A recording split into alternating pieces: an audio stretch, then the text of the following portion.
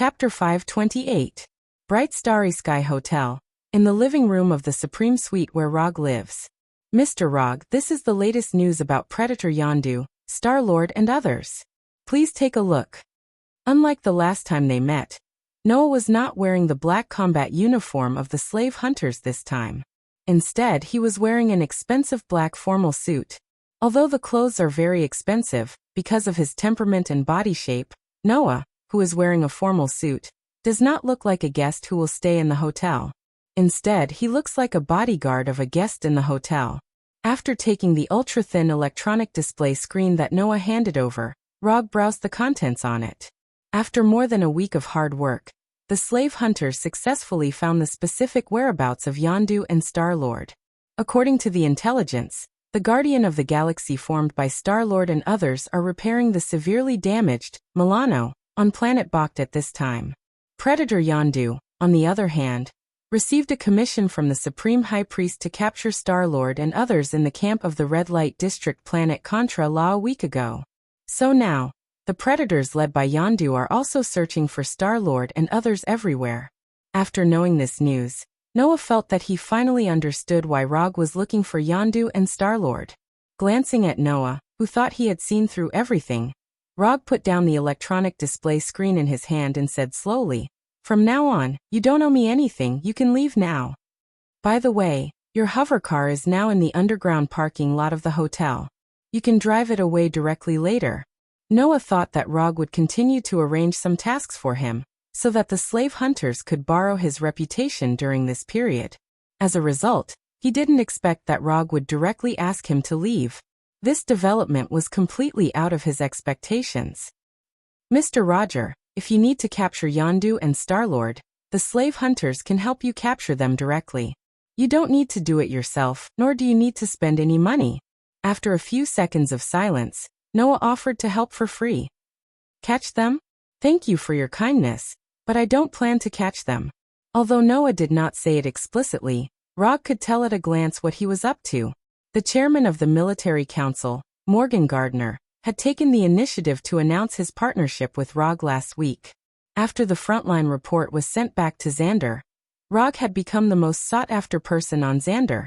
There were countless people who wanted to establish a relationship with him, or establish a partnership with him. Even now, in the hotel lobby, there was still a large group of people waiting for him to show up. After sending Noah away, Rog once again picked up the electronic display that recorded Yondu and Star-Lord. Bakht was a planet that wasn't very technologically advanced. It is not an easy task for Star-Lord and others to repair the damaged Milano on Bakht. At least for the time being, they would not be able to restore the Milano and leave planet Bakht. As he remembered, although Star-Lord and others formed the Guardian of the Galaxy, they were not a very well-behaved bounty team. This can be seen from the fact that they were hunted down by their former employer, Star Supreme. They completed the employer's commission, and then stole the energy battery that the employer regarded as a treasure.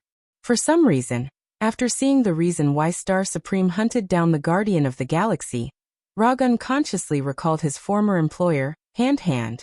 Compared to that, his methods of dealing with his former employer, Hand, were much crueler than Star-Lord and others. Moreover, the method he used wasn't the kind of petty theft that couldn't be seen in public. Instead, he directly wiped out the entire Hand and completely took over their dragon bones. From this point of view, his behavior is worse than that of the Guardian of the Galaxy. In order to prevent Yondu from taking Star-Lord away in advance, or Star-Lord's biological father Igo from contacting Star-Lord in advance, not long after Noah left the hotel, Rog returned to the Golden Jack with Hinata and began to go to Bakht. Bakht in a forest. Damn it. I told you a long time ago. You should have completely severed your relationship with the raiders. While talking, Rocket held an energy rifle taller than him, and shot wildly at the raiders who had completely surrounded them. "I'm not a raider anymore. They have nothing to do with me." Facing Rocket's complaint, Star-Lord, who was holding an energy pistol in each hand, replied with dissatisfaction. "Shut up, both of you." Gamera's voice sounded behind the two of them. "Ha ha ha ha, come on you space rats, ha ha ha ha. Drax the Destroyer's style is always so distinctive. Not only did he not care about the encirclement of the raiders, but he ran directly towards the direction with the most enemies with 2 daggers in his hand. I am Groot. Behind Drax the Destroyer there is Groot, who is 3 or 4 meters tall. Although Groot is the most conspicuous target, he is also the most difficult one to deal with on the forest's home ground. Unlike Star-Lord and others, Groot at this time is like a forest guardian. The trees growing wildly on his body either entangle, pierce, or whip those raiders who are wearing raider uniforms but are like miscellaneous mercenaries. Although Star-Lord and others only have 5 people, the combat power they broke out is no worse than the raider team led by Yondu, and they even had the upper hand for a while. As more and more raiders died and were injured, Yondu, the leader of the team, finally made his move. Yondu pulled open the leather trench coat on his body, revealing the brainwave-controlled flying arrow with a self-propelled mini high-speed engine, and a diamond-shaped arrowhead hanging on his belt, and then he slowly whistled. With the sound of the whistle, the golden flying arrow hanging on Yondu's belt slowly flew up. Then, in the forest shrouded in the night, a flash of red light was drawn. The galloping flying arrow first hit the most conspicuous Groot, and like embroidery, it pierced Groot's hands back and forth. In less than 2 seconds, Groot's hands, which were completely made of wood, shattered and turned into broken pieces of wood that fell to the ground. The flying arrow that pierced Groot's hands did not stop at all, and continued to attack Star-Lord and others. Under the terrifying speed of the flying arrow, Star-Lord and others quickly fell into an absolute disadvantage. Just as the golden flying arrow was about to pierce the rocket boots on Star-Lord's leg, a Carrie Empire's main battleship appeared over the forest. Along with this battleship, there was also an irresistible voice. Everyone present, please give me face and stop this meaningless battle. Chapter 529. Give me some face? Although Yondu and Star-Lord and others don't know who the speaker is, they don't dare to not give this person face now. The reason is simple. This Carrie Empire's main battleship has all its cannons aimed at them at this time. As a member of the universe, it is impossible for them not to recognize the main battleship of the Carrie Empire, let alone doubt the firepower of such a main battleship. If this battleship fires, not to mention them, even this large forest will not be able to survive the first round of missiles. Rog, sitting in the main control room of the battleship, looked at Yondu, Star-Lord, and others who were forced to cease fire with satisfaction, and turned to Hinata beside him and said, "You control the Golden Jack. If the people below are not obedient, don't be polite to them, just fire." After speaking, Rog, who was sitting in the battleship commander's seat, stood up and walked towards the hatch on the left side of the battleship. A few minutes later, under the gaze of Yondu, Star-Lord and others, Rog, who had performed Earth Release, super light heavy rock technique, slowly flew down from the air and landed among them. Although Yondu and Star-Lord have heard of the name of the 4th Hokage, they have not really seen Rog, not even his virtual image. However, when he landed, Rocket and Gamora recognized him immediately. "It's you." Gamora frowned and whispered, "Why are you here?" Rocket's voice followed. "I am Groot." Groot, who had regrown his arms, came to Rog's side and said with his head lowered, "Long time no see." Rog first greeted Rocket and Groot, and then turned to look at Gamora. The last time he saw Gamora was in the arena of Sokka Star. "How is your father, Thanos?"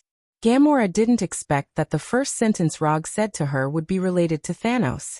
After a few seconds of silence, Gamora, who had green skin and wine-red curly hair, slowly said, "You can ask him this question yourself." Obviously, Gamora didn't want to continue this topic with Rog. "Who are you? What are you doing here?" After seeing that Gamora's mood suddenly became a little wrong, Star-Lord immediately came to Rog and blocked Gamora behind him. Although Star-Lord occasionally behaves like a fool, he is still very reliable at certain times. For example, when he was protecting the woman he liked. Star-Lord's tone at this time was not very polite, but Rog didn't care and said calmly, "I am Rog if you like, you can also call me Yondaime Hokage. As for why I'm here, the reason is very simple. I want to meet your father, Igo, and bring you to meet him." When Rog said Igo's name, Yondu, who was standing not far behind him, quietly controlled the flying arrow, and let the flying arrow fly towards the back of Rog's head. However, Just as the flying arrow was about to hit the back of Rog's head, a silver-white lightning suddenly gushed out from his body, completely knocking the flying sword away. Put away your little thoughts. You are not my opponent. Rog did not look back and said unhurriedly, for people of average strength, Yondu's flying arrow is as fast as lightning. But for Rog, Yondu's flying arrow attack is just a passable little trick. If he needs it, he can also use the enchanted flying Thor to do something similar. After warning Yondu, Rog continued to say to Star-Lord, who had not fully reacted, "Looking at you now, you should not know that Igo is your father. But it doesn't matter, Yondu, who has reached a cooperation agreement with your father, is here. If you have any questions, you can ask him." After saying that, Rog pointed to Yondu, who had just taken back the flying arrow behind him. In the silent forest, Rog, Star-Lord, and others sat around a bonfire and did not speak for a long time. At this time, Star-Lord was digesting the news of his biological father, Igo, with a solemn expression on his face. Under Rog's friendly suggestion, Yondu told him about how he had brought Igo's descendant back then, including the bones of various races he saw in that cave, and the reason why he left Star-Lord among the raiders. In order to let Star-Lord know more clearly what kind of person Igo is, Rog also told him about Igo's life expansion plan, and euphemistically hinted that the death of Star-Lord's mother, Meredith, was not an ordinary death of illness. Star-Lord didn't believe the news revealed by Yondu and Rog at first. However, after knowing that his mother's death might be related to Igo, he made a decision that Rog expected. Star-Lord decided to go to Igo in person to meet his biological father and ask about the truth of his mother's death. Although Star-Lord was only a 9-year-old child when Meredith died. But in his heart, Meredith is the most important existence in his life. This can be seen from the fact that he always carries the tape recorder that Meredith gave him, and the Dance Music Empire 1 tape. After reaching a preliminary decision to go to Igo together, Star-Lord and others left, leaving Rog and Yondu alone.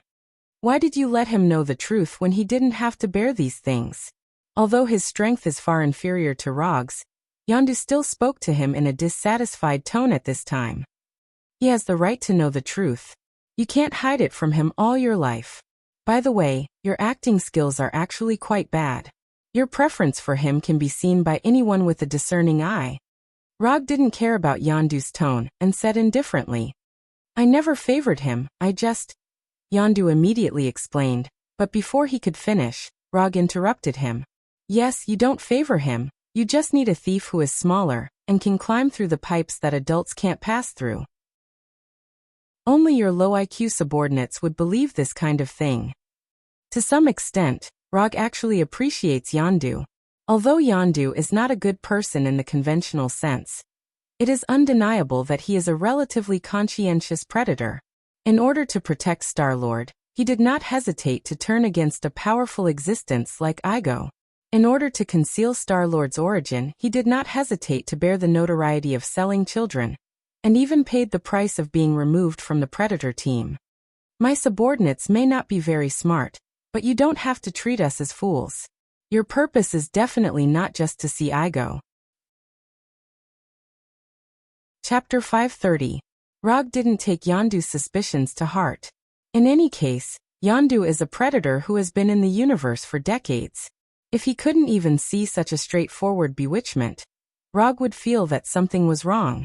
"I do have other purposes, but you can rest assured that my purpose will not affect your life safety in any way. If I were going to do something to you, then I wouldn't need to go through so much trouble. You should be very clear about this." Even if Yondu and Star-Lord and others were all tied together, they would definitely not be Rog's opponent. Regarding this, whether it is Yondu and other predators, or Star-Lord and others, there is no doubt about it. It is precisely because of this that they would be so obedient to hold a bonfire party, according to Rog's arrangement. "That's true, but if I don't know your true purpose, I still can't trust you." After a few seconds of silence, Yondu continued, "You don't need to trust me, you just need to know that this trip to Igo can wash away the stigma you have been carrying for many years, and it can also let Star-Lord know the truth about his mother's death. As for the rest, it has nothing to do with you." Although he does admire Yondu a little, this does not mean that Rog will tell him about his divine tree planting plan. So far, the only person who knows about this plan besides him is Hinata. Glancing at Rog, who was not moved at all, Yondu clenched his fists slightly. Then he stood up directly and walked towards his spaceship. However, he didn't walk far when Rog's voice came over. Keep an eye on your men, if you don't want to see them betray you directly in battle. Yondu's predator men are not only weak, but they are also not very smart. They are the kind of motley crew that can be easily agitated. Although Rog doesn't pay much attention to those predators, he doesn't want to see these clowns suddenly betray him when the time comes. This will not affect his divine tree planting plan, but it will affect his mood. My men, I will teach them myself. After leaving this sentence without looking back, Yondu continued to walk towards his spaceship. When the dawn of the next day appeared on the horizon, the Star-Lord 5 fully armed boarded the Golden Jack. Star-Lord's spaceship Milano has not been completely repaired yet, and they are not willing to take Yondu's spaceship to Igo, so the Golden Jack has become their only choice now. When the 5 of them came to the main control room of the battleship, Rog, who was sitting in the battleship commander position, said to them, "It seems that you had a good rest last night. If there is nothing else, we will set off now." Star-Lord, Rocket, and others had no objections to Rog's arrangement. However, just as the Golden Jack slowly lifted off and flew towards outer space, Drax the Destroyer, who was topless and covered in strange tattoos, walked towards Hinata, who was setting the specific coordinates of planet Igo. What was he trying to do? After seeing Drax walking towards Hinata without saying a word, Star-Lord, Rocket, and Rog showed a puzzled look at the same time. "Your eyes are strange, are you blind?" Sure enough, this is indeed Drax's style. Just when Star-Lord was about to explain to Rog that this is how Drax usually speaks, Drax made a move that surprised everyone. He raised his right hand and stretched towards Hinata's waist-length black hair, and at the same time he said in an affectionate tone, "You have the same hair as my wife." Rog didn't know if Drax was really stupid or pretending to be stupid, and he didn't care if Drax's wife had long hair like Hinata. When Drax's right hand was still dozens of centimeters away from Hinata, he raised his right hand and shot a silver-white lightning from his index finger. Rumble! This silver-white lightning, which was not too thick, hit Drax with a thunderous sound, knocking him out. "Don't touch her, unless you want to die," Rog warned Drax with practical actions. "Misunderstanding, it's all a misunderstanding. Drax just misses his wife a little, he means no harm." When Drax was knocked out, Star-Lord immediately realized something and quickly explained. "I don't want to see it a second time, understand?" Understood, completely understood. When he first saw Rog yesterday, Star-Lord didn't think he was that scary, and he wasn't even as scary as Yondu. But after knowing that Rog is the 4th Hokage, especially after cramming Rog's deeds, his attitude towards Rog has changed dramatically. Trying not to offend people you can't afford to offend is Star-Lord's philosophy of survival. Although he often forgets this, at this time he obviously remembers it very clearly. After asking Groot to take Drax out of the main control room, Star-Lord asked Rog, "That is Full of Strength still the best movie ever?" It never was. Rog thought that Star-Lord was going to ease the unpleasant atmosphere just now, but he didn't expect that he would ask a retarded question that was extremely in line with his style. "That's a pity," Star-Lord said with a look of regret.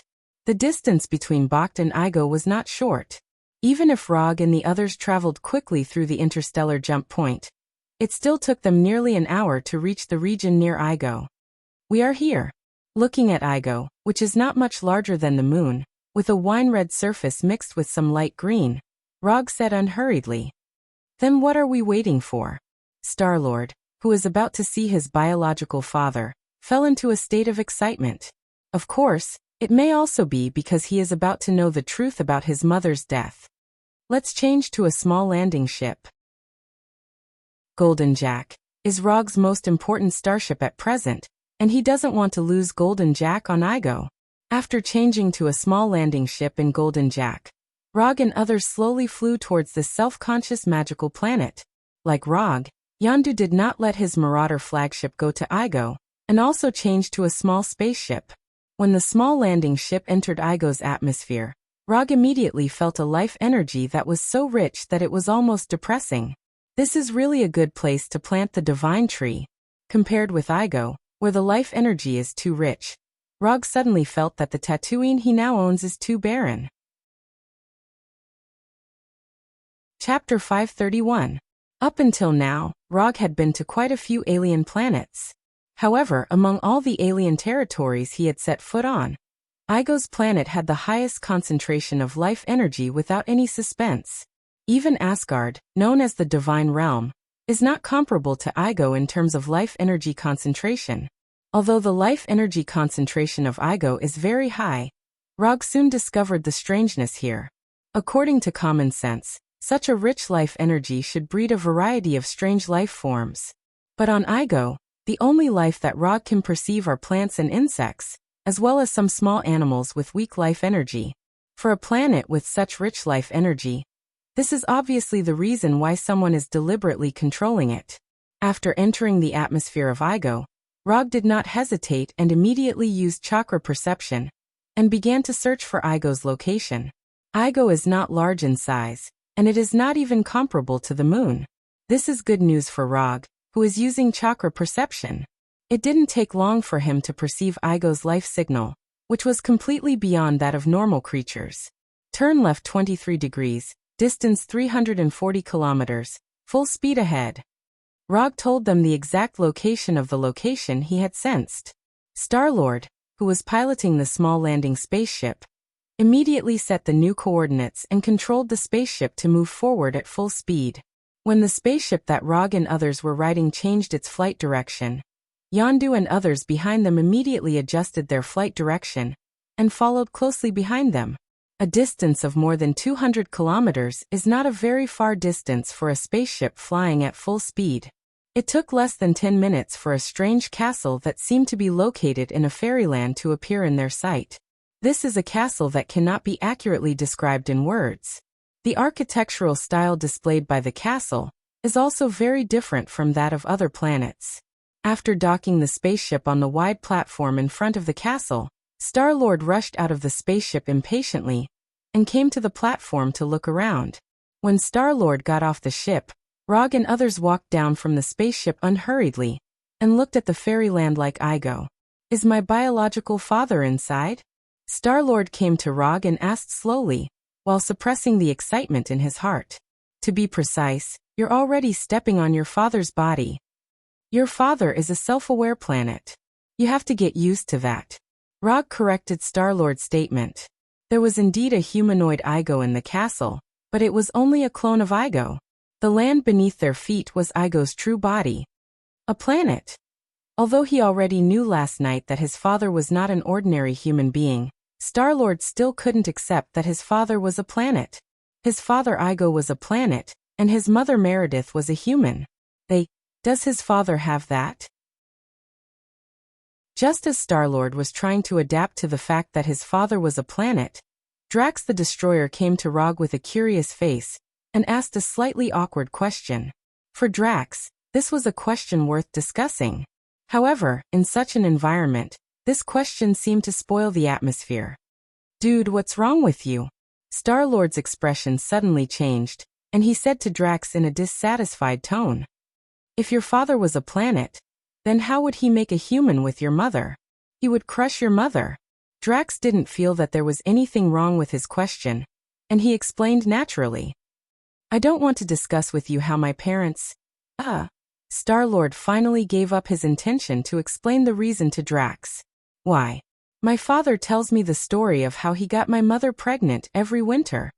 When Drax said this, Rog suddenly realized that it wasn't only him, but also Rocket and Groot, who were pretending to be indifferent, quietly moved a few steps closer. Just when everyone thought that Drax would continue to talk about some topics that would interest male creatures, the castle's more than 20 meters high double doors suddenly opened. At the same time, a slightly vicissitude man's voice came over. "Drax, not only do I have that, but it's not bad. In addition, I have a sense of pain, a digestive system, and all the structures needed for the human body." Looking in the direction of the voice, a man of average height with a head full of gray curly hair and a gray beard appeared in their line of sight. As he spoke, the man who looked like an old man in his 60s or 70s walked quickly towards them. There is no need to introduce him. Everyone present knows that this man is Star-Lord's father, Igo. My child, we finally meet. Igo ignored Roger and others and went straight to Star-Lord and hugged the descendant that he had been thinking about day and night. Sure enough, it's you. You really inherited my divine energy. After hugging Star-Lord, Igo said loudly and excitedly, "My mother, do you love my mother?" Unlike the excited Igo, Star-Lord at this time seemed a little too calm. He thought that when he saw Igo he would have unspeakable happiness. However, when Igo really hugged him, he realized that he didn't feel the warmth he wanted from Igo's body. Of course. I love her. She is the lily of my life. I have returned to Earth 3 times to see her, but I knew that if I went back for the 4th time, I would never be able to leave again, so I did what I had to do. After hearing Star-Lord's question, Igo let go of him and said slowly in an affectionate tone. Then he said the words that completely broke Star-Lord's defense. I am also very sad that she had a brain tumor. Igo used his actual actions to prove what it means to say the cruelest words in the most ordinary tone. I know it sounds bad. Igo tried to continue to say something, but Star-Lord didn't give him such a chance at all. Star-Lord immediately pulled out the 2 energy pistols at his waist and pulled the trigger without hesitation. Shoo shoo shoo shoo. The orange-red energy bullets hit Igo one after another, making large and small holes in his body. Although his body was shattered by the energy bullets, the light blue energy network on Igo's body still allowed him to maintain his basic human form. You killed my mother, Star-Lord said loudly and angrily. I spent so much time and energy to find the most suitable form for you. And this is how you thank me? Under the nourishment of the powerful energy, Igo's damaged body was repaired. However, the body he repaired was not the old man's image just now, but the young man who once appeared in front of Star-Lord's mother Meredith and fell in love with Star-Lord's mother. Bastard, this is how I thank you. Before Star-Lord had time to answer Igo, Yondu's voice came over. Along with Yondu's voice, there was also an energy beam as thick as an arm. Boom. Without any suspense, Igo's body shattered. Chapter 532. Star-Lord just fired a few shots at Igo with his energy pistol, while Yondu directly raised his energy cannon and gave Igo a shot. If he didn't know, he would have thought that Yondu was the one whose mother was killed. Although Igi's body had been blasted into pieces, this was nothing to him. It took less than 2 or 3 seconds for Igo, who had been broken into pieces, to return to his original old man appearance. Good, very good. Since you have come to my door together, then don't blame me for being rude. As soon as his voice fell, Igo, with a head of gray curly hair, raised his hands. Blue and white energy tentacles that looked like octopus tentacles surged out of the ground and surrounded Rog and the others. In terms of numbers, Igo was at an absolute disadvantage at this time. But from the perspective of strength, the truth is just the opposite. Although Igo is only one person now, he is an out-and-out Heavenly Father-level existence. More importantly, this is an absolute home ground that is under his control. For Star-Lord and others, this kind of battle in a home ground where the enemy has an absolute advantage is a new experience that they have never had before. But for Rog, this kind of thing is not unfamiliar. After all, he is a ninja who has fought against Hell Lord Mephisto twice in Hell. Although in those 2 battles, he did not win the final victory. But in any case, he has rich experience fighting on the home ground of a Heavenly Father. Take care of yourself. Don't force yourself. When Igo erupted with shocking and terrifying energy, Rog also mobilized chakra for the first time, and added a light blue chakra coat to himself and Hinata. As for Star-Lord, Yondu and others, they were directly ignored by him. It was indeed his plan to bring Yondu and Star-Lord to Igo, but this does not mean that he has to protect their safety all the time. To put it bluntly, the person who wants to take revenge on Igo now is not him, but Yondu and Star-Lord. Star-Lord wants to avenge his mother Meredith. Yondu wants to wash away the stigma of child trafficking for himself. Whether Yondu is willing to admit it or not, he is the one who brought Igo's descendants to Igo Star. To a certain extent, It was because of him that Igo's mixed-blood descendants had become skeletons in the cave. I originally planned to carry out that grand expansion plan with you, but now it seems that you've given up on this glorious mission. The most suitable role for you right now is to be a 1,000-year battery and watch me conquer the entire universe. Until now, Igo still only had Star-Lord in his eyes. Whether it was Yondu, who had just shot him, or Rog, who had put on Chakra's coat, they were not in his consideration at this time. However, he soon understood something. That is, in a battle, never ignore a powerful ninja. When Igo spoke harshly to Star-Lord and tried to manipulate the blue-white energy tentacles to attack Star-Lord, the ground under their feet suddenly shook violently. Would release. World of Trees descends. This is the first time that Rog has used Mokuton after developing his sage body to 85%. Amidst the terrifying tremors that were akin to a magnitude 12 earthquake, towering trees rose from the ground one after another. Their thick and solid branches grew crazily like twisting pythons, completely enveloping the platform and the castle in front of Rog and the others. This is, when Rog just used Mokuton. Igo noticed that something was wrong. The rapidly growing sea of trees is like a black hole that devours life energy, frantically devouring all the life energy around it. The natural energy drifting in the air was crazily devoured by the sea of trees, causing the sea of trees that had already covered the sky and the sun to spread around uncontrollably. This feeling, for Igo, is like a group of parasites that suddenly appeared on his body and devoured his vitality. Hashirama once used Mokuton to calm the troubled world, allowing the ninja world to enter a new era of ninja village from the era of ninja clan killing each other. However, even Hashirama, the creator of Mokuton, would not have thought that in another world, someone would use the Mokuton he created to fight against an entire planet. If Igo is the creator of this planet, then the current Rog is an invader trying to erode this planet. His real body is deep underground. I will make a passage to the underground for you. As for this scum who plays with human feelings, leave it to me. Rog did not look back and said calmly to Yondu, Star-Lord and others. What are you still doing? Have you all forgotten the purpose of coming here? As soon as his voice fell, a huge pit appeared dozens of meters behind Rog. Looking down into the hole, one could see tree roots of different sizes, like a colony of ants digging a tunnel, either entwined or separated, constantly surging into the ground, forcibly opening up an underground passage that could allow small spaceships to pass through. Fourth Hokage Rog is very strong. Everyone who has heard of the title of Fourth Hokage knows this. But even so, Yondu, Star-Lord, and others did not expect that Rog's strength would be more overbearing than they imagined. When describing the power of an attack, many people like to use the phrase changing terrain to describe how strong an attack is. However, not everyone has the opportunity to witness these attacks that have the ability to change terrain with their own eyes. At this time, Rog not only proved with facts what a powerful attack that can change terrain is, he had even used his actions to prove how powerful a human from Earth could be.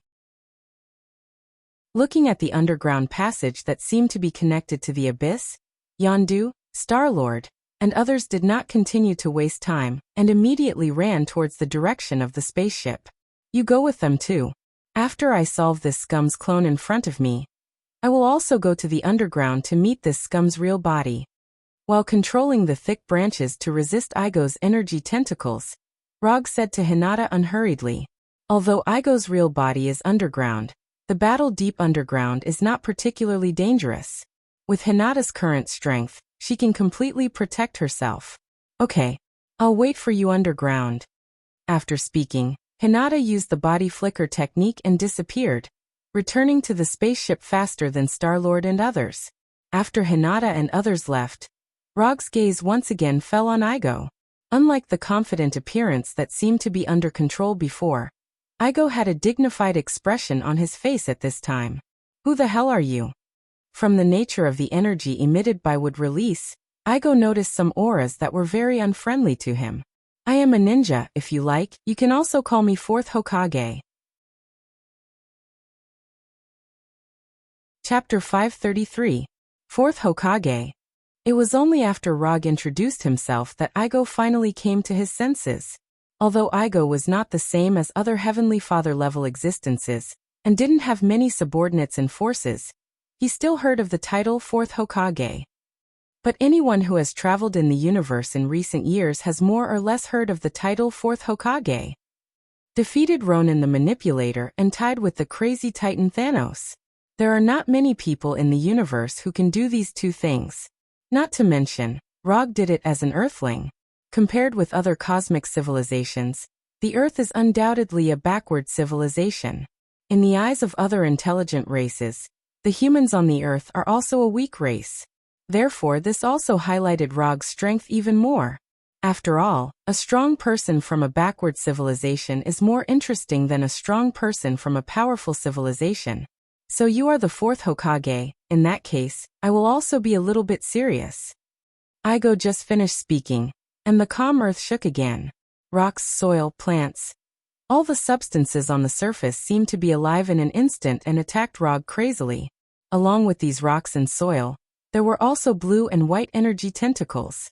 And Igo raised his hand to create energy shockwaves.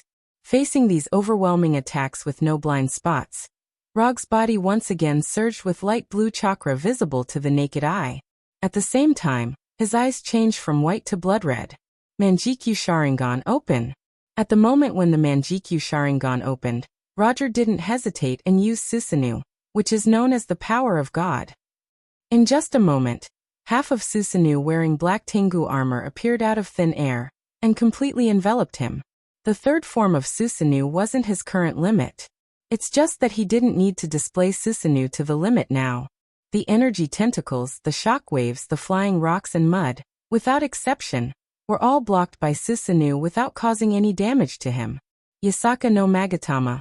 Before Igo's attack stopped, Rog manipulated Susanoo, and threw Yasaka no Magatama out like a shuriken.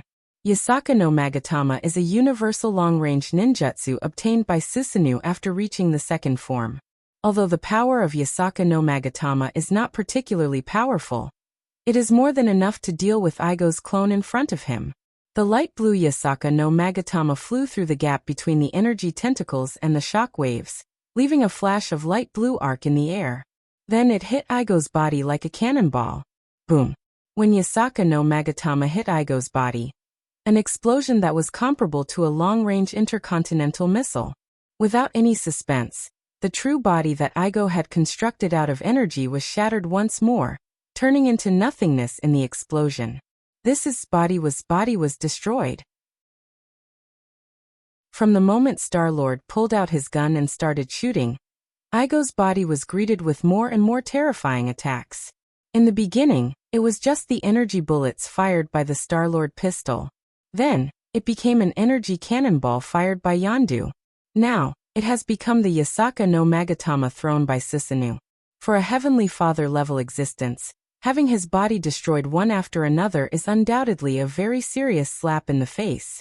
Although these attacks will not cause serious damage to Igo's life, they will have an indelible impact on his mind. As Igo's body was destroyed once again, the attacks that were coming at Rog from all directions also came to an abrupt end.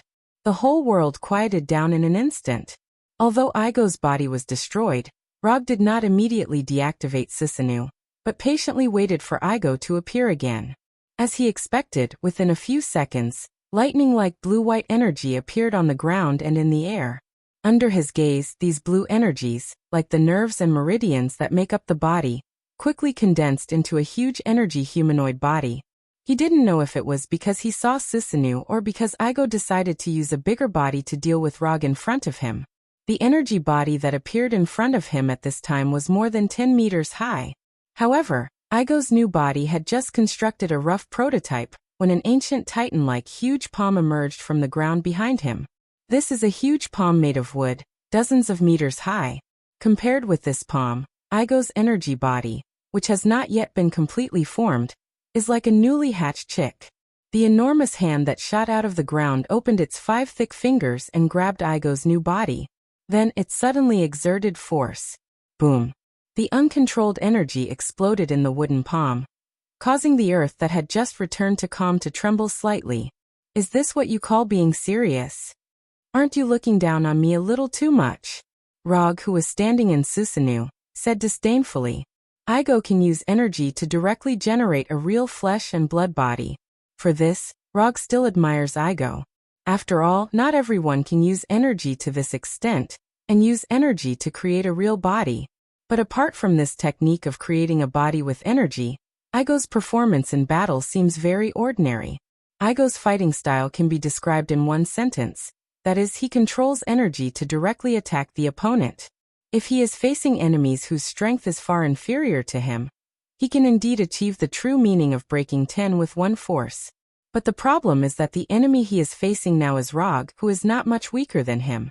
Igo is indeed a Heavenly Father level existence, but Rog also has the strength of a sub-Heavenly Father that is infinitely close to the Heavenly Father level. Just looking at energy intensity and life form, he is indeed inferior to Igo. But what determines the outcome of a battle is never the amount of energy. Earthling, don't be too arrogant. I am a unique planetary life form, a planetary life form countless times nobler than carbon-based life forms like you. Igo's voice came from all directions. His new body was directly crushed by the huge wooden palm, but his consciousness did not disappear because of the disappearance of his body. Yes, you are right, you are the noblest planetary life form. I am an insignificant carbon-based life form. Rog didn't care about Igo's anger at all, and said casually. Igo heard the sarcasm in Rog's words. Just as he was about to let Rog see what the anger of a planet was, he suddenly stopped. While Rog was fighting with Igo, Yondu, Star-Lord, and others finally drove the spaceship to the interior of the planet, and launched an attack on the core of the planet that looked like a mini Igo star. Chapter 534. After perceiving that Yondu and others were attacking his core, Igo did not hesitate, and immediately returned his consciousness to the core. With the departure of Igo's consciousness, the surrounding environment suddenly quieted down, leaving only the sound of leaves being blown by the breeze. That's fast. After confirming that Igo's consciousness had completely left, Rog dispelled Susanoo, and began to sense the flying Thor technique on Hinata's body. In the next second, his figure disappeared out of thin air.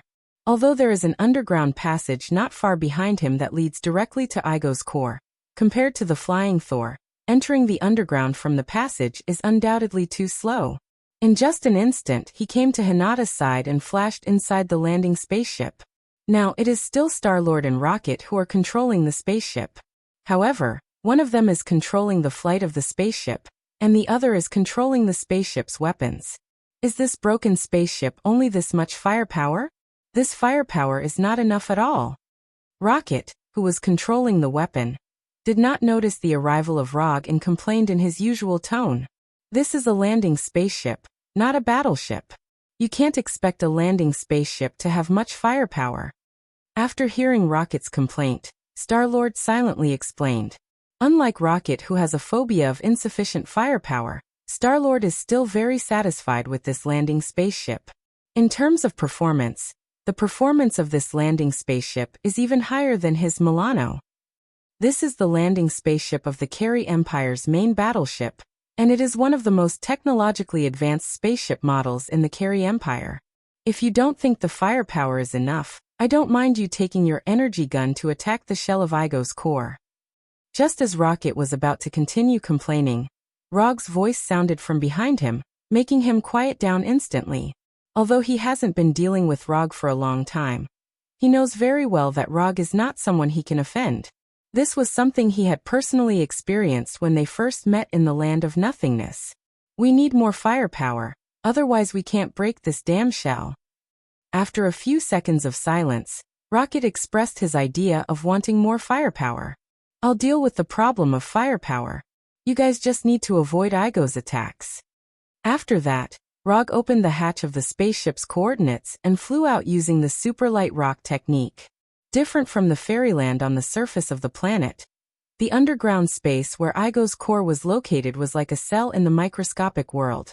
The spiral stone pillars that were connected to the core of Igo and the caves that were emitting crimson or green colors on the surrounding stone walls made the underground space feel like a multiverse. After flying out of the landing spaceship, Rog glanced at Yondu and the other spaceship. Although Yondu and the other spaceships didn't look very good, they had to admit that the raiders were very good at modifying spaceships. Especially in terms of firepower, Yondu and the other raiders fully demonstrated what it meant to be fully armed. Dozens of high-temperature red laser beams shot out from the top of the unsightly alien spaceship, attempting to open up a path to the core of the Igos core. However, judging from the efficiency of this red laser beam, they won't be able to achieve their goal in a short time. Just when the Raider spaceship tried to open a hole in Igo's core, Igo, whose consciousness had returned to the core, began its own counterattack. The blue-white energy of the octopus tentacles emerged again, like seaweed gushing out from the surrounding walls and stone pillars. At the same time, stones of different sizes were attached to these energy tentacles. Looking at these energy tentacles all over the underground space, Rog used summoning technique and summoned the disaster pistol that he hadn't used for a long time. After holding the disaster pistol in his right hand, he opened the magazine and took a look. 3 silver-white ninjutsu bullets were lying quietly in the magazine. To be precise, it's 3 spiral electromagnetic gun ninjutsu bullets. Although there are only 3 of them, it's enough to break the shell of Igo's core. Before those large and small energy tentacles carrying stones came towards him, Rog raised the disaster pistol and aimed at Igo's core, which was dozens of times larger than the landing spaceship. Bang bang bang. Without any hesitation, Rog fired 3 shots in a row, firing all the spiral electromagnetic gun bullets in the disaster pistol. 3 fist-sized spiral electromagnetic guns hit Igo's core at an undetectable time interval. Star-Lord, Yondu, and others only saw a silver-white light hitting Igo's core, and they didn't realize what this light meant. In the next second, they saw a terrifying picture that looked like a silver-white sun being born out of thin air. Before they heard the explosion from the spiral electromagnetic gun, the silver-white light completely occupied their line of sight. Then there was an energy storm that couldn't be described in words. Rumble. 3 spiral electromagnetic guns exploded almost at the same time, and the terrifying chakra storm swept through every corner of the underground space like a tsunami. Under this kind of full-range sweep that can be said to have no blind spots, maneuvering to evade or something has become empty talk. There is nowhere to hide. This was originally just a description, but now, it is the most real reality. The landing spaceship where Star-Lord and others were, and the Predator spaceship of Yondu and others were like a small fishing boat in a stormy sea, swaying left and right by the terrifying chakra storm. Just as the 2 spaceships were about to show signs of disintegration, the silver-white light that completely occupied their line of sight finally disappeared. The destructive chakra storm weakened rapidly, and finally dissipated completely. When everything returned to calm, the original strange underground space completely changed its appearance. The weird stone pillars that looked like nerve fibers completely disappeared, and the large and small caves that were originally exuding a strange light were also completely dimmed, except for the Igo core floating alone, like a super mini Igo star. The entire underground space seemed to have died in an instant. Even Igo's core, which was still floating in the air, had spiderweb-like cracks on its outer shell. Streaks of bluish-white light leaked out from the cracks. Is this guy really human? Except for Hinata, everyone had doubts about Rog's identity as an Earthling. Especially after comparing it with Star-Lord, who is also an Earthling, they became more and more suspicious of Rog's identity as an Earthling. But the most shocked one now is not Yondu and other predators, nor Rocket, Groot and others, but Igo. Since his birth, Igo never thought that there would be a day when his life would be directly threatened. Chapter 535. It has to be said that the shell of Igo's core is stronger than Rog imagined. Even if it was hit by 3 spiral electromagnetic gun, the shell of the core only showed signs of being on the verge of breaking, but it wasn't really broken. Was this guy a tortoise? Among the enemies he has fought, Igo is definitely not the one with the strongest attack power, but he is definitely the one with the highest defense power. Even the Lord of Hell Mephisto, after taking 3 spiral electromagnetic gun head-on, would never leave only superficial scars. After taking a look at Igo's core, which was full of cracks on the surface, Rog closed the Manjikyu Sharingan in his right eye and turned it into Byakugan. Although the Mangekyo Sharingan brings a little more fancy ability, but in terms of insight, even the Mangekyo Sharingan can't compare with Byakugan. Relying on the clairvoyance and insight ability granted by Byakugan, Rog's sight directly penetrated the solid shell on the surface of Igo's core, and observed Igo's real body located inside the core. It's a huge brain that seems to be in a transparent bubble, accompanied by a rhythmic pulse like breathing. The relevant areas in the brain flashed with red or light blue light. Not knowing if it's his own illusion, when he looked at this huge brain that is more than 1 meter in size, Rog found that the rhythm of his heartbeat began to pulse inexplicably in line with the rhythm of the brain. What's going on? Is the energy on the same frequency? Or is life resonating? In an instant, several speculations emerged in Rog's mind. No matter what the reason is, it's not a good thing for him that his heartbeat is in line with the pulse of Igo's real body. If he is given enough time, he may be able to study the secret. But now Igo, who feels the threat of his life, obviously won't give him so much time to think. Igo's core burst out with a dazzling blue-white light in an instant, and the underground space, which had lost its strange color, was once again filled with magnificent colors. At the same time, everything in the underground space came alive in an instant. The rocks and soil on the stone wall were decomposed into a sand-like state, and the octopus-like energy beam appeared again, mixing with the sand-like rocks and soil. Then the huge underground space began to shrink rapidly. The energy tentacles mixed with the gravel began to spin wildly, turning the entire underground space into a vortex. Obviously, Igo, whose life was threatened, was going to flip the table. The powerful vortex caused by the crazily spinning vortex made the spaceship, which had just been hit by the explosion, face attacks from all angles again. Although the Carry Empire's landing spaceships and Yondu's spaceships were all good spaceships, they couldn't withstand the continuous damage.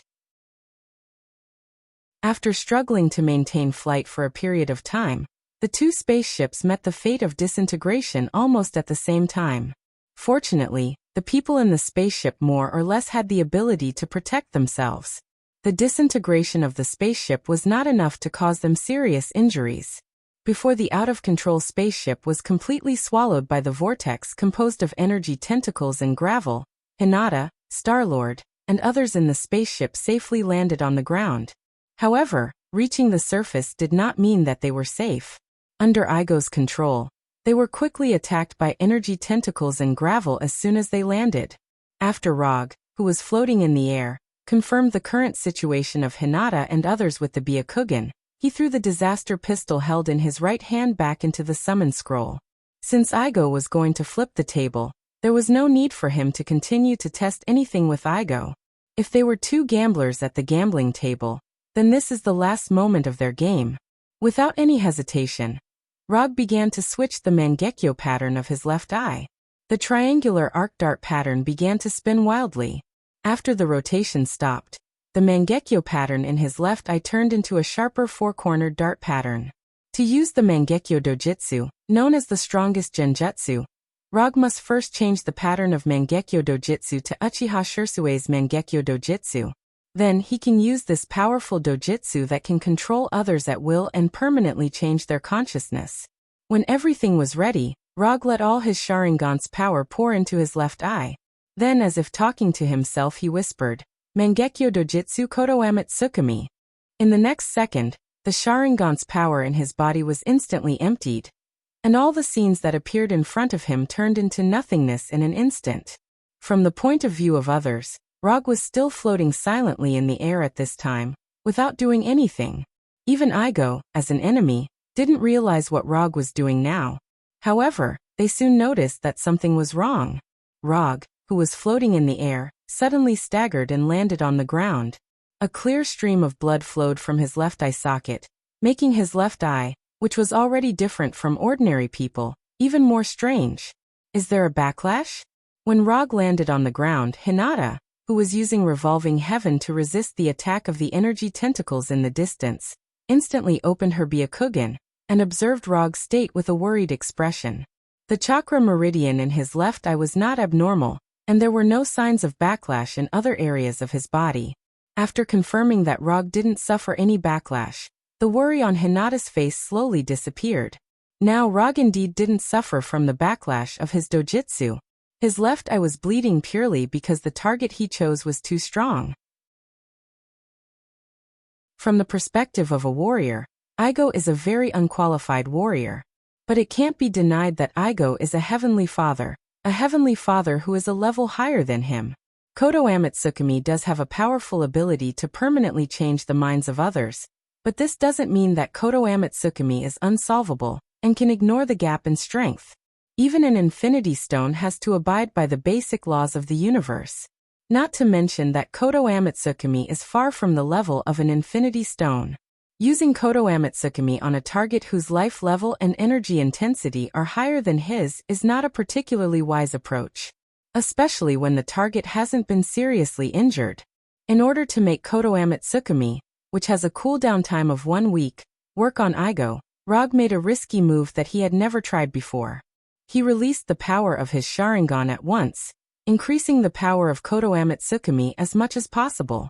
Although this approach is somewhat risky, the benefits it brings are obvious. That is, the success rate of Kodo Amatsukami will be greatly increased. After paying the price of all the Sharingan's power and overusing Mangekyo, he successfully modified Igo's consciousness. Chapter 536. An hour later, in Igor's broken castle. You have seen what kind of strength Igor has. It's not that I look down on you, but you don't have the strength to fight Igor head-on now. So whether you want to avenge your mother or wash away the stigma of selling children, you can only come back next time. 10 years. After 10 years, no matter what you want to do to Igor, I won't stop you. After using Kodo Amatsukami to forcibly modify Igor's consciousness, the battle between Rog and Igor came to an end.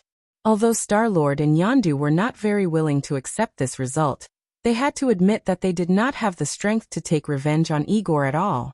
So even if they were dissatisfied, they could only do as Rog said. Strength determines the right to speak. Rog has strength far beyond them, so they can only agree to Rog's plan. More than half an hour later, the Predator flagship sent 2 other small spaceships to pick up Star-Lord, Yondu, and others. Before they left, Rog handed over the Kami energy cultivation information that he had just obtained to Star-Lord. Don't waste the other half of your bloodline. When Star-Lord, Yondu, and others all left in the spaceship, Rog sat in the severely damaged castle hall and opened the system's exchange page. Divine Tree Sapling, exchange price, 500 ninja coins. Glancing at this glittering exchange icon, Rog decisively pressed the exchange button. With the disappearance of the exchange icon, the number of his unconsumed ninja coins also dropped from 530 to 30. At the same time, a small green sapling more than 1 meter long, exuding rich life energy, appeared in his hand. On the surface, there was nothing special about this sapling of the divine tree. The most appropriate way to describe it was to describe it as ordinary and mediocre. However, as long as you sense the life energy contained in the divine tree sapling, you can know that this is a rare treasure. In addition to the extremely rich life energy, Rog also sensed energy characteristics in the divine tree sapling that are very similar to Mokutan. This discovery reminded him of a description of Mokutan that he had seen before. Would escape was not the power that was closest to the Tree of God. Instead, it had inherited the power of the Tree of God.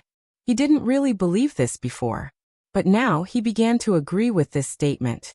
After looking at the Tree of God sapling in his hand, he walked down from the chair in the hall and came to the center of the hall. Don't disappoint me. After saying that, he let the roots of the sapling touch the ground. There was no need for him to make any preparations. The moment the roots of the Tree of God touched the ground, the sapling immediately displayed a shocking growth ability. Roots of all sizes dug deep into the soil at a speed visible to the naked eye. In less than 10 seconds, the roots of the divine tree's sapling had spread throughout the entire hall. Not only that, but the branches and leaves of the divine tree also displayed a growth rate that far exceeded that of ordinary plants. Under Rog's gaze, the Tree of God's sapling rapidly grew from 1 meter to 2 meters tall. As its roots went deeper and deeper into the ground, the divine tree grew faster and faster. At the same time, The natural energy drifting in the air was like a surging river, madly pouring into the interior of the Tree of God. Looking at the Tree of God frantically absorbing the surrounding energy, Rog silently retreated a distance to avoid becoming the target of the Tree of God's absorption. Under normal circumstances, such an abnormal behavior would have immediately attracted Igo's attention. But now, not only did Igo not stop the growth of the Tree of God, he even urged his own energy to further nourish the Tree of God. The reason why Igo could cooperate with the growth of the Tree of God, even at the expense of his own origin energy to promote the growth of the Tree of God, was entirely due to Kodo Amatsukami. Using Kodo Amatsukami on a Heavenly Father-level existence was not a particularly easy thing to do. Therefore, Rog did not implant ideas that did not belong to Igo. Instead, he slightly modified his original idea. All along, Igo had hoped that he could evolve from a unique life form on a planet to an eternal life form through the great expansion of life plan. What Rog did was to use Kodo Amatsukami to modify Igo's great expansion of life plan into his own Tree of God planting plan. Because these two plans have some keywords such as planting, evolution, and life, the difficulty of modifying them is relatively low, and it's better to hide it from Igo so that he won't have an instinctive rejection. After confirming that the sapling of the Tree of God has entered a normal state of growth, Rog returned to the Golden Jack, in outer space with Hinata. To be precise, he returned to the Golden Jack, with Hinata and the Mantis Girl. Rog wasn't the one who discovered the Mantis. It was Hinata who was wandering around Igo's castle when she was suddenly attacked by the Mantis. It was only then that she discovered the Mantis with two antennae on her head and naive to the point of foolishness. Although the Mantis has been in the castle all this time, she didn't know what was going on outside. So when she saw Hinata, she used her special ability to empathize with her and tried to make the intruder fall asleep. However, before she could touch Hinata, she was sent flying by Hinata's gentle fist. After knowing the identity of the Mantis Girl, Hinata came up with the idea of taking her away. In her words, she needs a personal assistant now. Roger didn't even think about Hinata's decision and directly agreed. It's just a Mantis Girl. Even if he brings her back to Earth, it won't cause any trouble. And instead of leaving the Mantis Girl to Igo, who is already full of nourishing the Tree of God, it's better to bring her back to Konoha. Maybe there will be some recycling effect. After returning to the Golden Jack, with Hinata and the Mantis Girl, Rog didn't plan to return to Earth immediately. The growing Tree of God has Igo's protection, so he doesn't need to worry too much about its safety for the time being. However, just in case, he still left a Shadow Clone Scroll for Igo. This Shadow Clone Scroll isn't used to deal with enemies, it's just a one-sided means of communication. If Igo encounters a powerful enemy that he can't deal with, he can use the scroll to summon a Shadow Clone. Then, the Shadow Clone will report the information back to the main body by dissolving itself. In this way, no matter where Rog is, he can immediately receive Igo's request for help, thus ensuring that the Tree of God won't be taken away by someone. Chapter 537. Although we are already very familiar with each other, but when you come to find me, can you not drive the Empire's warship over, especially the Empire's main warship that you stole? In the commander's office of the Dark Star, the accuser Luo Nan said to Rog, who was sitting in front of him with a helpless expression, "I only have one spaceship right now. If you don't like it, I don't mind if you give me a new one." Rog didn't take Luo Nan's ridicule to heart at all, and replied with an indifferent expression. After planting the sacred tree on Igo Star, Rog took the Golden Jack to the front line of the war between the Carey Empire and the New Star Corps and found Luo Nan, who he hadn't seen for a long time. When the Golden Jack arrived at the front line of the war, it was almost attacked by both the Carey Empire and the New Star Corps. But after recognizing that this was the fourth Hokage Rog's warship, the Carey Empire and the New Star Corps wisely chose to ignore it. The Carey Empire chose to ignore it because their frontline commander Luo Nan gave the order not to attack. The New Star Corps chose to ignore it because Rog had just helped them some time ago. So when the Golden Jack arrived at the front line of the war, a slightly strange ceasefire occurred. Just say it. Why did you come to find me? Luo Nan didn't continue to entangle with Rog about the warship, and directly asked about Rog's purpose. I know that you have investigated the whereabouts of the power gem before. I want the information in your hands. It was fine if Rog didn't open his mouth, but as soon as he finished speaking, Luo Nan's expression became incomparably dignified. The atmosphere in the room suddenly became oppressive. After a few seconds of silence, Luo Nan, who was wearing a black-gray armor, slowly said, "Where did you inquire about this information?" Regarding the matter of secretly searching for the power gem, he didn't tell anyone except a few of his confidants. Even his exceptionally doted nephew Rothschild didn't know that he was secretly searching for the power gem. If I said that I guessed it, would you believe me? Of course, Rog couldn't tell Luo Nan how he knew, so he casually found an all-purpose excuse. As for Rog's explanation, Luo Nan of course didn't believe a word of it. But after seriously thinking for a few seconds, he still gave the answer that Rog wanted. "I can give you the information about the power gem, but as a price, I hope that you won't interfere in the war between the Carey Empire and the New Star Corps." Although Luo Nan didn't have much contact with Rog, he knew that Rog was the kind of person who wouldn't give up until he reached his goal. So he didn't want to give him this information. After all, Log's recent actions had caused quite a bit of trouble for the Carey Empire and caused him, the frontline commander, to suffer a lot of criticism. Roger agreed without hesitation. If it wasn't for the sake of saving ninja coins, he wouldn't have deliberately made things difficult for the Carey Empire. From a certain point of view, he quite liked the Carey Empire, especially the console games designed by the Carey Empire. After getting Rog's guarantee, Luo Nan didn't hesitate and pulled out the information about the power gem from the Dark Stars database. Then he handed over a Carey Empire-style information storage to Rog. "The information you want is all inside. But I want to remind you that there are many people looking for the power gem. Collector Talia Divan and Thanos are both looking for the power gem." Receiving the black pillar-like information storage from Luo Nan, Rog smiled and replied, "Thank you for your reminder." After getting what he wanted, Rog didn't plan to continue staying in Luo Nan's office. His body emitted an aurora-like radiance. The next second, he returned from Luo Nan's office to the main control room of the Golden Jack. After letting the Golden Jack read the information about the power gem, Rog set the next destination for the Golden Jack. Planet Bakht, in the unknown forest where the Milano is located. "I say, can you put down the information board in your hand? You look like a perverted uncle watching a pornographic video." Rocket, who was holding a spaceship repair tool, complained to Star-Lord, who was lying in a chair. "What do you know? This is the cultivation method of heavenly energy. It is precious information that can give me the same power as Igo." Star-Lord, who was lying in a chair, did not look back and replied loudly, "You are only half of Igo's bloodline, and you can only get half of Igo's power at most." Rocket's disdainful voice came again. "What's wrong with being an Earthling? Rog is also an Earthling, and the bloodline of an Earthling can also be very powerful." Since they left Igo, Star-Lord has been holding this information screen recording the heavenly energy cultivation method all day long, trying to quickly master the heavenly energy in his body.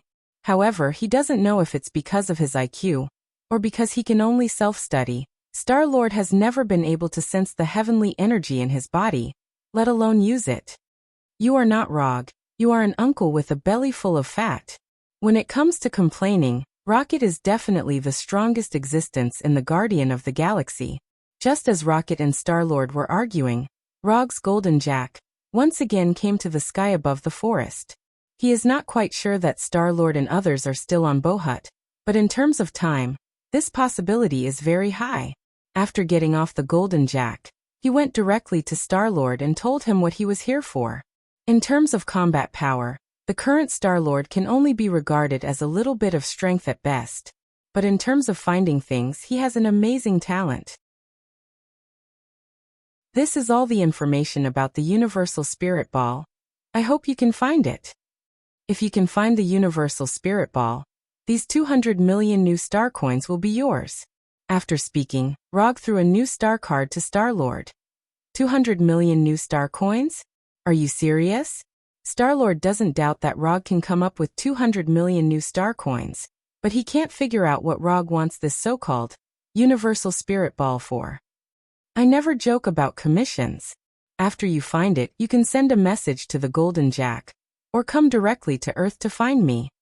After handing over the search for the Universal Spirit Ball to Star-Lord, Rog did not stay on Bohut and returned to the Golden Jack, and began to return to Earth. Although the universe is very good, only Earth can make people feel a sense of belonging. Looking at the Golden Jack, that quickly lifted off and disappeared, Star-Lord, Rocket, and others looked at the new star card and the information screen given by Rog with a confused expression. Chapter 538. Time flew by, and before he knew it, more than a month had passed since Rog planted the divine tree. During this time, in addition to continuing to improve his sage body and the resonance between him and QB, Rog did the most was to open the portal from time to time to return to Igo and check on the growth progress of the divine tree. It had to be said that the rich natural energy on Igo provided a unique growth environment for the divine tree. In just over a month, the divine tree grew from a small sapling more than 1 meter tall to more than 30 meters tall, and became a towering tree that required 5 or 6 people to wrap their arms around it. Looking at the amazing growth of the divine tree, Rog felt that the 500 ninja coins were well spent. 500 ninja coins for a chakra fruit, this was a good deal no matter how you looked at it. After checking the growth progress of the divine tree again, Rog opened the portal and returned to the office at Konoha's headquarters. Then he picked up the agreement document on the table that was as thick as a dictionary. New York Agreement. Although it was an agreement, the content of the New York Agreement was completely different from the Sokovia Agreement in his memory. The Sokovia Agreement was an agreement that was only for the Avengers. However, the New York Agreement that appeared now was for all superheroes, including Rog and others who had official identities on the surface. From this point of view, the New York Agreement was very similar to the Superhero Registration Act. In his memory, the agreement had been sent to his office a week ago. However, he didn't take the agreement too seriously and didn't give his own response. However, just yesterday he received a final notice from the White House, and the news that the Avengers had agreed to sign the agreement. Rog wasn't surprised by the agreement's appearance. When more and more superheroes were uncontrolled, the government would sooner or later introduce relevant agreements to limit the arbitrary heroic actions of superheroes. In this regard, Konoha's Intelligence Bureau led by Rog was a good example. Konoha's Intelligence Bureau had an official identity and received a salary from the Ministry of Finance, but it didn't listen to the official mobilization. It was completely under Rog's control. Although the White House and the military had always been dissatisfied with his strength, they could only accept it. But now, the government directly announced the existence of the New York Agreement to the public, pointing the arrow at Konoha, or rather, at Rog. At this time, the support of the people became a very important factor. Because of Konoha's tyrannical behavior and Rog's history of threatening ordinary people. After the New York Agreement was made public, Konoha and Rog suddenly became the target of public criticism. The media that never dared to report unfavorable news about Konoha, as well as the counselors and celebrities who never dared to oppose Konoha in public, jumped out one after another. They almost directly protested in front of the gate of Konoha's headquarters. In addition, Ross, who was already the Secretary of State, applied for resignation on the day the agreement was sent to Konoha, citing health and personal reasons, and transferred all his work to the Deputy Secretary of State. Ross was Konoha's only ally in the official system, and he was also the middleman between Konoha and the military. His resignation means that Konoha has lost the support of the government and the military. Number 2, reply to the White House. Say that Konoha will not sign this agreement. Rog threw the New York Agreement in his hand, which was as thick as a dictionary, into the trash can, and said to Number 2 without raising his head, "Yes, sir." Number 2 had no doubts about Rog's orders, and he immediately informed the White House of his decision. When Number 2 informed the White House of his reply, less than 3 minutes later, his private phone rang. The caller was none other than Tani. "You're very well informed. I just made a decision here and your call came." He didn't need to think about the purpose of Tani's call. "Are you really going to refuse the agreement? This is not a very wise decision. You have to know, Behind the agreement are 117 countries. You are an enemy of the whole world. Tani didn't have the unruly tone before, and he said to Rog very seriously, "No, it's not the whole world, it's just the United States and its 116 lackeys. 117 countries." This number sounded very intimidating. But in fact, it's not as serious as imagined. As long as China across the Pacific Ocean is not on the agreement list, this agreement will never represent the whole world. Even so, this is a very powerful agreement. If you refuse so straightforwardly, it will only make things more serious. Tani is still persuading Rog, trying to persuade him to accept the existence of the agreement for the time being. As a friend, I appreciate your concern. But if you are trying to persuade me as a lobbyist, I have only one answer. That is, I will not sign this agreement, and Konoha will not sign it. To be honest, Rog doesn't know how a New York agreement suddenly appeared. But no matter why this agreement appeared, and no matter what kind of power the people behind this agreement have, he will not sign this agreement. The reason is simple. The agreement requires superheroes to register all their information in detail and cooperate with relevant institutions to do certain physical examinations. For Tani, this requirement is not a problem at all, because all his power comes from the Iron Man armor. As long as the agreement does not require him to hand over the details of the Iron Man armor, he does not have to worry about the danger of the secrets of the Iron Man armor being leaked. But for Rog, Quicksilver, and others, checking their bodies in detail is directly studying their extraordinary abilities. Regarding this, as long as Rog's brain is not filled with water, it is absolutely impossible for him to agree to this condition. Of course, it is not ruled out that when the agreement was made, it was calculated that he would never accept this in order to make him refuse to sign the agreement. After ending the call with Tani, Rog became more and more curious about who proposed such an agreement, and what they used to persuade the White House to get official support. Although the politicians in the White House are not good at fighting, they also understand that all strategies are based on the premise that they have enough self-protection and countermeasure ability. Otherwise, these so-called stratagems were just armchair strategies. Rog hasn't experienced this feeling of being eaten by others for a long time. This gives him a plan to have a good time with the planners behind the agreement. Number 2. Inform Number 3 to send over the army's equipment that has been prepared. It's time for the legendary Konoha hidden village to appear.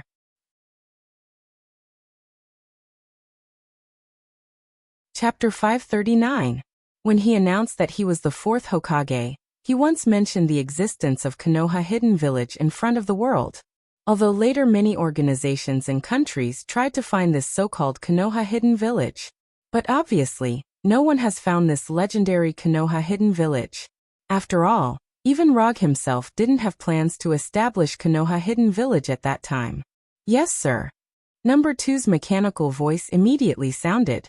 After ordering Number 2, Rog left the office and returned to his room, put on the Carry Empire's virtual game helmet, and opened the strategy game called Empire Civilization 6, Total War.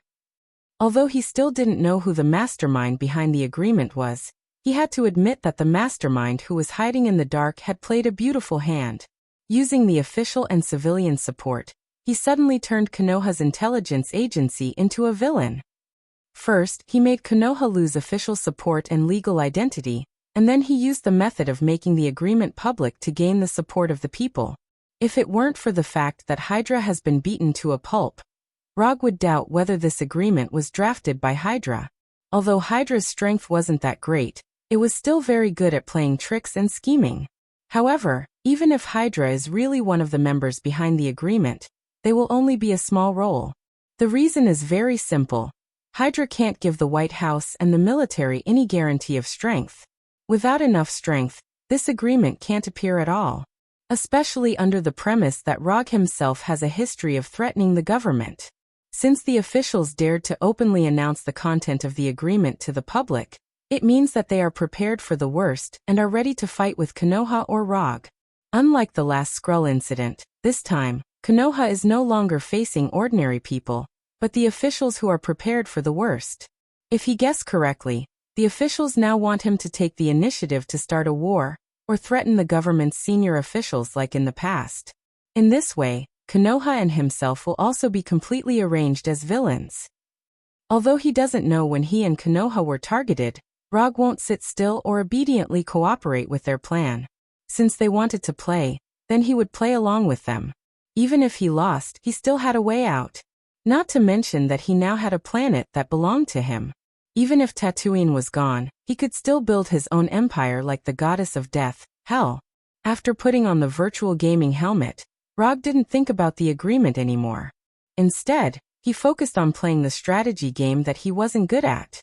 The news that Rog and Konoha refused to sign the New York agreement quickly spread. In less than half a day, the countries on the agreement already knew about this news. A storm of public opinion against Rog and Konoha's intelligence agency suddenly formed. Konoha received an official notice from the government that all of Konoha's rights were withdrawn. Apart from that, funds, equipment, intelligence network, and other logistical support were all taken back. Even Konoha's branches in various cities were closed one by one, and the relevant personnel were either investigated or dismissed on the spot. Except for Konoha's headquarters in Washington, D.C., which was still normal, Konoha lost all of its branches. In a conference room in Konoha's headquarters, Rog said to Mr. Miracle and the other three who had been included in Konoha's battle order, but didn't disclose their identity to the public. You have seen the current situation of Konoha. From now on, your cooperation with Konoha is terminated. You can leave Konoha at any time. Although Mr. Miracle and the other three entered Konoha by himself, now, Rog took the initiative to terminate the cooperation. Unlike the Punisher and the others, strictly speaking, Mr. Miracle and the other three were not his subordinates. They were merely his partners. Why? We don't mind going through difficulties with Konoha. We are not the kind of people who only care about themselves. Johnny, who was the most deeply integrated into Konoha, took the lead. The problem is that I mind. Needless to say, the cooperation has been terminated, and you have nothing to do with Konoha. After speaking, Rog left the conference room and walked towards Konoha's intelligence center. Today, there are more than just Reed and the other four who need to be dismissed. Like Reed and the other three, all the staff in the intelligence center have been terminated from their cooperation. However, before leaving Konoha, each of them received a severance payment equivalent to 5 years of their salary in their accounts. After dealing with the staff of the intelligence center, Rog came to the largest combat hall in the headquarters. At this time, in this hall that can seat hundreds of people, more than 200 Konoha Special Forces members were sitting. These Special Forces members are elite warriors selected by Konoha from various armies, and each of them has been transformed by extremists.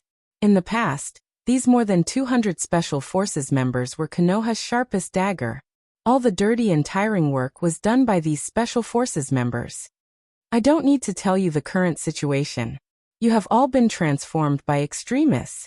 To put it bluntly, your current strength is given by Konoha. According to common sense, I shouldn't let you go like this. After all, you all have things that belong to Konoha.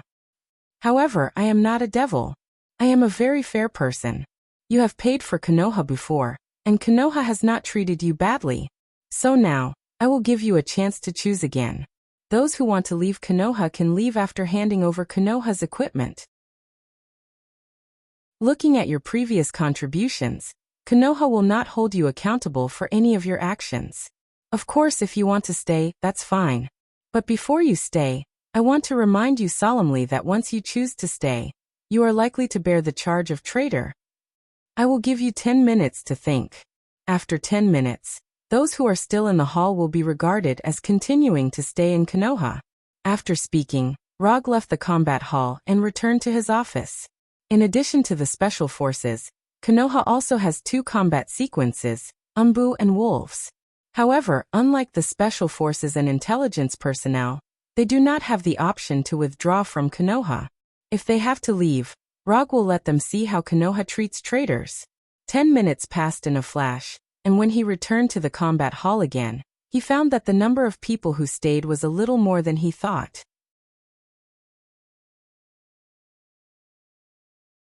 Chapter 540. Rog thought that there would be at most 40 or 50 people left. After all, These special forces were soldiers who served the country before coming to Konoha. However, now there were more than 160 Special Forces members still sitting in the War Hall. Only about one-third of the Special Forces members chose to leave. This proportion was far lower than what he had expected. Although he didn't know why these Special Forces members chose to stay, he still felt a little relieved when he saw that the number of people who stayed was far beyond his expectations. Cold-blooded butchers, emotionless killers, murderous executioners. These were the comments of the outside world about Konoha's Special Forces. If it weren't for Konoha's official identity at the time, these Special Forces members might have carried the title of anti-human terrorists. No matter what purpose you choose to stay, as long as you stay from now on, you are Konoha's own people. Konoha may not be a good organization, but there is one thing that Konoha will definitely do. That is, Konoha will never mistreat its own people. Everyone go to the number 5 armory. It's time to let you see Konoha's trump card. There were many armory in Konoha's headquarters, but the number 5 armory was an armory that had never been used. Except for a few people including Rog, no one knew what equipment was in the number 5 armory. Before yesterday, this number 5 armory, which had never been used, was an armory without any weapons or equipment. But now in the number 5 armory, there was a trump card carefully prepared by Rog. When the more than 160 Special Forces members all gathered in the square in front of the number 5 armory, Rog asked number 2 to open the steel gate of the number 5 armory, so that the equipment placed inside was displayed in front of the Special Forces members for the first time. After completing the commission of the new Star Supreme, Rog brought back a large number of weapons and equipment from Xander, even by the standards of the new Star Corps, which were regarded as the top weapons and equipment. For example, the Stars for individual power armor, and the 5th generation new starfighters. In the beginning, there were only 500 sets of Stars for individual power armor, and only 35th generation new starfighters. However, this was something that happened a few years ago. Since the establishment of Konoha's hidden village on Tatooine, it has been like a black hole devouring money and resources, swallowing a large number of materials provided by Konoha's headquarters.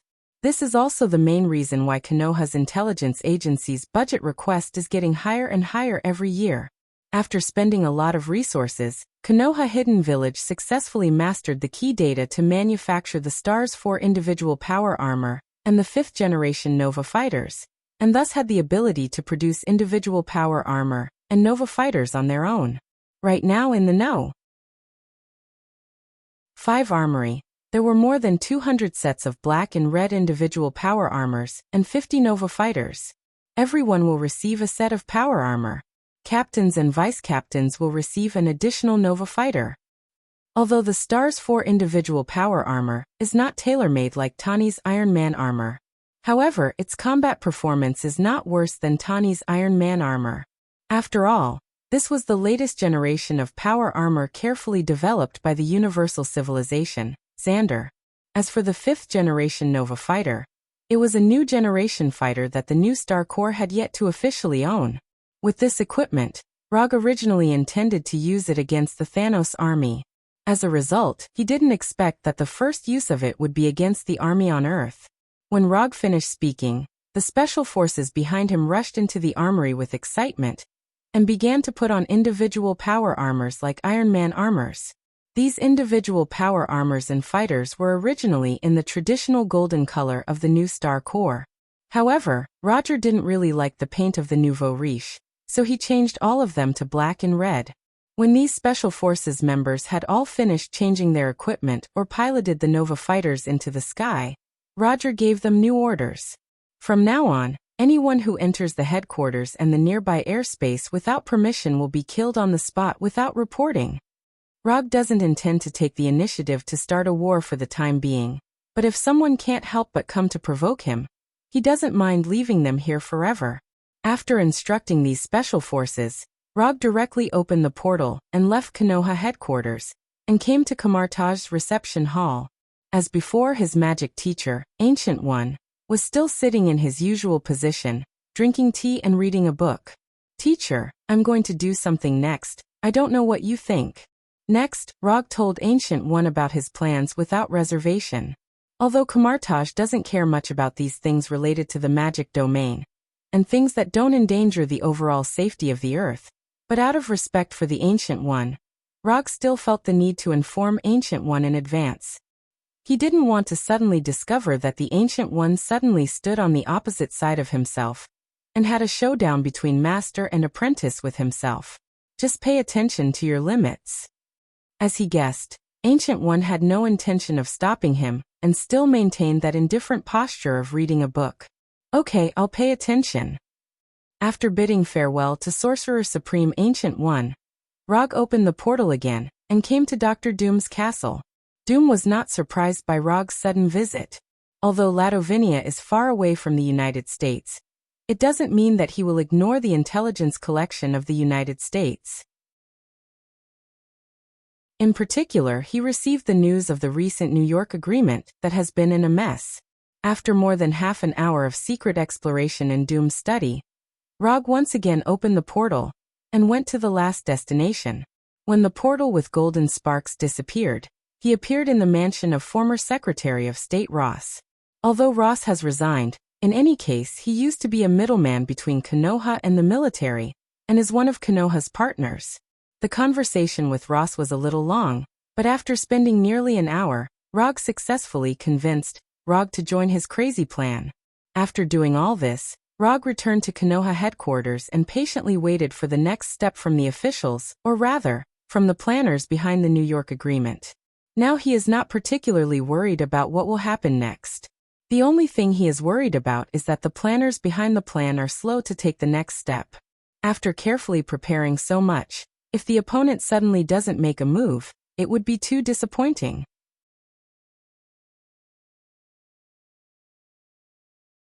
Chapter 541. While waiting for the government's next move, Rog practiced according to the established plan. At the same time, he began to arrange the transfer plan of Konoha's headquarters.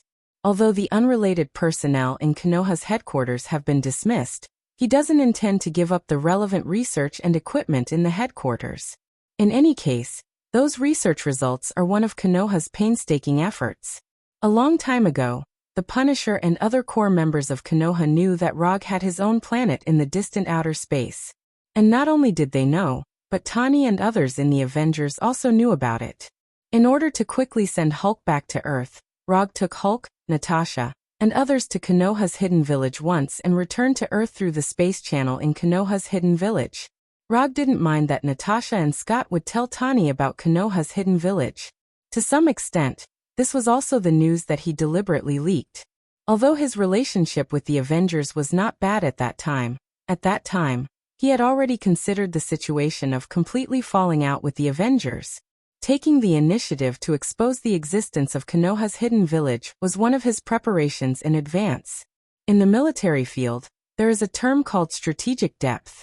Simply put, strategic depth is the geographical space that can be used to make strategic movements, which is one of the advantages in war.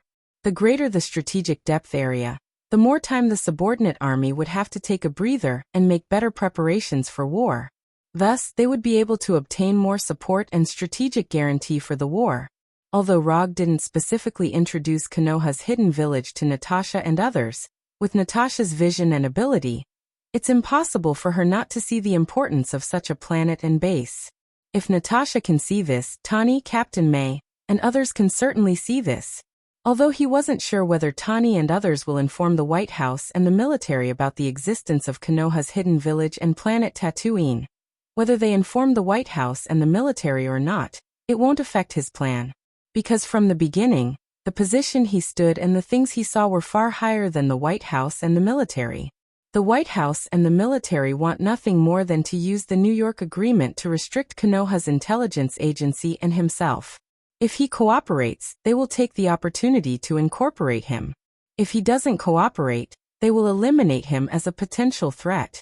Therefore, from the perspective of the White House and the military, what they were fighting now was a war that concerned the overall safety of the Earth and the right to speak. However, Rog was different. He had never limited his vision to Earth. In the White House and the military's expectations, they were facing an organization with no more than 1,000 combatants. However, When they really took action, Rog would use facts to tell them that the enemies they were facing were indeed not many. However, what they were provoking was a planet that was already prepared for a high-level war in the universe. Ever since he started collecting Xander's technology and military equipment, Rog was ready to start a high-level war in the universe. The Konoha Hidden Village on Tatooine is a war-hidden village established for high-level wars in the universe. The fact that Rog dismissed a large number of Konoha's staff and arranged the Nova fighters and special forces to patrol the Konoha headquarters was not hidden from the outside world. The surveillance satellites that were originally under the control of Konoha now became the eyes of the sky that monitored Konoha's every move. Although all the legal power has been lost, for the new fighters with octagonal wings patrolling the space near Konoha in groups of 2, all the official agencies acted as if they didn't see it and didn't express any opinions about it. Especially after the special forces wearing stars for individual power armors started daily patrols around Konoha's headquarters. A large area with Konoha's headquarters as the center suddenly became a veritable military-restricted area. Of course, this military-restricted area was only a unilateral decision of Konoha. However, after the special forces killed some iron-headed intruders, this military-restricted area that was not protected by the law became a true Konoha forbidden area. He didn't know if the White House and the military had not reached a final agreement, or they decided to fight to determine the outcome. Rog waited for 5 days in Konoha's headquarters, but he didn't see any action from the officials. The order of the superhero action team has been issued, and this is the first mission of the Avengers. Behind the conference room of the Avengers headquarters building, Nick Fury, with a black eye patch on his left eye, put a document in front of Tawny, who was still the nominal leader of the Avengers. Since the disbandment of S.H.I.E.L.D., Nick Fury seemed to have evaporated from the world and completely disappeared in front of everyone. However, now Nick Fury, who had his right hand destroyed by Rog's wood release and his right leg was broken by the disaster pistol, appeared again. At this time, no one expected him to appear. After so many days of discussion, the action team came up with this kind of thing. What's the difference between this and letting the Avengers die? Tawny opened the document and glanced at it casually, then threw the highly confidential document back to Nick Fury, and said with a sneer on his face, "The Avengers have proven their strength to the world, and you are the most likely to fight against Konoha. If even you can't do it, it is impossible for others to do it." Nick Fury didn't care about Tawny's ridicule, and said unhurriedly, "I will definitely not take this mission. Whoever wants to do it can do it. I signed the agreement just so that ordinary people can avoid innocent involvement as much as possible, not to become a weapon in the hands of dirty politicians like you." After saying that, Tawny didn't give Nick Fury any face at all. He stood up, turned around and left. When Tawny left the conference room, Dr. Banner turned his head and looked around, then said, "Hulk just told me that he didn't want to do this kind of thing either." After Tawny, Dr. Banner also got up and left the conference room. With the departure of Tawny and Dr. Banner, the atmosphere in the conference room suddenly became extremely depressing. Just as Captain America, Natasha, and the others looked at each other, the closed door of the conference room was suddenly pushed open. A man with a metal left arm walked in. When the man with an expressionless face and messy hair entered the conference room, Rogers, who had never spoken, suddenly showed an uncontrollable look of shock. Buggy.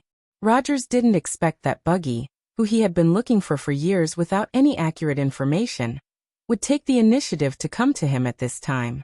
When S.H.I.E.L.D. was disbanded and Konoha hunted down the remnants of Hydra all over the world, Rogers knew that his former friend Buggy had become a sharp knife of Hydra and became a ruthless killer codenamed Winter Soldier.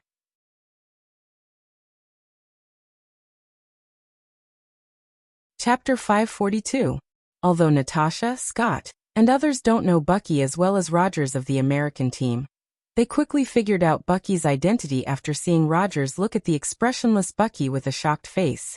In the Memorial Hall of the American team, there is a detailed introduction to the members of the Roaring Commandos, and Bucky, a friend of the American team, is of course among them. Moreover, it was no secret in the Avengers that Rogers had been trying to find Bucky all this time.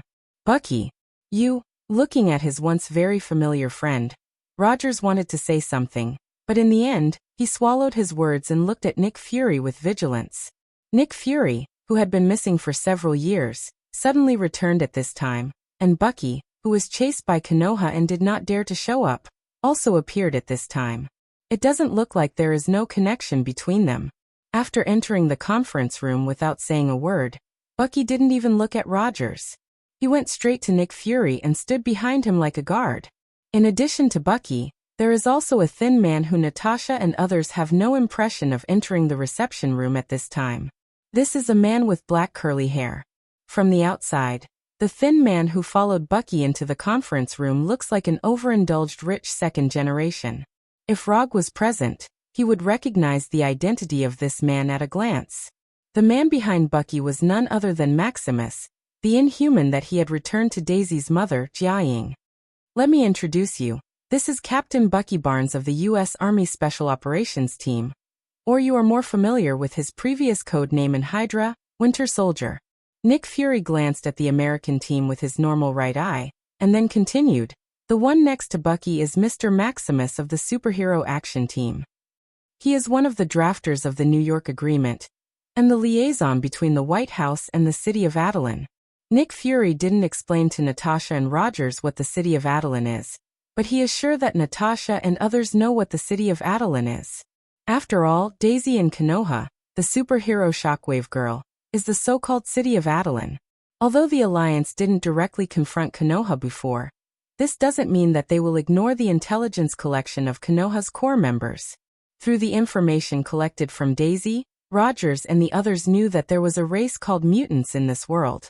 Furthermore, during the period when superpowered criminals were emerging one after another, the Avengers had dealt with some nasty incidents caused by Inhumans.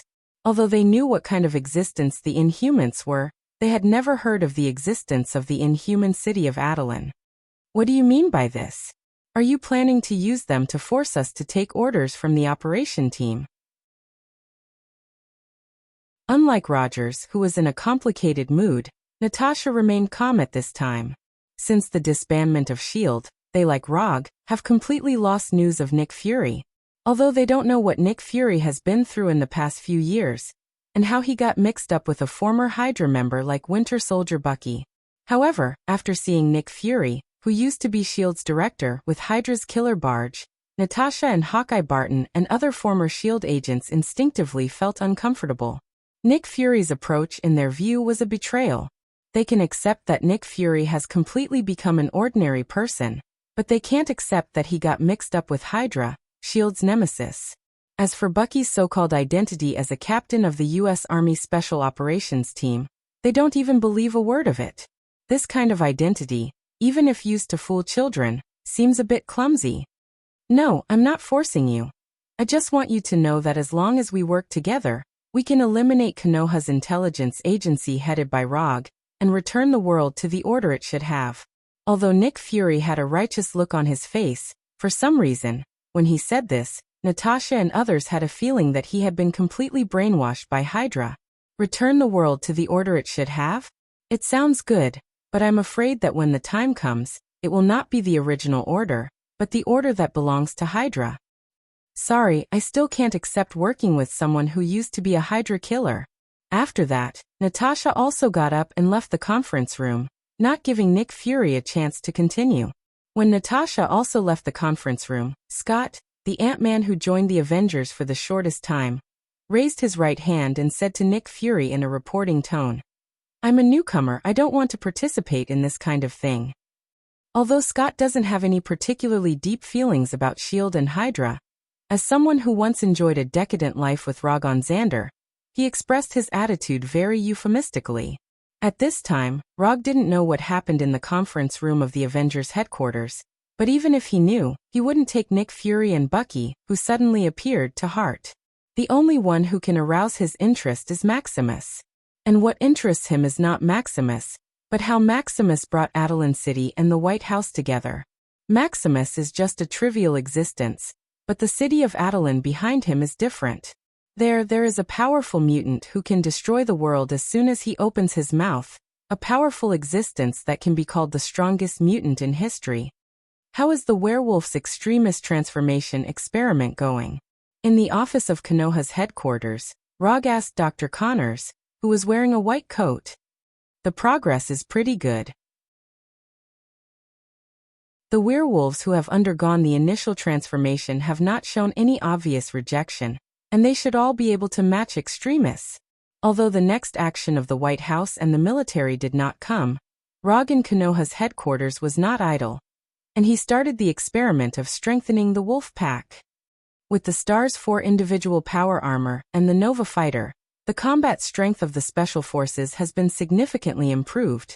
In such a contrast, the werewolves, who can only rely on transformation for hand-to-hand combat, seem to be a little unable to keep up with the pace.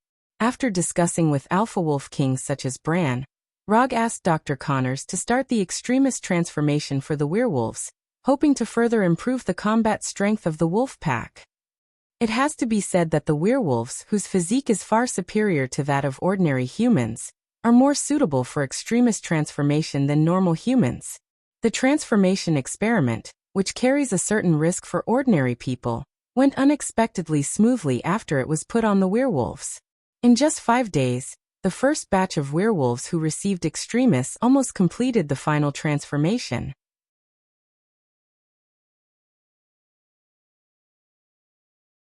Chapter 543. After listening to Dr. Connor's report, Rog was planning to go to his private training room for daily self-improvement training. However, just as he was about to use quantum transmission to go to the training room, his cell phone suddenly rang.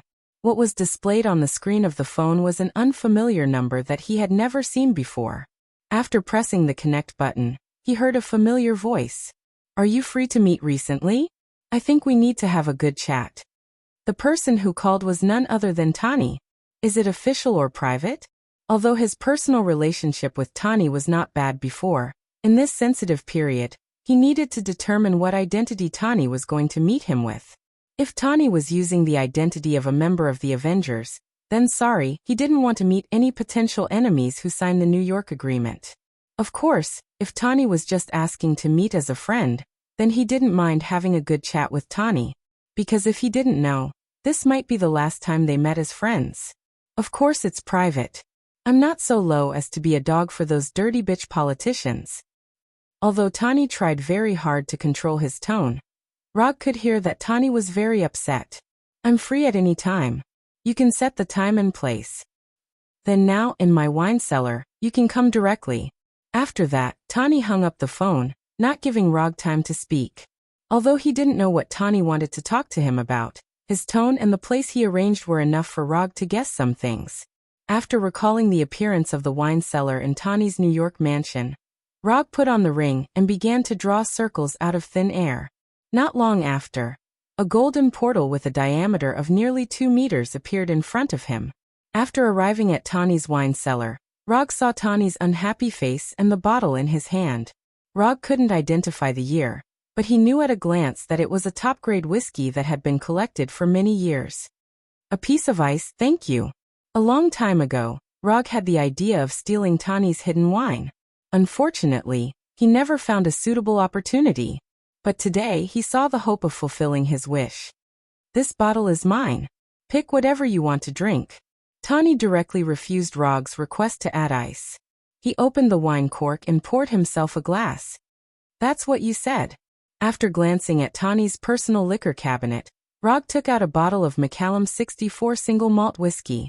He had seen Macallan of this vintage once before at Sotheby's. If he remembered correctly, the price at the auction seemed to be $460,000. After pouring himself a glass and adding a piece of ice according to his habit, Rog took a sip and seriously felt the taste of the bottle of Macallan. Then he slowly said, "Go ahead. What do you want to talk about? Take a look at this first." Tani handed him a translucent custom-made tablet. On the screen was a surveillance image. To be precise, it was a surveillance video in the conference room of the Avengers headquarters. After watching the video at double speed, Rog shrugged with a smile and put the computer on the solid wood table. "Your behavior, if placed in a time of war, is a typical act of treason. Are you not afraid that they will find trouble with you afterward?" After hearing Rog's slightly joking voice, Tani said in a disdainful tone, I'm Tony Stark. After a pause for a few seconds, he continued. What do you think of the guy named Maximus? I asked Friday to hack into the team's server and get some interesting information. I'll ask Friday to send it to Sunday later. I've told you many times, her name is not Sunday, it's Hinata. Besides, Sunday is now dead. Dead? What did you do to her? You did what you did to the illusionist. Tani, who was holding the glass, was taken aback for a moment. I knew it wasn't that easy to get the illusion's computing matrix. What do you think, mechanical hardware is more reliable? At this point, Tony revealed a proud expression that said, I'm right, aren't I? Let me correct you, I'm not a mechanical enthusiast like you. Compared to the cold mechanical creations, I prefer carbon-based creatures. After that, Rog took out his mobile phone from his jacket pocket, selected a photo from the album, and handed the phone to Tani. Looking at the mobile phone handed over by Rog, Tani frowned slightly. What's wrong? Your obsessive-compulsive disorder is acting up again. You're the one with obsessive-compulsive disorder. As soon as the voice fell, Tani took the phone and looked at the photo on the mobile phone. If it weren't for the conversation between mechanical creations and carbon-based life, Tani's first reaction after seeing the photo on the mobile phone would definitely be that Rog was hooking up with a female college student again. Looking at the photo of Hinata, who had the same eyes as Rog, Tani frowned even more. Android. Although Tani didn't know what Rog did, from the previous conversation, it was easy for him to infer the truth. You're already so old, yet you're still imitating young people to take couple photos. Shameless. Tani turned on his vicious tongue. You don't understand, more contact with the opposite sex is good for maintaining a young mentality and vitality. After taking back his mobile phone from Tani, Rog said proudly. Let's end the topic of private life here. What do you think of the inhuman named Maximus and Adeline City? Tani regained his serious expression and asked with a serious face. I've dealt with Maximus before. He's just a clown whose ambition is far greater than his strength. Don't worry about him. But if what he said is true, I should be fighting with a very powerful person soon. Not sure if it was true or just a bluff, Maximus in the surveillance video mentioned his brother, the current lord of Adeline City, the Black Bat King. According to Maximus, the Black Bat King would fully support them and personally solve the difficult problem of Rog. The capital, the military Adeline City, motherfucker Fokkerer, and Hydra.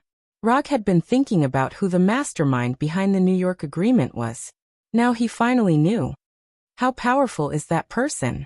Tani asked curiously. The level of a single person destroying a country.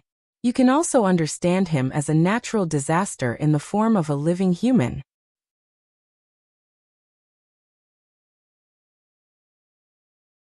Chapter 544. One person to destroy a country? That's a bit too exaggerated. Although Tani had dealt with some incidents caused by Inhumans before, he didn't think that these Inhumans were very powerful. In his opinion, Inhumans are nothing more than mastering some superpowers that humans don't have, and they are far from the level of endangering the world. In terms of the threat to the world's security, Hydra can throw these Inhumans several streets away. It's absolutely not an exaggeration. Maximus's brother definitely has such ability. If he gets serious, not many countries on Earth can withstand his attack. There are not many enemies that can make Rog pay attention to, and Black Bat King is one of them. Although he hasn't seen Black Bat King yet, and he hasn't officially fought with Black Bat King, he believes that his judgment will not be wrong. This is a powerful Inhuman who can trigger natural disasters such as volcanic eruptions, tsunamis, earthquakes, and other terrifying natural disasters. The pseudo-sound waves he releases can even reach the astonishing lethality of nuclear weapons. If it weren't for the existence of Black Bat King, Ronan, the Accuser, would not have chosen to cooperate with Maximus. Instead, he would have directly broken through Adeline City and forcibly subdued all the Inhumans in Adeline City. Well, how sure are you to fight against this guy called Black Bat King? Tani continued to ask. 50-50. After thinking seriously for more than 10 seconds, Rog gave his answer. 50-50? You mean you're only half sure? Tani thought that Rog would say that he was at least 70 to 80% sure, But he didn't expect that Rog was only half sure. Half sure is not bad. 50-50 is not something that anyone can do. That's why I dare to say that I'm 50-50 with Blackback King.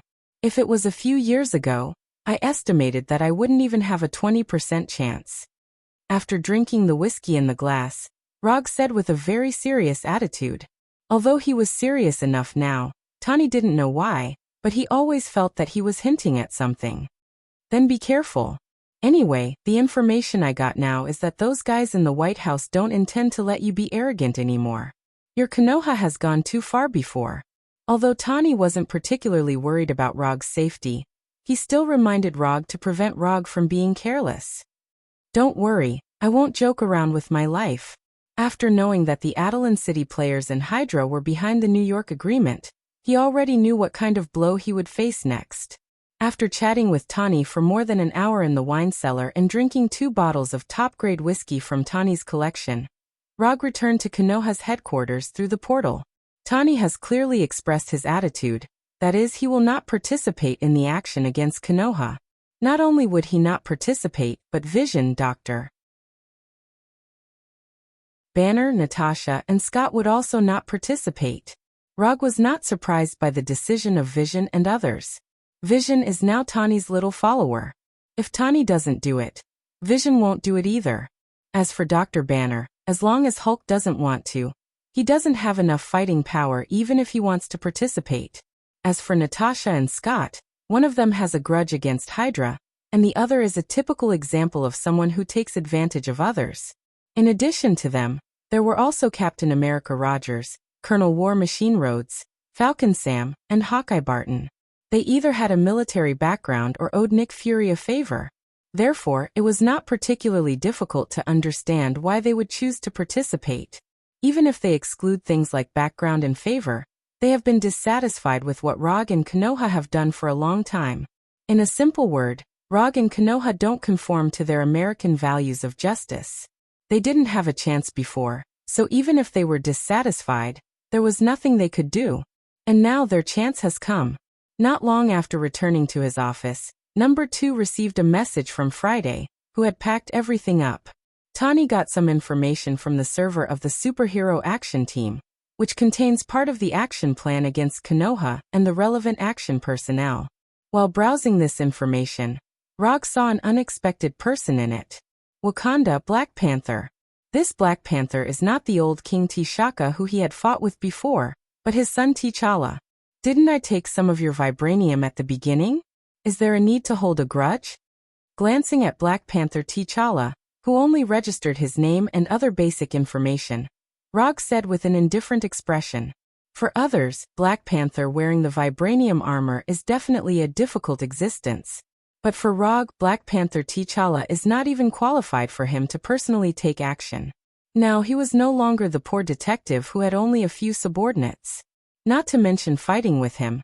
Even if he fought with his subordinates, Red Tank and others, Black Panther T'Challa may not be able to win. After reading the information provided by Tani, Rog, who was gradually getting drunk, came to Hinata's room.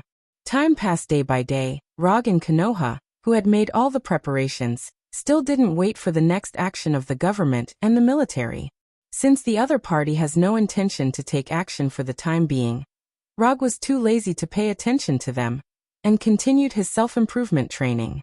With his efforts, his sage body development was raised from 85% to 90% with difficulty, and then fell into a bottleneck again. Although the development of sage body development is not very big, during this period, he has obtained another good news. Master of Ninjutsu Research and Development, veteran user of Kekkei Genkai, and the #1 researcher of chakra energy, Hinata, after a lot of research and genius experiments, has successfully developed a Kekkei Genkai that is one step closer to Kekkei Genkai, Dust Release. Kekkei Genkai Elimination. Dust Release is a brand new release that combines the 3 chakra attributes of wind, fire, and earth. Although Dust Release is a Kekkei Genkai Elimination, Dust Release, in the system's exchange page, its exchange price is the same as Kekkei Genkai Manjikyu Sharingan and Wood Release, which is 500 ninja coins. In terms of price, Dust release does not show the position that Kekii Genkai elimination, dust release should have. However, this may also be related to the number of ninjutsu that dust release has. In the systems exchange page, there are only 2 ninjutsu related to dust release. One is dust release, primordial world stripping technique, and the other is dust release, world stripping technique. Although the number is not much, the power of these 2 ninjutsu is not weak at all. It can even be said that they are a little bit of cheating.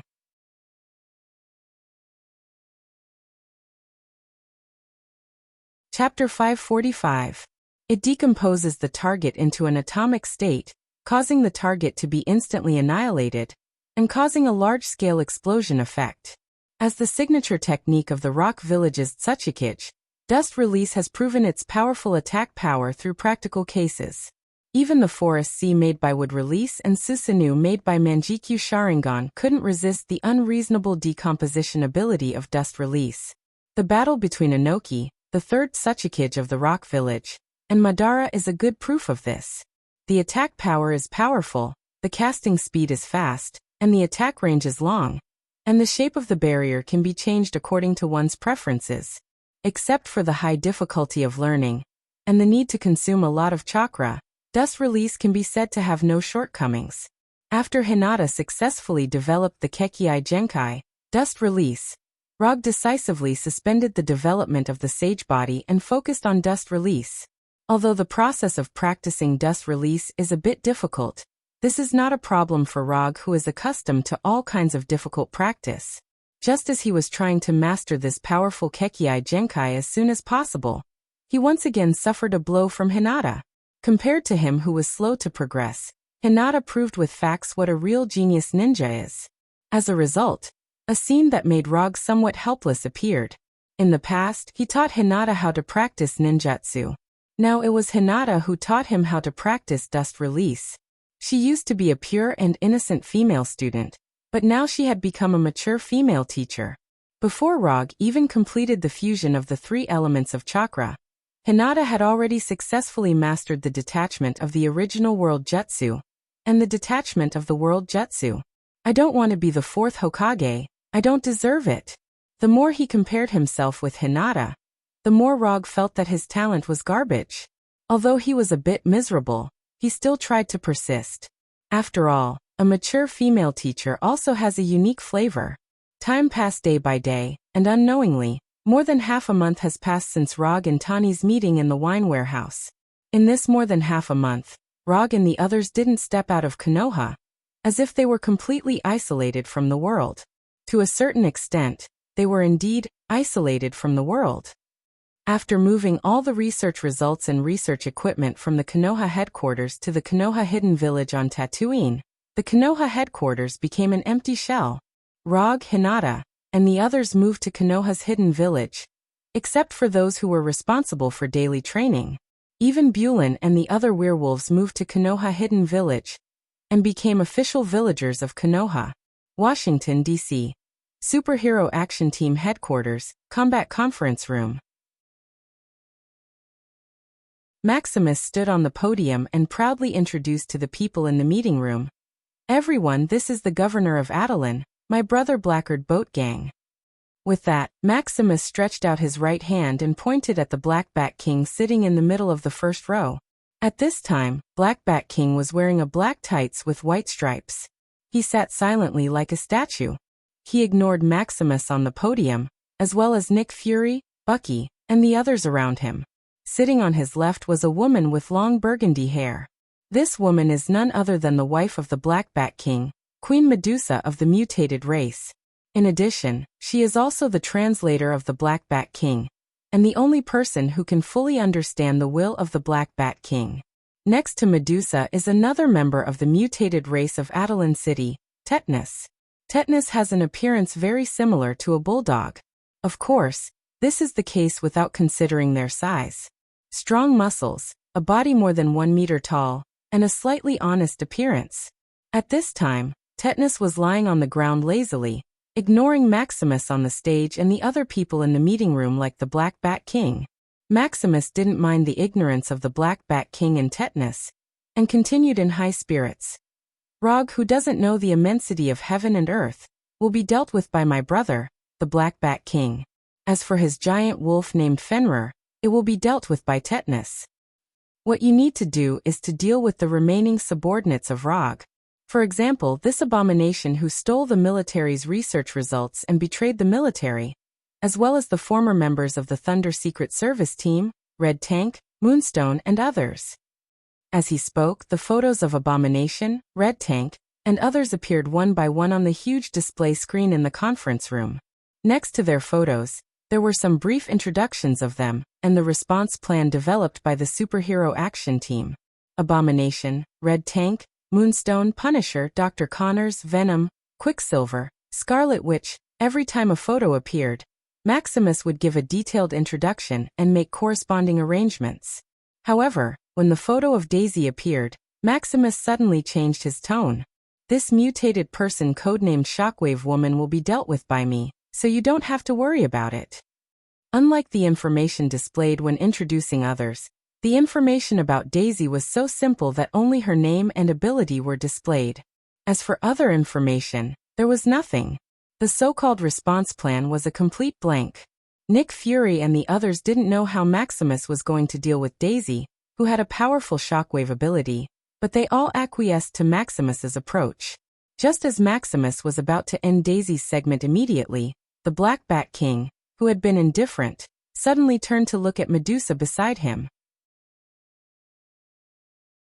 It only took a second or two for Medusa to fully understand the Black Bat King's meaning and said slowly, "Leave Daisy to me. This is also Bly's intention." The black bat that Medusa mentioned was Blackguard, the Black Bat King. This was a small nickname between the husband and wife. "No. This Daisy must be dealt with by me. This is something we've already agreed on." Maximus frowned and said in a dissatisfied tone. As soon as he finished speaking, the Black Bat King glanced at him expressionlessly. Then he quickly changed his words. "Okay, I'll leave Daisy to you." After this small episode with Daisy, the meeting ended quickly. Nick Fury, Bucky, and the others all received their missions. Even Rogers, Falcon Sam, and the others from the American team who did not participate in the meeting were also assigned tasks. The war against Rog and Konoha officially began at this moment.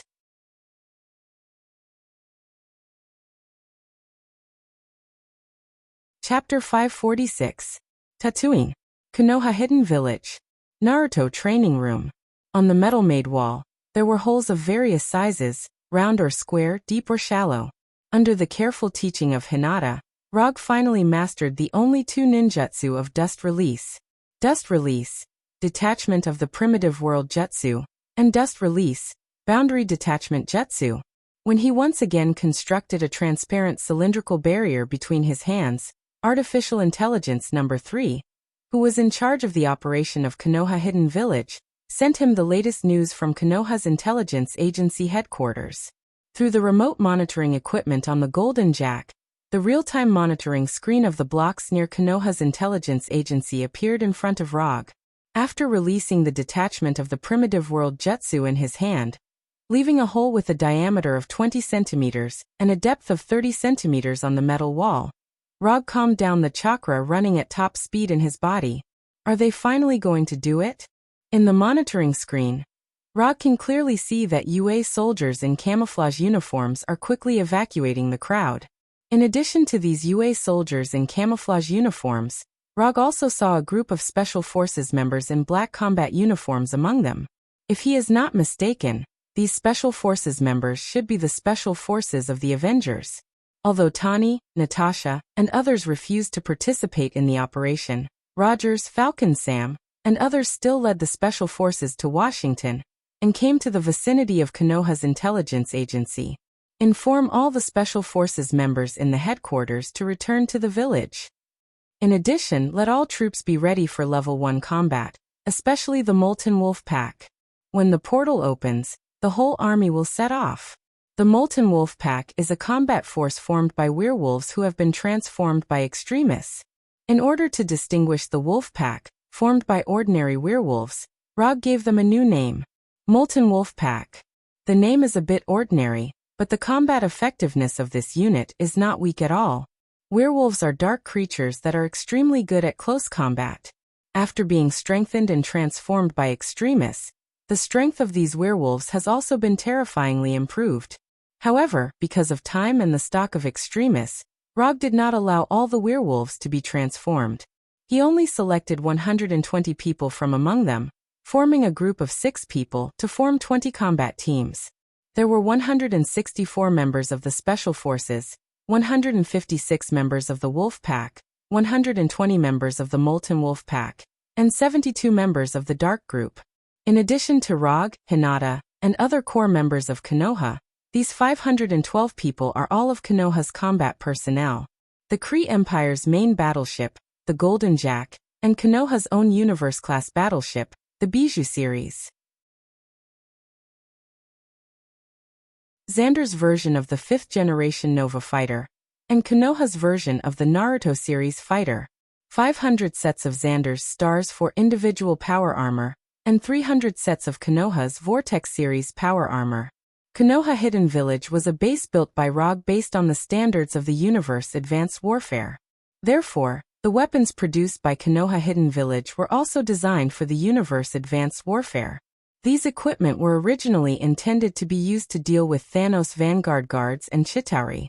But now it seemed that he needed to fight a war on Earth to train his troops. After instructing Number 3, Rog returned to his Hokage's mansion and took a comfortable hot bath. When Number 3 sent the news that all the troops were ready, and the Golden Jack returned to the outer space of Tatooine through the interstellar jump, Rog got up from the bathtub and began to put on his combat uniform. The armor made by the Dwarf King Aitsue must be worn, and the Yondaime Hokage's white Haori certainly can't be left behind. The Kusanagi sword, disaster pistol, thunder round fan, and other weapons were also summoned by him one by one. When leaving the room, Kuroto considered whether to bring the Gem of Reality from the Taiwa Treasure Hall. But after thinking for only 2 or 3 seconds, he gave up the idea of bringing the Gem of Reality. It's just a training war, and it's not necessary to use the Gem of Reality. After all the preparations were done, Kuroto opened the portal back to Konoha's headquarters and came to the top of the headquarters building. After looking up at the sky, he said unhurriedly, "What a good day to kill." In the distance, Black Bat King and Nick Fury noticed Rog's arrival for the first time. In fact, it's difficult not to notice him, because at this time, Rog is provoking them, releasing the Kyuubi chakra in his body without restraint. The bright red Kyuubi chakra is like a rotating tornado around Rog. A Kyuubi condensed completely from chakra, with a length of more than 300 meters, is roaring angrily behind him, 9 thick tails flying wantonly. At this time, Rog didn't say a word. However, this exaggerated and shocking entrance was enough to express his attitude. "I Rog am here. If you want to fight, I'll fight with you." Pompous clown. Looking at Rog standing on the Konoha headquarters building, Maximus said disdainfully, "If he's a clown, then you're even worse than a clown." No one dares to directly mock Maximus at this time, except for Medusa, Black Bat King's wife. There is no second one. Nick Fury and others may be afraid of Maximus's identity as a player in Adelan City, but Medusa is not. Not only is she not afraid of Maximus, but she also looks down on Maximus. This contempt has nothing to do with Maximus's strength. It's purely because of his disgusting ambition and behavior. Especially in the contrast of Black Bat King, Maximus, who has the same bloodline as Black Bat King, is even more unbearable. Obviously they are brothers, but the result is like 2 people from 2 different worlds. "Your Excellency Black Bat King, I'll leave Rog to you." Nick Fury ignored Medusa and Maximus as he walked up to the Black Bat King and spoke in a respectful tone. In the beginning, Nick Fury didn't feel that Black Bat King was worthy of respect. But after seeing the battle scene of Black Bat King provided by Maximus, his attitude towards Black Bat King has changed significantly. Black Bat King turned his head and glanced at Nick Fury, then emitted a quasi-sonic energy that was so weak that it couldn't be detected by others, and his whole body floated out of thin air in a form that defies the gravity of the earth. Under the gaze of Nick Fury and others, Black Bat King, wearing a black tights, quickly flew towards Rog in the Konoha headquarters building. It didn't take long for Black Bat King to come to a place more than 10 meters in front of Rog, and stopped in the air. Although it's the first time they met, Rog can immediately recognize Black Bat King's identity as long as he looks at his outfit. I know you can't speak normally, so in order to facilitate communication, you don't mind me casting a telepathic spell, right? When Black Bat King nodded slightly, Rog cast a spell on himself and Black Bat King to make them talk to each other.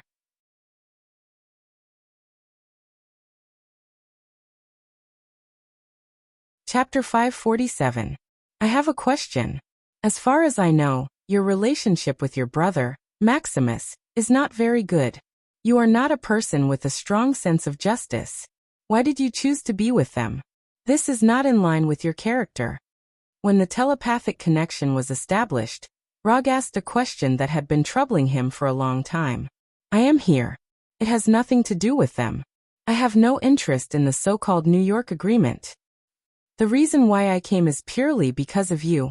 After saying in his heart, Black Bat King raised his right hand and pointed at Rog. Because of me?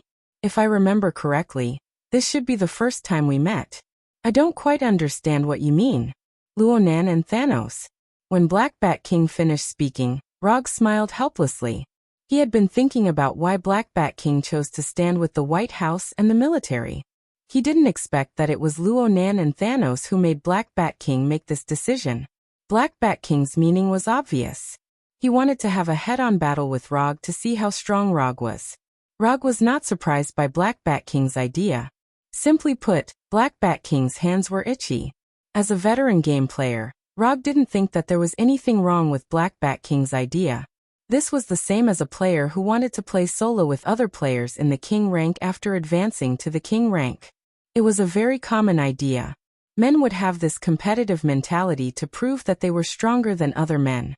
To some extent, this was a biological instinct imprinted in men's DNA. Men who didn't have this competitive mentality had been eliminated in the long history of biological evolution. So that's the case. I don't mind fighting with you, but before we start, I have to deal with those guys on the opposite side. Black Bat King wanted to see what kind of strength Rog had, and Rog happened to have the same idea. But as he said before he started the contest with Black Bat King, he had to deal with those ambitious guys on the opposite side. I'll give you half an hour. Black Bat King slowly said in his heart. I don't need half an hour. 1 minute will do. After replying to the Black Bat King, Rog casually waved his hand and dispelled the nine-tailed chakra that was constantly flying around him, as well as the nine-tailed beast that was hundreds of meters long behind him. Then he put on the ring and began to draw circles in the air. When the Black Bat King flew in front of Rog, he did not choose to attack immediately. Instead, he talked with Rog. Nick Fury, who was in charge of the field command, realized that something was wrong.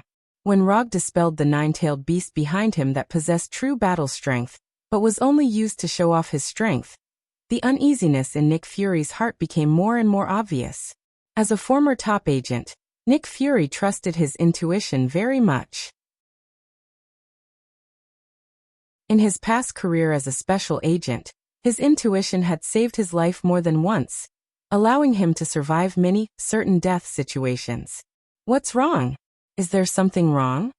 After being ridiculed by Medusa, Maximus decisively chose to stay away from Medusa, and came to Nick Fury's side. After seeing Nick Fury's expression become more and more serious, he silently asked, Are you sure your brother, the Black Bat King, agreed to help us deal with Rog? Nick Fury, who frowned, did not look at Maximus, and asked in a serious tone, Of course I'm sure. This was proposed by my brother. After hearing the words proposed from Maximus, Nick Fury knew that this time, they miscalculated again. After suppressing the dissatisfaction in his heart, Nick Fury turned his head to look at Maximus and said word by word, Do you know why you can't compare to your brother? It's not because your awakened superpowers are different, but because you are a brainless idiot. Nick Fury snarled the word idiot. If it weren't for the fact that killing his own people before the war would affect morale, Nick Fury couldn't wait to shoot Maximus in the head now. Under the watchful eyes of the public, being called an idiot in public was undoubtedly a slap in the face for Maximus, who cares about self-esteem very much. No, not just a slap in the face. but it was equivalent to stepping on his face with his foot and rubbing it against the ground repeatedly, and finally spitting on his face. "What are you doing?" Just as Maximus was about to ask Nick Fury what he meant, four huge, circular portals with golden sparks appeared over the Konoha headquarters. These were four huge portals with a diameter of hundreds of meters. Through the portal, a slightly gray sky could be seen. However, what really attracted the attention of Nick Fury and others was not the sky behind the portal, but the four cosmic battleships that were not made on Earth at first glance. Under the gaze of Nick Fury and others, the four huge cosmic battleships passed through the portal and came to the sky above the Konoha headquarters. Rog's Konoha forces appeared. When the Golden Jack lined up with the three Bijou series battleships, and the giant cannons of the battleships were shining with various lights, Rog's voice was transmitted to the ears of everyone present through sound transmission magic. "Aren't you afraid of Konoha's power? Aren't you worried that Konoha's power can't be controlled by you? Don't you want to take all the power for yourself and let this country that claims to be righteous become the ruler of the earth?" Rog's voice was not loud, and his tone was very calm, but everyone present could feel the extreme dissatisfaction in his heart. Or in other words, contempt. "What I give to you is yours. If I don't give to you, you can't take it." After that, Rog slowly raised his right hand, then waved it down. There was no need for him to say anything. The moment his right hand fell, all the cannons and long-range attack weapons on the four battleships shone with the light of fire at the same time. Thousands of cannons fired at the same time, and missiles washed the ground. Rog declared a fact to the world with practical actions. That is, even if he doesn't take action, Konoha is still one of the largest fighting organizations in the world. Boom boom boom boom boom. Rog didn't pay attention to the unlucky guys who were being destroyed by the battleships and directly said to the Black Bat King floating next to him, "I thought of a place that is very suitable for us to fight with all our strength."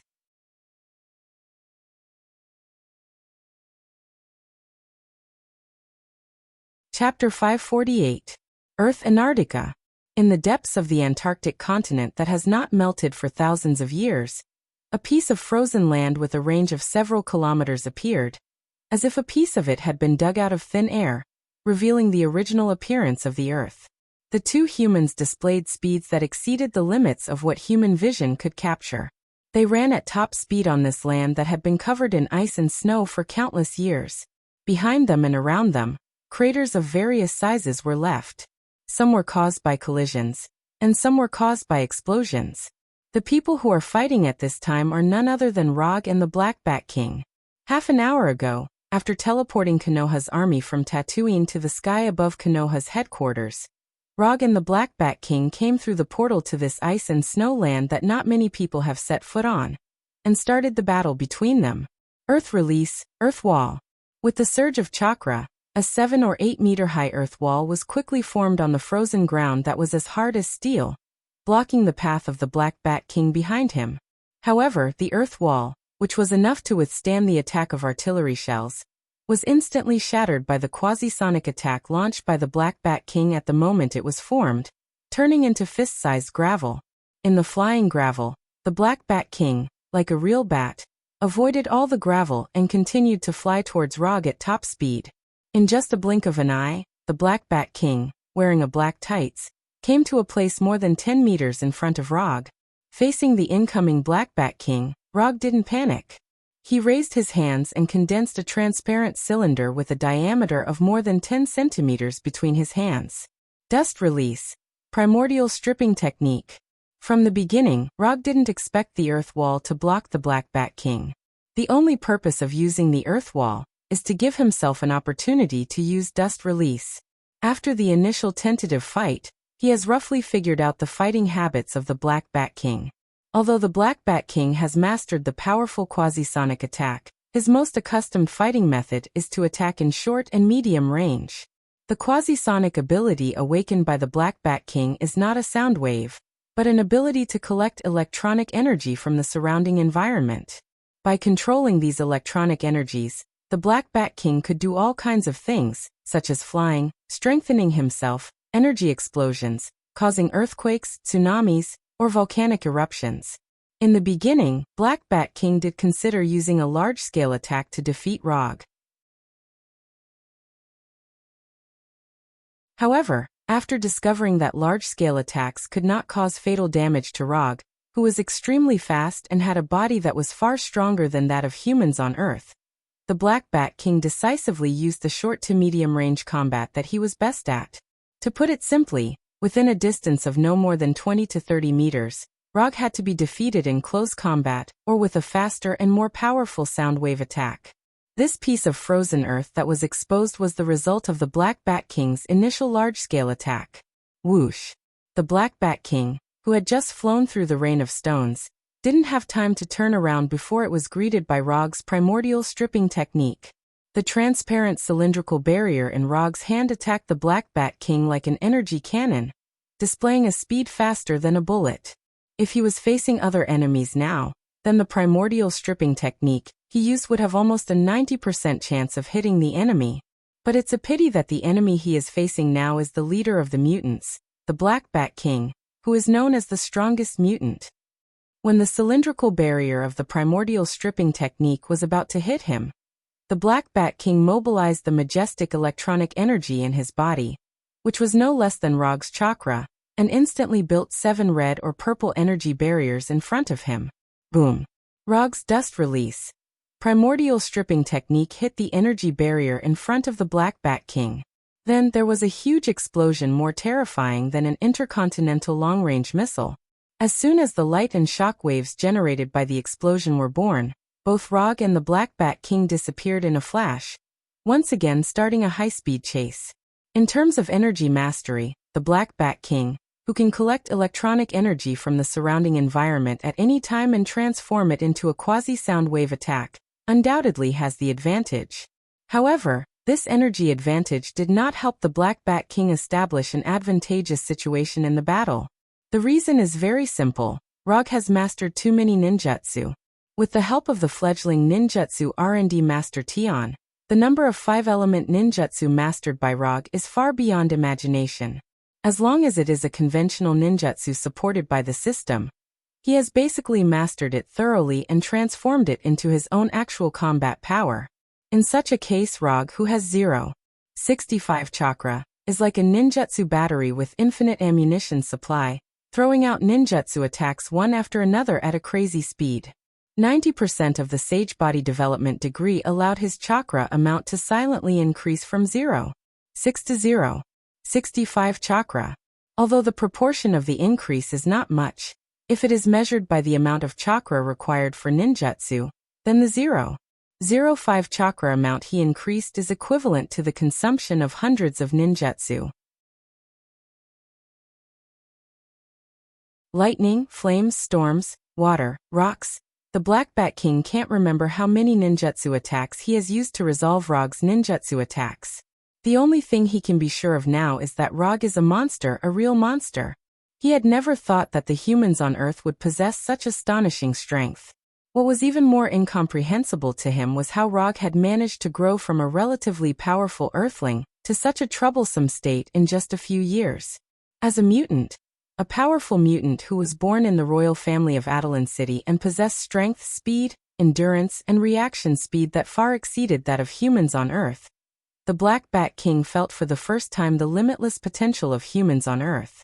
This made him even more determined to have a showdown with Log. A long time ago, the city of Adelan was moved from Earth to the moon. It was also from then on that the mutants in Adelan City had an innate sense of pride towards the humans on Earth. In the view of the mutants of Adelan City, humans on Earth are a backward race in the evolution of life. This mentality is similar to how humans look at primates such as chimpanzees or baboons. Both were primates, but humans were the advanced animals that ruled Earth. Primates such as chimpanzees and baboons were ordinary animals in the wild or in zoos. In terms of origin, humans were no different from primates such as chimpanzees.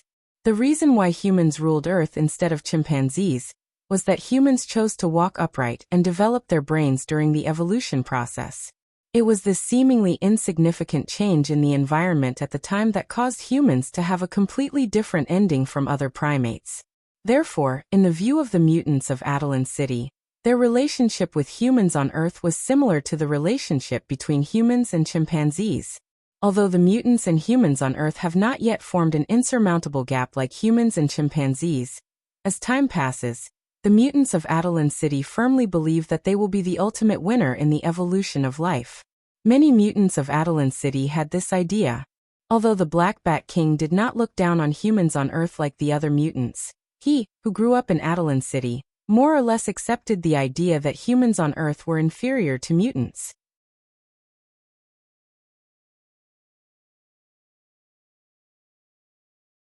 Chapter 549. The battle was still going on. In a situation where neither Logue nor Black Bat King used their killer moves, the battle between them gradually evolved into a high-speed battle of endurance. Shadow Clone Jutsu. 5 Release. Dalian Bullet Jutsu. Taking advantage of the fact that Black Bat King hasn't caught up with him yet, Rog summoned 4 Shadow Clones and joined hands with the Shadow Clone to display 5 Release. Dalian Bullet Jutsu. In the blink of an eye, 5 ninjutsu attacks containing fire, thunder, water, wind, and other attributes attacked Black Bat King in the rear.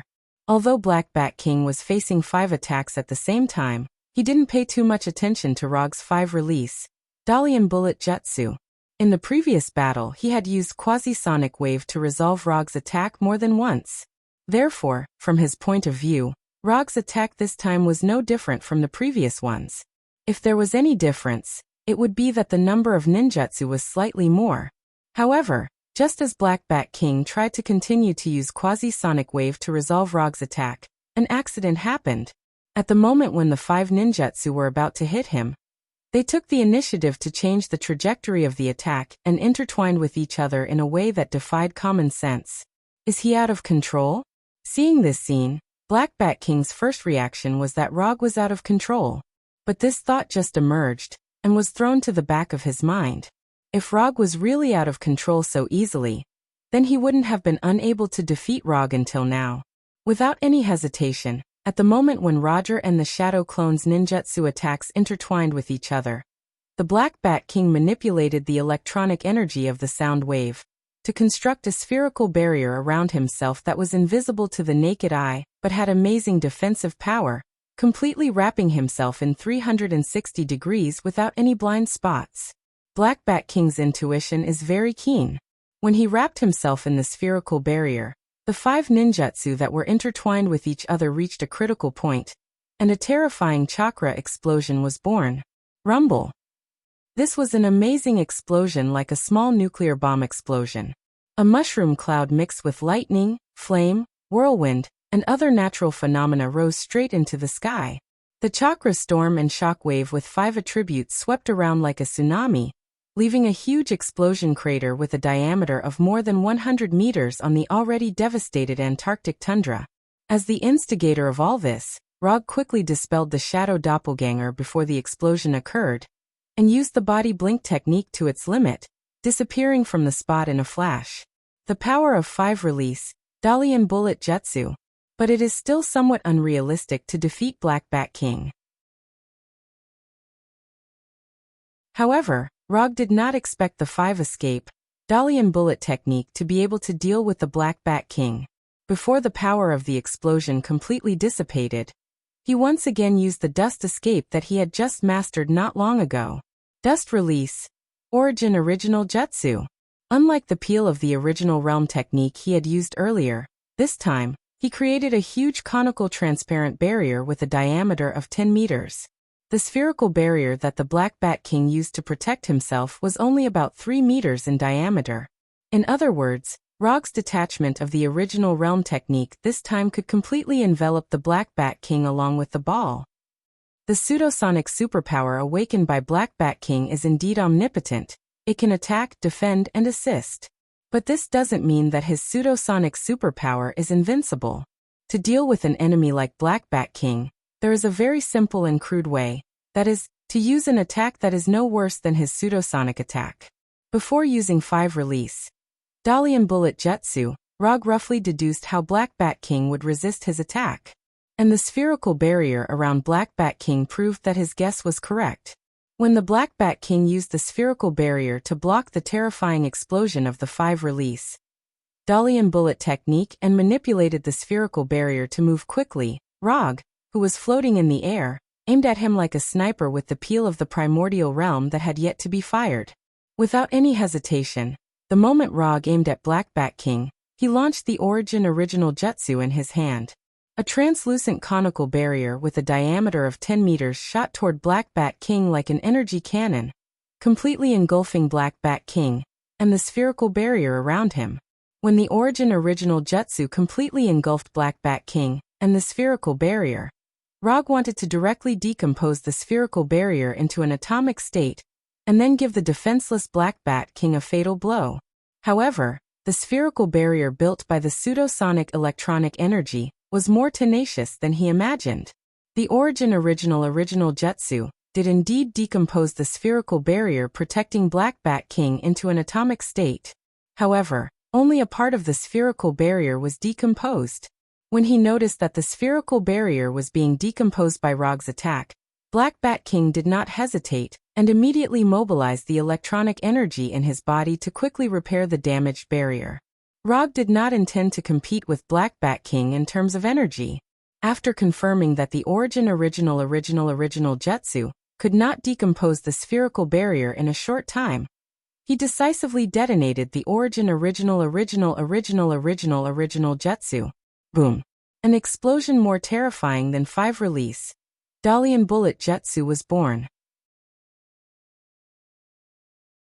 Within the crater that had just appeared, a crater with a larger diameter appeared. The shock wave of the explosion caused a cobweb-like crack to appear on the 10,000-year-old frozen soil that had finally seen the light of day, and the earth shook violently with the explosion. Before the battle, Rog knew that Black Bat King would be a very difficult enemy, but he did not expect that Black Bat King would be so difficult to deal with. He once experienced this feeling on Thanos, whose physical body was so strong that it was like a cheat. Now he experienced it again on Black Bat King, whose physical strength is far inferior to Thanos, but whose energy strength is far superior to Thanos. And what's more troublesome than Thanos is that Black Bat King's pseudosonic wave is like a super turtle shell that is strong and constantly regenerating. No matter how you attack it, this annoying turtle shell will grow again. Compared with the powerful defensive ability of the pseudosonic wave, the energy attacks or natural disasters caused by the pseudosonic wave are not so troublesome. At least for Rog, this is the case. Although somewhat reluctant, Rog had to admit at this time that conventional ninjutsu attacks can't defeat Black Bat King at all. Even Kekii Genkai, Dust Release, can't quickly defeat Black Bat King in a short time. If he wants to defeat Black Bat King, whose physical strength is not very weak and whose energy strength is unimaginably high, he must use some less common attacks. After a helpless sigh, his 3-tomo Sharingan, which had already been opened, began to rotate wildly. Manjikyu Sharingan open.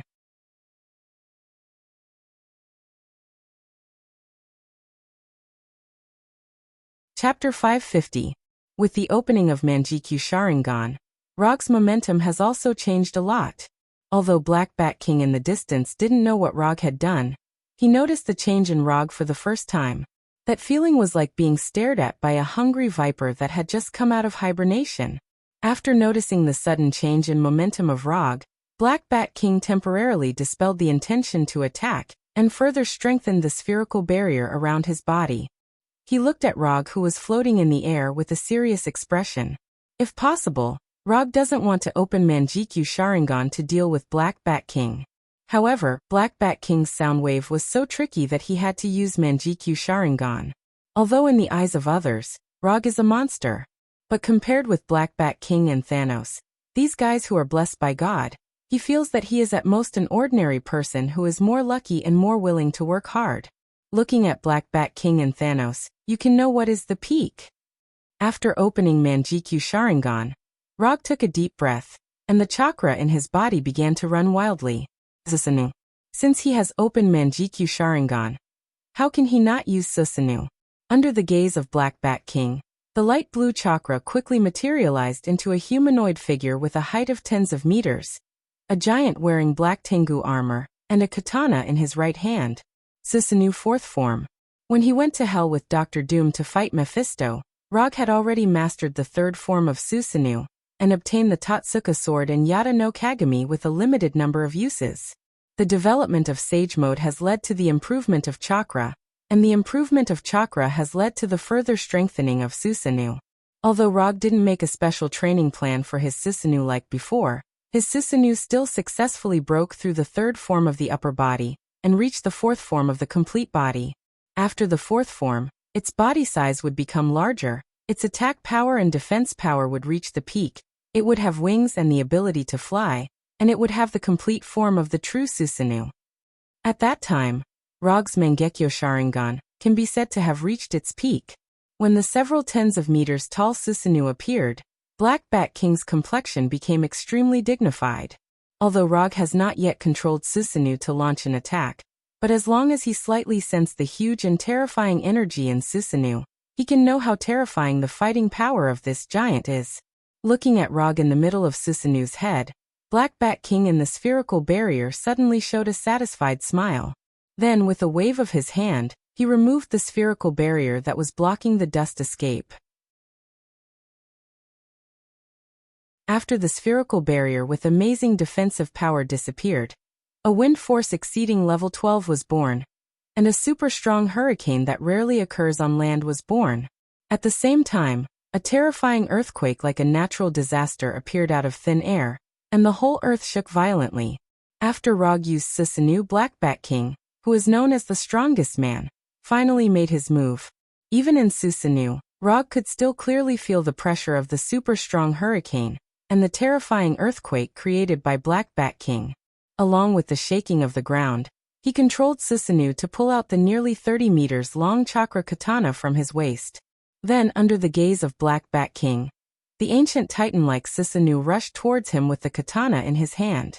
In just a blink of an eye, Susanoo arrived near Black Bat King, and the katana in his hand with the force of thunder fiercely chopped towards Black Bat King floating in the air. Rog's Susanoo showed an amazing speed far beyond its size. But Black Bat King's speed was also not slow. Boom. Just at the moment when Chakra Katana was about to hit Black Bat King, a tornado of tens of meters wide instantly formed and fell from the sky, rushing towards Susanoo like a dragon. The tornado fiercely hit Susanoo's body, making the amazing Susanoo uncontrollably retreat a few steps. Rog's Susanoo had not yet stabilized its body, and the ground under its feet trembled violently and collapsed, revealing a deep hole that seemed to lead straight to hell. Without a foothold on the ground, Susanoo began to fall under the influence of gravity. However, at this time, Rog suddenly cast a ninjutsu. Earth Release, Earthquake Core. Susanoo had just fallen a few meters when a circular earth pillar with a diameter of more than 10 meters sprang out of the empty cave, providing Susanoo with a standing ground. Not only that, with the help of the rapidly rising earth pillar, Susanoo jumped high and arrived in midair. Yasaka no Magatama. After arriving in midair, Rog first controlled Susanoo's empty left hand to throw out 3 Magatama connected together. Then, after casting Yasaka no Magatama, a long-range attack ninjutsu, he used Susanoo's left hand to condense a Rasengan wrapped in lightning. Raiton, Spiral Electromagnetic Gun. Whoosh! Yasaka no Magatama and Spiral Electromagnetic Gun arrived in front of Black Bat King one after the other. Facing the 2 long-range attack ninjutsu that Rog suddenly threw out, Black Bat King was still floating in the same place, and had no intention of leaving. Rumble. Black Bat King didn't evade. He used the electronic energy of sound waves to create 2 powerful energy explosions, directly detonating Yasaka no Magatama and Spiral Electromagnetic Gun, that were flying at high speed. The explosion produced an incomparably dazzling light, as if a dazzling star appeared out of thin air, and the pure white color instantly occupied the sight of Rog and Black Bat King. In addition to this dazzling white light, the shock wave generated by the explosion also directly blew away the super strong hurricane created by Black Bat King, making the roaring hurricane come to an abrupt end. The only thing that didn't change was that the earth was still shaking, and the shaking was even more terrifying. The terrifying explosion came and went as quickly as it came. After only 2 or 3 seconds, the vision caused by the explosion quickly dissipated. However, just as the original color of the world returned, Black Bat King saw the huge chakra in Susanoo's hand. How is this possible? Looking at the chakra that was less than a meter away from him, Black Bat King was shocked and immediately wanted to open his mouth to speak. Black Bat King's idea was beautiful, but Rog wouldn't give him such an opportunity. It wasn't easy to create the current advantage, and Rog wouldn't let Black Bat King continue to release pseudo-sound waves. The chakra katana, which doesn't focus on sharpness, slashed the waist of the Black Bat King and sent him flying like a baseball.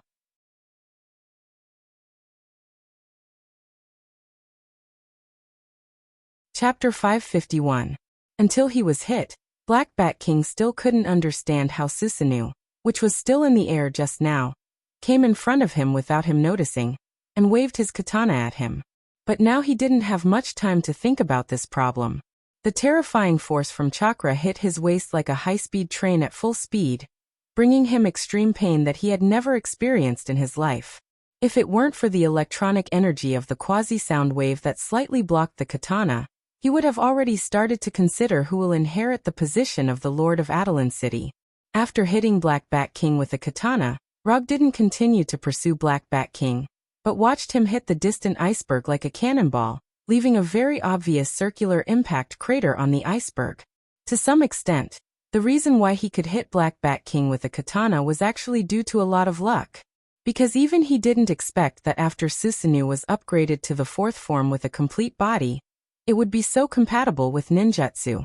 When Susanoo only had the second form of flesh and blood, he tried to use Susanoo to cast some ninjutsu. But because Susanoo only had the upper body at that time, there weren't many ninjutsu that could be cast with Susanoo. However, when Susanoo has the lower body and has a complete meridian system like a ninja, the situation has become very different. In other words, as long as it doesn't involve special ninjutsu such as Kekkei Genkai, he can use Susanoo to cast it. He had already confirmed this when he used Earth Escape, Earthquake Core. After confirming this point, how to make Susanoo quietly arrive in front of the Black Bat King from the air became very simple. Whether it was Yasaka no Magatama or Spiral Electromagnetic Gun, they were just smoke bombs. These two ninjutsu were deliberately used to attract the attention of Black Bat King.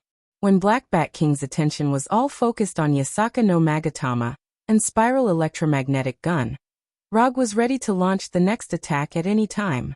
Just as he had expected, the Black Bat King used a sonic energy explosion to detonate the Yasaka no Magatama and the Spiral Electromagnetic Gun. At the moment of the explosion, Rog controlled Susanoo to cast the body flicker technique and used the terrifying momentum generated by the explosion to quietly appear in front of the Black Bat King. This was a very simple tactic, but based on the current situation, this simple tactic was displaying the power it should have. Susanoo's blade not only sent the Black Bat King flying, but also laid the foundation for Rog's victory. Flying Thor. Through the blade just now, Rog successfully left the Flying Thor on the Black Bat King. This was also the reason why he did not continue to pursue the Black Bat King. This was because he no longer had to chase after the Black Bat King. Under Rog's gaze, the Black Bat King, who had crashed into the ice mountain, floated up again.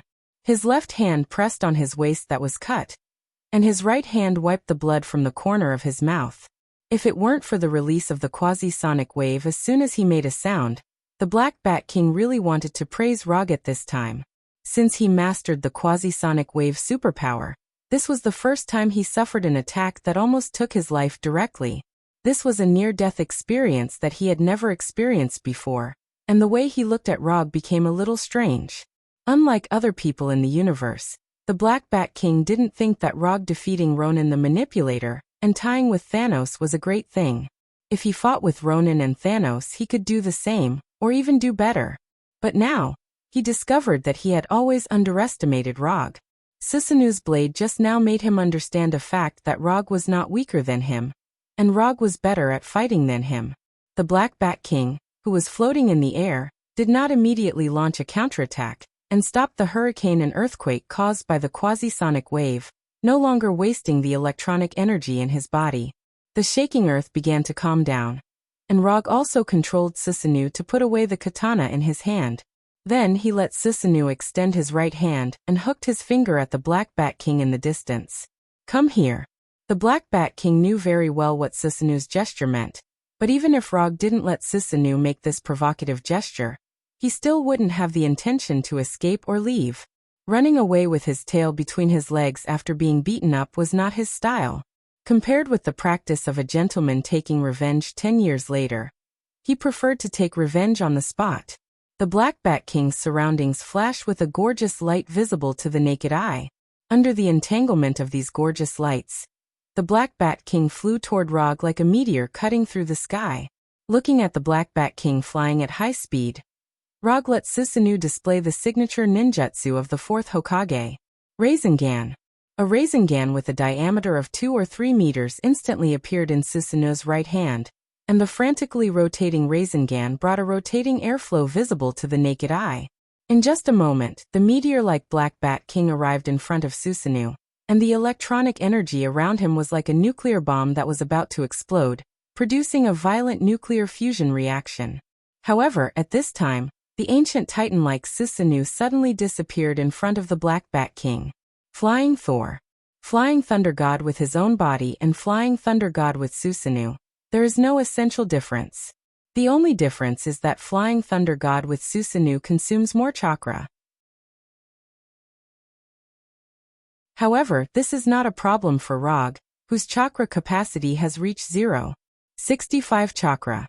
In a flash, Susanu, which should have been in front of the Black Bat King, came behind him.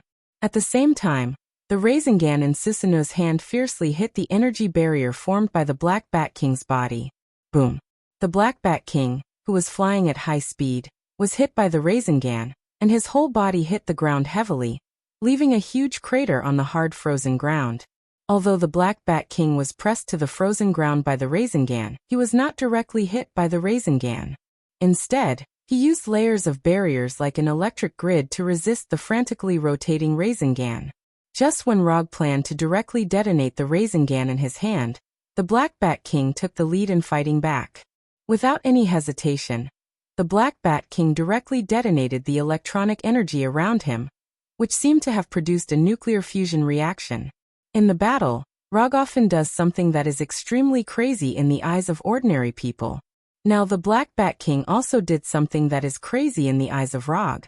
Rumble. A circular beam of light with a diameter of hundreds of meters rose from the sky, like an energy beam fired from a Star Destroyer cannon.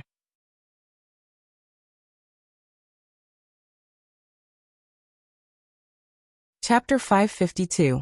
The blood-red energy beam connected the earth and the sky like a giant pillar, directly passing through the atmosphere and reaching outer space.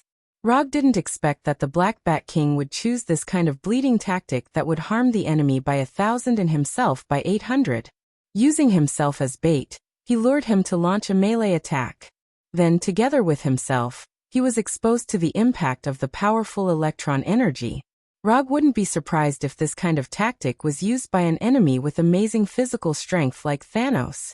But now it was the Black Bat King, whose physical body was not particularly strong, who used this tactic. Under the impact of the terrifying electron energy, the armor on Susanu's body began to shatter inch by inch, and the huge body began to show signs of gradually collapsing. Without the protection of Susanu, Rog really didn't dare to use his own body to resist the counterattack of the Black Bat King, and he would definitely choose to leave the attack range of the energy beam in the first place. But now, he has no intention of leaving at all. Isn't it just an injury for an injury? Rog, who has the sage body, doesn't think that his ability to withstand injuries will be weaker than that of the Black Bat King. More importantly, the Black Bat King, who triggered the energy impact, was now pressed to the ground by Susanu. At the moment when the energy beam erupted, the Rasengan in Susanu's hand was detonated by the impact of the electron energy. But this was not a problem for Rog at all. While using Susanu to resist the electron energy impact, he raised his Susanu, which had begun to crack, and condensed a super jade Rasengan with a diameter of tens of meters. Since you want to play, then I will play with you to the end. With a thought, Susanu's left hand suddenly pressed down, resisting the impact of the electron energy, and pressed the super jade Rasengan on the Black Bat King. In the next second, the super jade Rasengan, which contained a large amount of chakra, shattered. Rumble. The ravaged Antarctic tundra ushered in a devastating blow. The light blue ball of light instantly swallowed the bottom of the energy beam, making the red beam of light that went straight to the sky come to an abrupt end. The explosion of the super jade Rasengan not only interrupted the electron energy impact of the Black Bat King, but also interrupted Rog's Susanoo. Susanoo, which was already showing signs of collapse, officially welcomed the collapse with the explosion of Oda Dama Rasengan.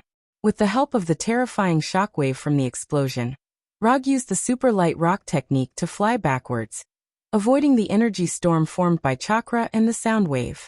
When the red and blue energy storm had completely dissipated, Rog slowly descended from the sky and stepped onto the polar continent that was already covered in scars. When Rog landed on the ground, the Black Bat King, who was hit by the Rasengan and Odama Rasengan, slowly walked out of the huge explosion pit. Holes of various sizes appeared on the Black Bat King's tights, which had two conspicuous white stripes. The small fork-shaped antenna on his head that he had been wearing since he was a child had also disappeared. His black balaclava was also riddled with holes like his tights. Even without looking at Black Bat King's current appearance, Rog could tell that Black Bat King was in a bad state. The strength of the electron energy in his body was less than half of what it was at the beginning, and even the strength of his life signal was much dimmer than before. Compared with the miserable Black Bat King, Rog's current state was obviously much better. Except for the consumption of chakra, there were no injuries on his body, and he still maintained the handsome posture that the fourth Hokage should have. After confirming the current state of Black Bat King with chakra perception, Rog took out the Kusanagi sword and the thunder fan that he didn't have on him. Right on Chidori blade. After adding Chidori blade to the Kusanagi sword in his right hand, he took a deep breath and disappeared in a flash. Flying Thor. Using the Flying Thor, Rog, holding the sword in his right hand and the thunder fan in his left hand, instantly appeared in front of Black Bat King and launched an attack on him. Although Black Bat King didn't wear any weapons, his soundwave ability was the best weapon. Before Rog's Kusanagi sword touched him, his soundwave attack had already created a small energy explosion in front of Rog. After the previous battle, Rog had a rough understanding of Black Bat King's soundwave attack. Apart from those fancy natural disasters and energy barriers, Black Bat King's soundwave attack can be roughly divided into two types.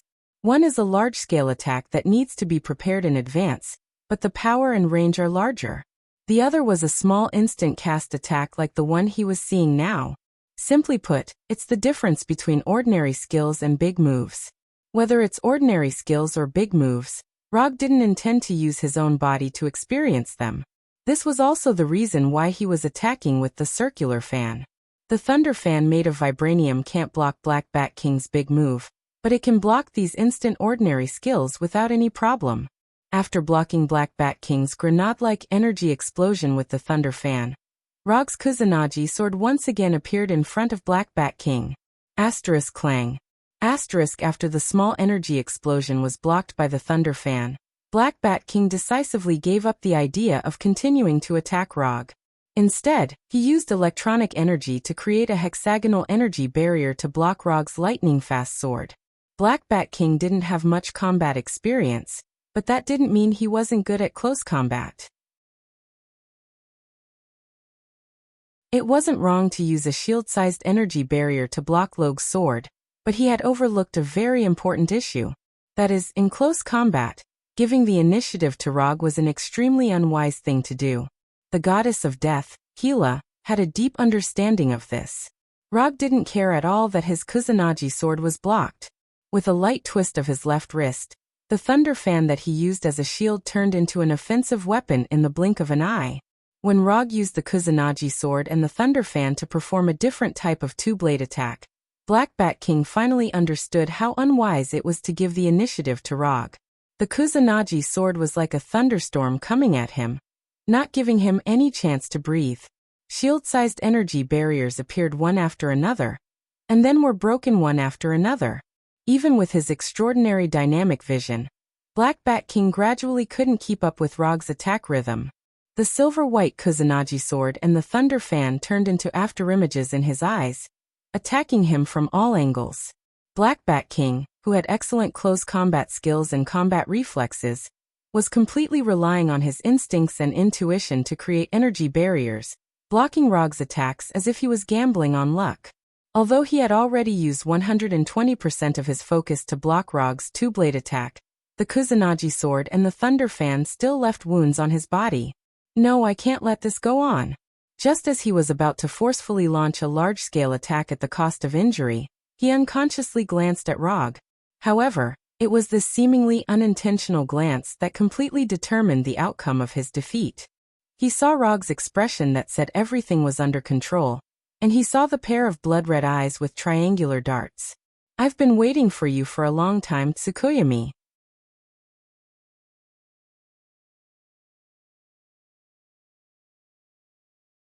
Chapter 553. Once Tsukuyomi was used, the game was over. Ever since he mastered Tsukuyomi, Rog had never encountered an enemy that Tsukuyomi couldn't deal with. Be it enemies like Ronin and Hulk, who leaned toward physical melee combat, or an all-round player like Death Goddess Hela, Tsukuyomi could bring the battle to a smooth end.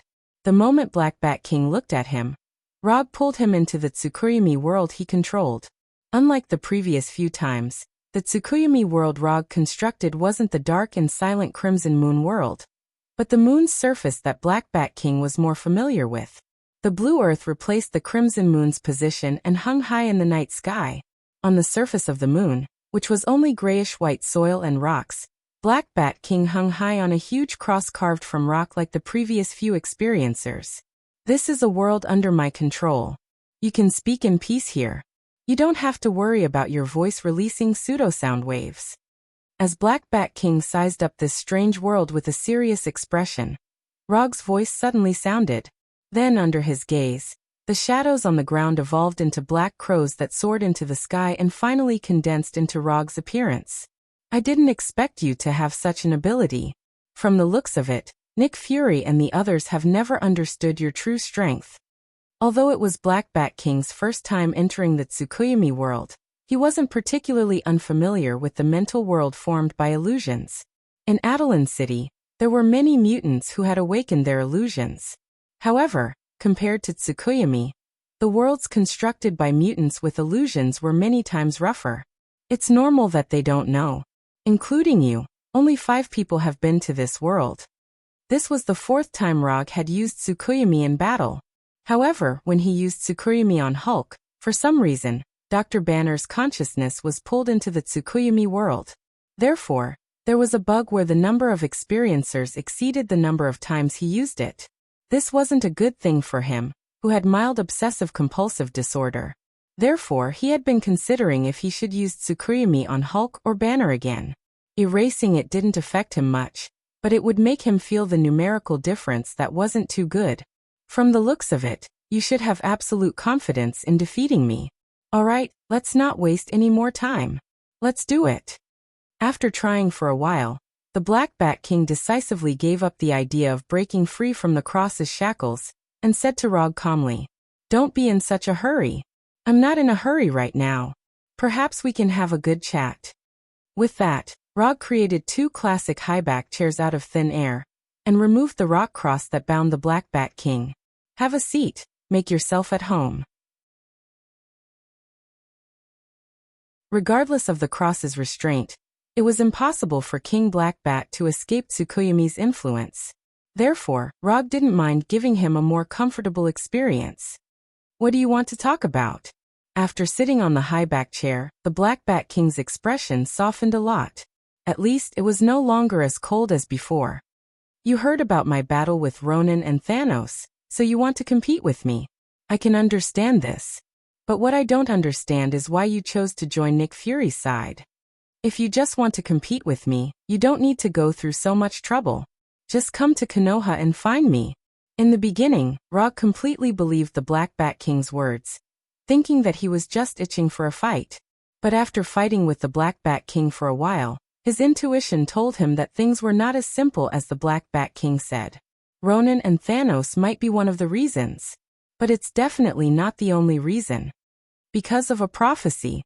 After a few seconds of silence, the Black Bat King said slowly, "Prophecy? Don't tell me that it's a prophecy about me destroying the world. Before becoming the disciple of Ancient One, Rog didn't believe in any prophecies. In his opinion, the so-called prophecies were nothing more than lies that those ignorant and incompetent charlatans used to fool others. However, after officially stepping into the magic domain, his view of prophecies has changed significantly. An accurate prophecy is a real existence, a high-level power that involves the power of time and fate. To give a very simple example, the prophecy made by Ancient One is likely to come true at some point in the future. It is indeed a prophecy about the destruction of the world, but the person who destroyed the world in the prophecy is not you, but an inhuman.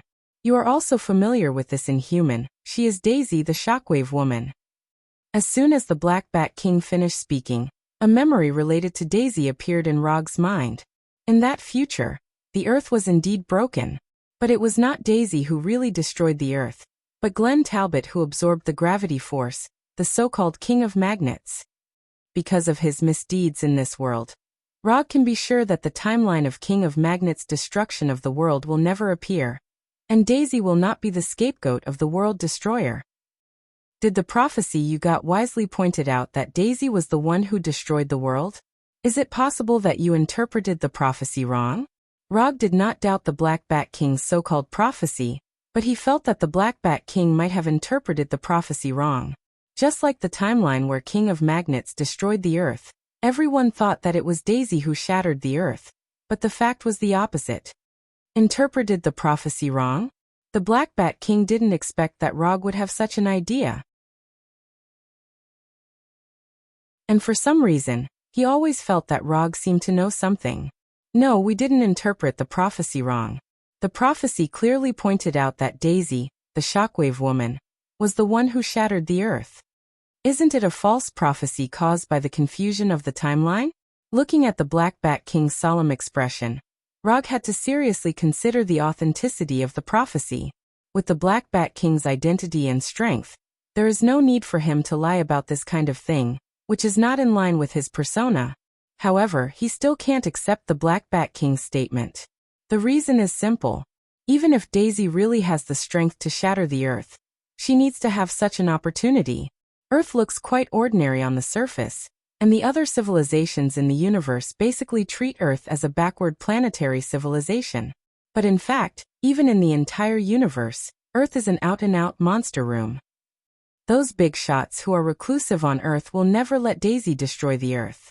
This has nothing to do with these reclusive big shots not maintaining world peace. It's purely because these big shots can't let others destroy their secluded home.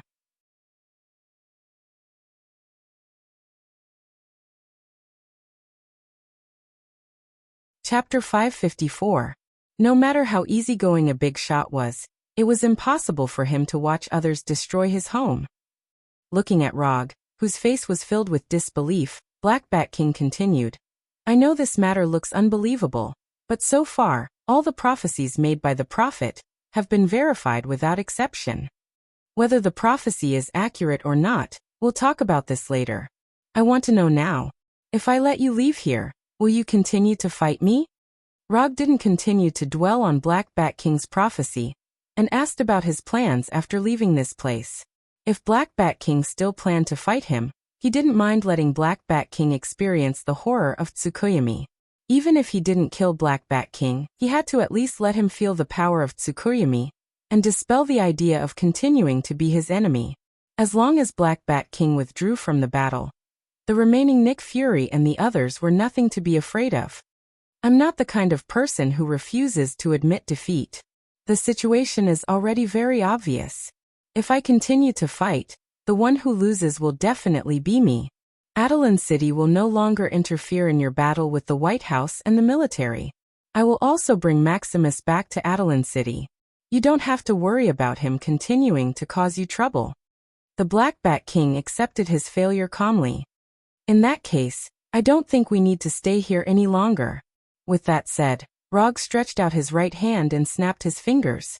The Tsukuyomi world, which had specially changed the environment for Black Bat King, quickly shattered like glass and finally dissipated completely.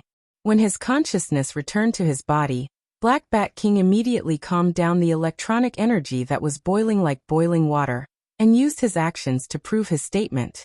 While Black Bat King calmed down the electronic energy, Rog also put away the Kusanagi no Tsurugi sword and the rumbling thunder fan in his hand, and threw them back into the psychic scroll. Then, he stretched out his right hand to Black Bat King and said with a smile, "Let me introduce myself again. My name is Rog and I'm a ninja." Adelan City, Blackguard Bot. Black Bat King shook hands with Rog and introduced himself solemnly. Washington, D.C., Konoha Intelligence Agency Headquarters. When Rog used portal magic to bring Konoha's army from Tatooine, Nick Fury finally understood what it was like for those enemies to face S.H.I.E.L.D. agents whose equipment and force were in a completely different dimension. The 4 universe-level warships led by the Golden Jack occupied all the airspace without any suspense. When the 4 battleships appeared, the bombardment of cannon fire immediately let Nick Fury and the others see what a high-level battle in the universe was like. In just one round of artillery fire, Nick Fury's side lost a third of their men. And the following special forces and werewolves made them feel the insurmountable gap between them and Konoha. There was no need to mention the special forces that looked like steel soldiers in individual power armors. After all, Konoha's special forces were very good at fighting. Nick Fury and the military knew this for a long time. But they didn't expect that there would be a legendary werewolf in Konoha. Looking at the werewolves who had transformed into humanoid giant wolves, they suddenly had a strange feeling that the legend had suddenly become a reality. If these werewolves had exceeded their imagination, then those desperate werewolves who had been transformed by extremists and had lava-like cracks on their bodies made them experience what it meant to be a natural enemy. Konoha didn't dispatch many combatants, even with core members such as Punishers. It only had a little over 500. However, it was precisely these 500 people who had beaten Nick Fury and the others until they were unable to catch their breath. Judging from the number of people, Nick Fury, who represented the White House and the military, had an absolute advantage. But the result reflected on the battlefield was just the opposite. The Death Soldiers, unit that Nick Fury had high hopes for, was defeated by Konoha's special forces. The Winter Soldiers unit, which had been specially strengthened like Buggy, was also no match for Konoha's new Fire Wolf pack. Even Rogers, War Machine Colonel Rhodes, and the rest of the American team were forced to retreat. If it weren't for the fact that they all had decent equipment, they would have lined up to go to hell like those ordinary soldiers. In this one-sided battlefield, the one who fought the best was Medusa, the wife of the Black Bat King, and Tetanus.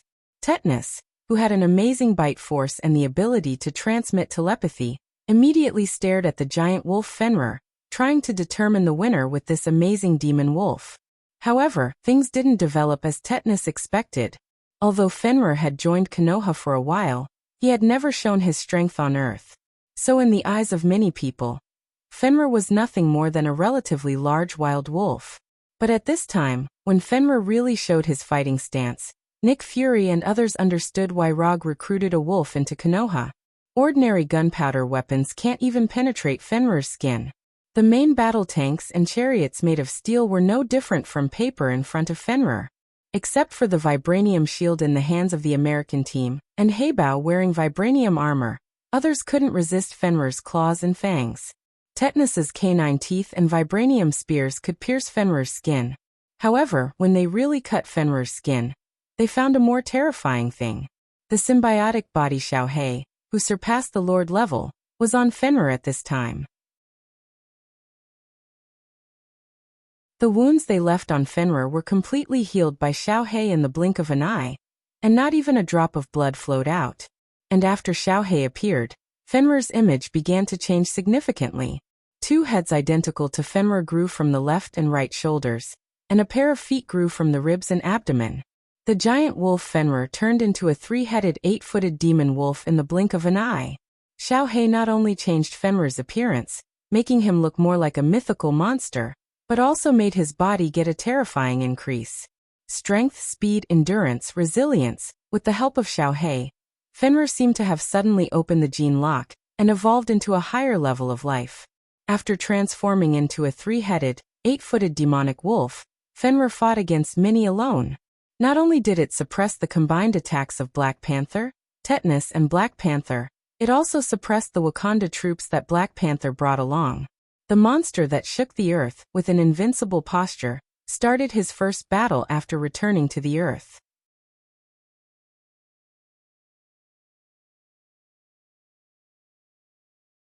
Chapter 555.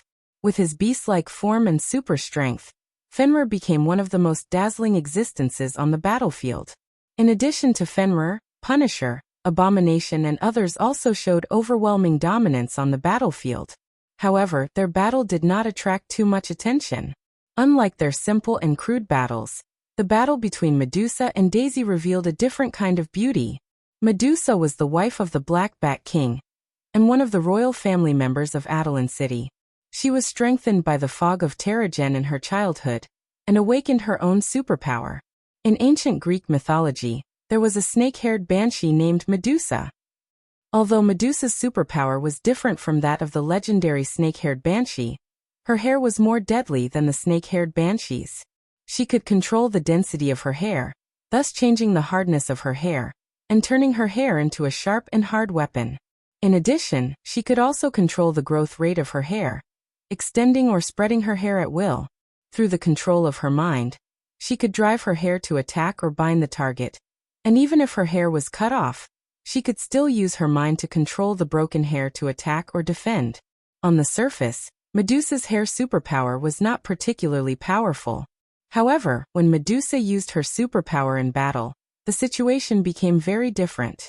Daisy, who had the shockwave ability and superb melee skills, not only did she not have any advantage in a one-on-one battle with Medusa, but she was constantly forced into danger by Medusa. By changing the density of her hair and regularly fluctuating her extraordinary hair, Medusa seemed to have a shield that could change its size and direction at will, perfectly neutralizing the various shockwaves sent out by Daisy. Under her control, her hair showed the ability of a symbiotic body, transforming into a variety of cold weapons, constantly attacking Daisy. If it weren't for Daisy's melee fighting ability, she wouldn't have been able to resist Medusa's storm-like hair attack. When she just fell into a disadvantage, Quicksilver, Venom, and others tried to come up to help her. But he didn't know what Medusa said to Daisy, but Daisy refused the help of Quicksilver and others, and insisted on a fair one-on-one battle. Although Quicksilver and others didn't understand Daisy's decision, they finally respected Daisy's decision, and no longer intervened in the battle between the two of them. Aren't you going to help her? She can't hold on much longer. On the roof of an inconspicuous building, Black Bat King spoke to Rog through telepathy. Don't underestimate Daisy. She's one of the few people who have received my personal guidance. A few minutes ago, Rog and Black Bat returned to the vicinity of Konoha's headquarters. However, after returning, they did not intervene in the battle. Instead, they played the role of spectators. Is that so? However, I don't think that she will be a match for Medusa. The more injuries she suffers, the worse her condition will become. Defeat is only a matter of time. Black Bat King knew his wife Medusa's strength very well. Although Medusa is now suppressing Daisy, he can be 100% sure that the current Medusa has not exerted her full strength at all. If Medusa really attacked with all her strength, Daisy's body would not be left with a slight cut, but a serious injury of missing arms and legs. Let's wait and see. I believe in my own eyes. Time passed little by little, and the battle on the field began to come to an end. In front of Konoha's army, the official troops led by Nick Fury had no chance to turn the tables. The Death Soldiers and Winter Soldiers, troops carefully built with Hydra technology, were completely suppressed by Konoha's special forces and werewolves. Even Winter Soldier Buggy and Colonel Road, the War Machine, and others were also beaten without any power to fight back. In terms of melee, Konoha's werewolves and desperate werewolves are a natural melee race. The melee skills and awareness that human warriors need to go through countless training are innate for these werewolves. In terms of equipment, the Special Forces are equipped with the Star's 4 individual power armor, which is the top armor developed by Xander for the new Star Corps. Except for the small number of people, Konoha's troops can be said to have crushed the official troops led by Nick Fury in all aspects. If Konoha still loses under such circumstances, Rog will personally disband Konoha's troops and save them from continuing to disgrace themselves. It didn't take long for the official troops led by Nick Fury to usher in the final defeat. Except for the 3 members of the American team who were still tenaciously resisting Fenrir and Blackie, only the battle between Medusa and Daisy has not been decided yet. The Wakanda troops brought by the Black Panther only lasted for a short few minutes in front of Fenrir, who had transformed into a 3-headed, 8-footed magic wolf, before all of them went to report to the Black Panther god they believed in, Bast. Although the American team with the vibranium shield and Panther with the vibranium armor avoided the end of death on the spot, they also deeply felt the horror of the demon wolf. As for the tetanus, his current state is much better than that of the American team and Panther. With the ability of teleportation, he can easily avoid Fenrir's fangs and claws. However, he who is far less large than Fenrir also faced a very awkward problem. He can't touch Fenrir's vital parts. In front of Fenrir, the 1-meter-high tetanus was like a 3-year-old child facing an adult. He was helpless against Fenrir, who was far larger than him. Jump up and hit others' knees. Tetanus was now facing such a hilarious situation, which was akin to an internet joke. Rog did not pay too much attention to the battle on Fenrir's side. Instead, he focused on the battle between Medusa and Daisy. Although it was somewhat inappropriate, Medusa, who controlled the wine-red hair to fight, had a seductive charm unique to mature women. Against the backdrop of her dancing wine-red hair, Medusa was like a banshee in the legends, dancing a dance that was pleasing to the eye yet deadly and dangerous. Compared with Medusa, who seemed to be completely mature, Daisy, who was only in her 20s, appeared to be a lot more immature. This immaturity was not only shown in the feminine charm she exuded, but also in the aspect of combat experience. The more Rog observed the battle between Medusa and Daisy, the more he felt that the prophecy Black Bat King got was wrong. The current Daisy doesn't look like she has the ability to destroy the world. Compared with Daisy destroying the world, Rog believed that Walter, who was standing with Quicksilver, destroyed the world.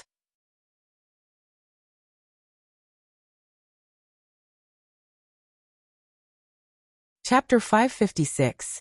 In terms of potential and danger level, Scarlet Witch Walter was much more dangerous than Daisy. If she used her chaos magic to the limit when she had a mental breakdown, then the end of the world would be just a matter of a word from her.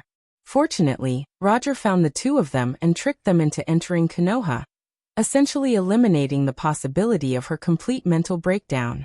Quicksilver Pietro was still alive and well. As for her emotional line that could have appeared on Genjutsu, it didn't even have a chance to appear before Rog eliminated it. In this case, the possibility of Walter having a mental breakdown was infinitely close to 0. After taking a look at Pietro and Walter, Rog re-observed the battle between Medusa and Daisy. Similar to the one-sided battle on Fenrir's side, the battle between Medusa and Daisy also showed signs of one-sided. However, the one who had the advantage now was not Daisy, but Medusa, who was very calm from the beginning to the end. Just looking at the awakened superpower, Medusa was no match for Daisy. But Medusa used practical actions to prove that there was no weak superpower, only weak users. The long burgundy hair that seemed to have a life of its own hit Daisy's body like a sharp blade or a long whip, cutting holes of various sizes on Daisy's close-fitting black combat suit.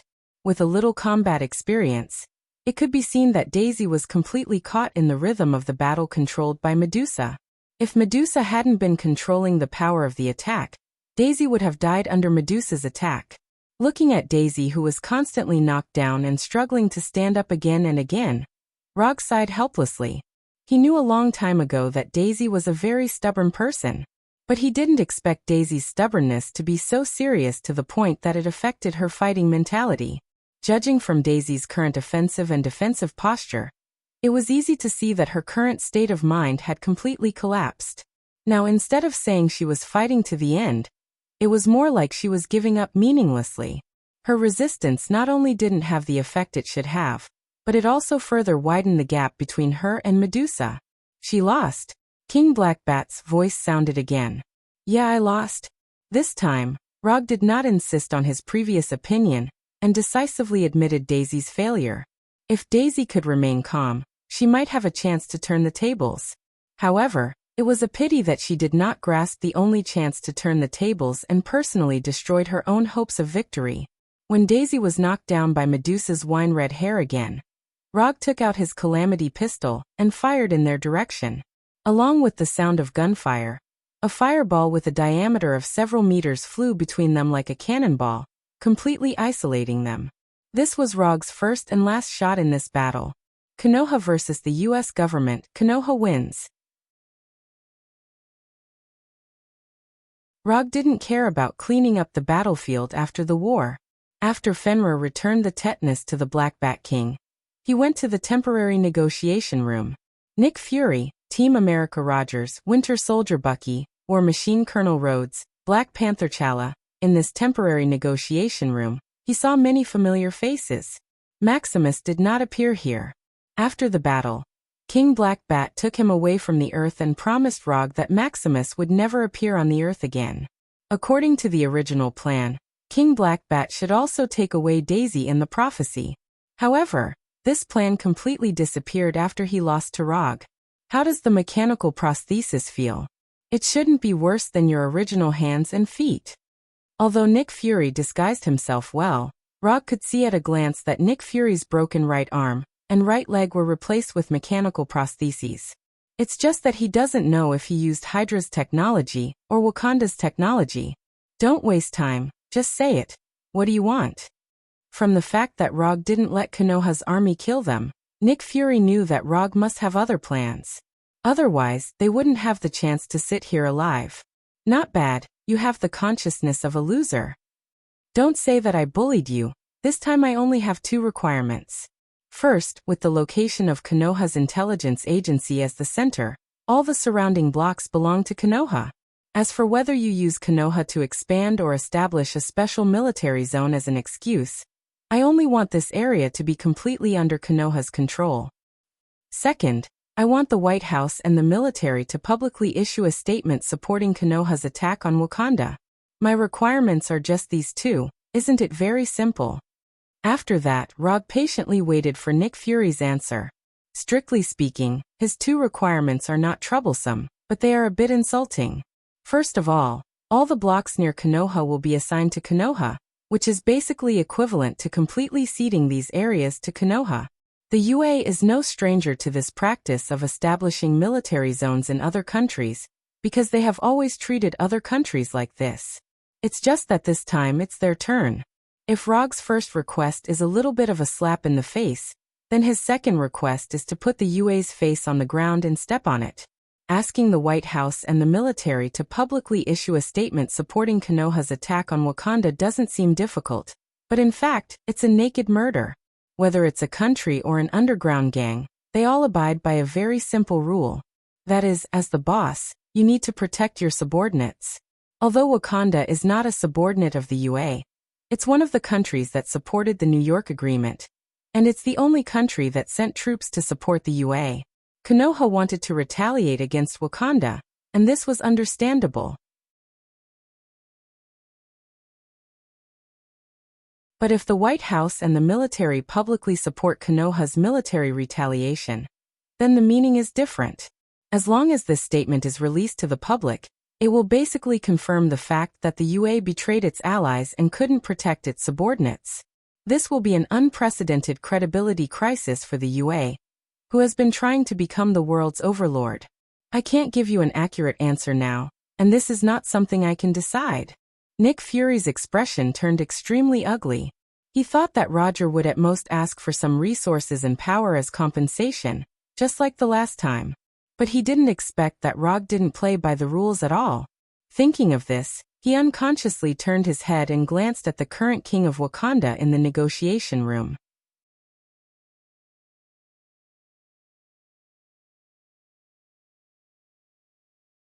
Chapter 557. Konoha is going to attack Wakanda. Regarding Rog's decision, Black Leopard T'Challa wasn't surprised. When he left Wakanda with Wakanda's royal guards, he had considered this possibility. However, he didn't expect that Rog would actually ask the White House and the military to make a public statement. If you want revenge, then come at me. Wakanda is not afraid of any enemy. After leaving these harsh words, Chala picked up the black leopard helmet on the table and left the temporary negotiation room without looking back. On the surface, leaving after leaving these harsh words was a very unwise behavior. However, he wasn't worried that Rog would attack him at this time. Since Rog proposed to attack Wakanda in front of him, it means that he is safe for the time being. Regarding Chala's harsh words and his departure, Rog didn't say anything, ignoring his existence with the most indifferent attitude. When the atmosphere in the negotiation room began to become a little oppressive, he spoke again. "Go and report to the master behind you. You don't need to talk to me about the next thing. Ross will represent Konoha to discuss the details with you." With that, he cast quantum teleportation from his seat and disappeared in an instant, enveloped by a brilliant aurora-like light. Letting Ross represent Konoha in the negotiation was something he decided early on. Although he doesn't put the power of the government and the military in his eyes, this doesn't mean that he will completely ignore them. In some cases, the power of the White House and the military is still very useful. And he also intends to take advantage of this opportunity to insert a nail into the White House and the military. Ross, who once served as the Secretary of State and Air Force Vice Admiral, is a very suitable candidate. He has already convinced Ross before, promising him that Konoha will fully support him to return to the political arena after the victory. As a price, Ross will also completely become the spokesperson of Konoha in the official system, using the power in his hands to escort Konoha. Normally, Ross, who has a military background, is unlikely to agree to Rog's request. However, after experiencing 2 ups and downs in his life, Ross is no longer the pure military man he used to be. For some things, if you never had them, then you wouldn't be too obsessed with them. However, once you have it, you will never be able to accept the feeling of losing it. It was the same for everything from power and money to gaming rankings. A person who had once held supreme power would not tolerate the sudden loss of all his power. A person who had once ascended to the king rank would not allow himself to fall to the gold rank. Rog gave Ross the opportunity to regain power, but the price was that Ross became Konoha's puppet. After using quantum transmission to return to his office in Konoha's building, Rog picked up the phone and called Dr. Doom, who was far away on the other side of the earth. "I've taken care of everything on my side. How's your god-slaying plan going?" Konoha's attack on Wakanda wasn't just a military retaliation against Black Panther T'Challa. In addition to letting other countries know that there is a price to pay for being enemies with Konoha, Rog also intends to let Konoha receive Wakanda's vibranium resources. Of course, he also doesn't intend to let go of Black Panther god Batet, who has been sheltering the Wakanda royal family. In order to avoid his and Doom's god-slaying plan causing displeasure to Ancient One, Rog explained his plan to Ancient One from the beginning. "Just pay attention to propriety." This was Ancient One's reply after knowing that he was going to attack Black Panther god Batet. Ancient One's acquiescence also made him determined to attack Black Panther god Batet. "We still need to wait. Although Batet is just a primitive animal god, it is a higher-level life form anyway. It will not be easy to deal with it." Doom knew about the existence of Wakanda a long time ago, and he also knew that there was a Black Panther god in Wakanda who had lived for many years.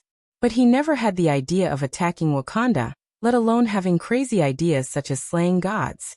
The reason is simple. Ladovinia, which he rules, is too far away from Wakanda, where the Black Panther god is located. There is not even the simplest communication between the two countries, let alone conflict. However, when Rog took the initiative to find him and proposed the crazy god-slaying plan, and promised to share the profits after the god-slaying plan and send a part of the vibranium to Ladovinia, he began to feel tempted. He doesn't need to intervene in Konoha's war against Wakanda. All he has to do is to cooperate with Rog to deal with Black Panther god Batet. Small effort, big return, and the risk is not very high.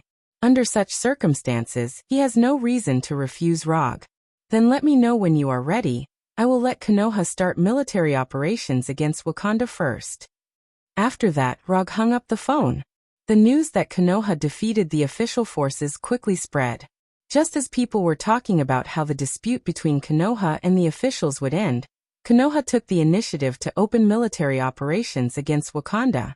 At first, people didn't quite understand why Konoha would declare war on a backward agricultural country like Wakanda.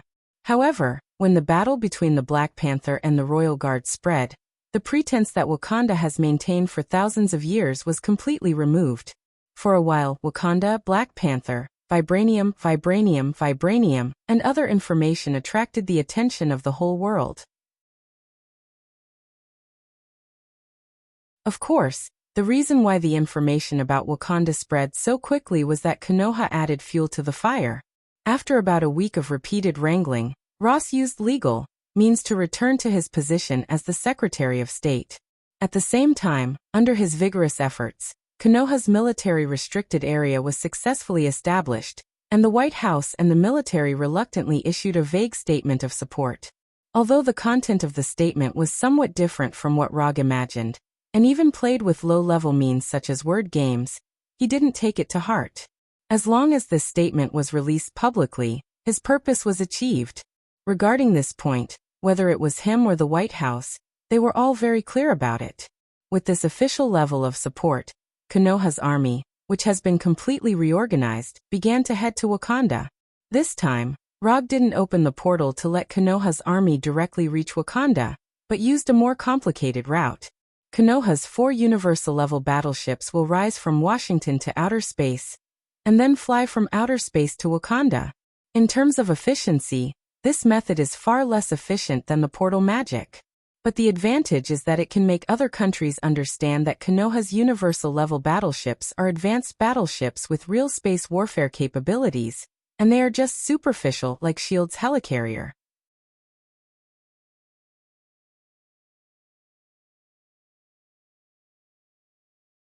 Chapter 558.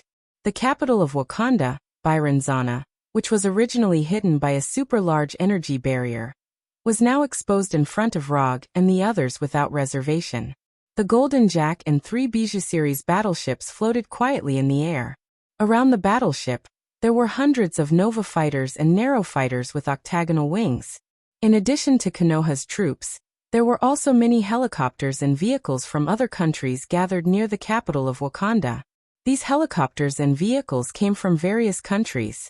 There were military ones as well as civilian ones. There were soldiers representing a country, and there were also reporters who came here for live broadcast. After Konoha officially declared war on Wakanda, and deliberately leaked information about Wakanda, Wakanda's borders became completely non-existent. Wakanda also knew that with their military strength alone, there was no way to maintain the integrity of the country's borders. Therefore, the current king of Wakanda, Black Panther T'Challa, decisively gave up the maintenance of the border and recalled all the people of Wakanda to the capital, Byronzana. Sir, the energy nature and strength of Wakanda's energy barrier have been analyzed. It can't withstand the continuous bombardment of the battleship's main cannon. In the main control room of the Golden Jack, Sharon Carter handed the transparent tablet in his hand to Rog and said respectfully, "First, let the Special Forces and the Wolf Pack troops gather on the ground. Nova fighters and Narrow fighters clear the nearby airspace and drive away the guys who are watching the show." For other countries, Wakanda's super-large energy barrier is a very troublesome existence. But for Konoha, whose war technology is comparable to the Kree Empire and Xander, it is not difficult to solve this barrier. Even if the technology is not advanced enough, as long as they are willing to sacrifice their troops, they can forcibly break through Wakanda's energy barrier. The vanguard of Thanos' Tyrant can forcibly break through the barrier regardless of injuries. Rog's Special Forces and the werewolves can of course do the same. However, he has no intention of using this crude tactic at all. The reason is simple: his men are much more precious than Thanos' Tyrant's vanguard. After all, Konoha only has more than 500 combatants. He can't use the lives of small soldiers to consume the energy barrier.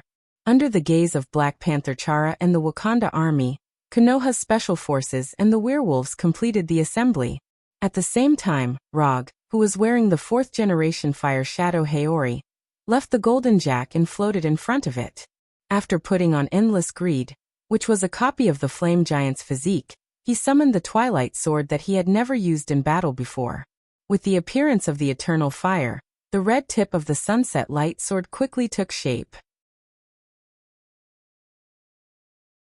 It instantly transformed from an illusory flame into a real magic sword. At this time, the twilight sword summoned by Rog was only a meter long. However, just when everyone thought that he was going to use the twilight sword to attack Wakanda's energy barrier, he pointed the tip of the twilight sword at the sky. Then boundless eternal fire gushed out from the tip of the sword and shot into the sky like a pillar of energy. When the eternity fire rose to a height of several hundred meters, he stopped and stared at Black Panther and the others within the energy barrier. As a magical weapon, the twilight sword had no fixed size. As long as there was enough energy, it wouldn't be a problem to make the twilight sword as big as Mount Everest. When the twilight sword in Rog's hand grew from more than a meter long to several hundred meters long, Black Panther Chara's heart surged with uneasiness. The energy barrier in front of them was Wakanda's most important line of defense. Once the energy barrier was broken, Wakanda's capital, Burning Zana, would be an undefended city. As the king of Wakanda, Black Panther was very clear about the defensive ability of the energy barrier. But at this time, he suddenly had the idea that the energy barrier couldn't stop Rog's sword. No, he couldn't do it. The energy barrier was connected to the vibrating metal energy center. He couldn't have the power to destroy the energy barrier with a sword.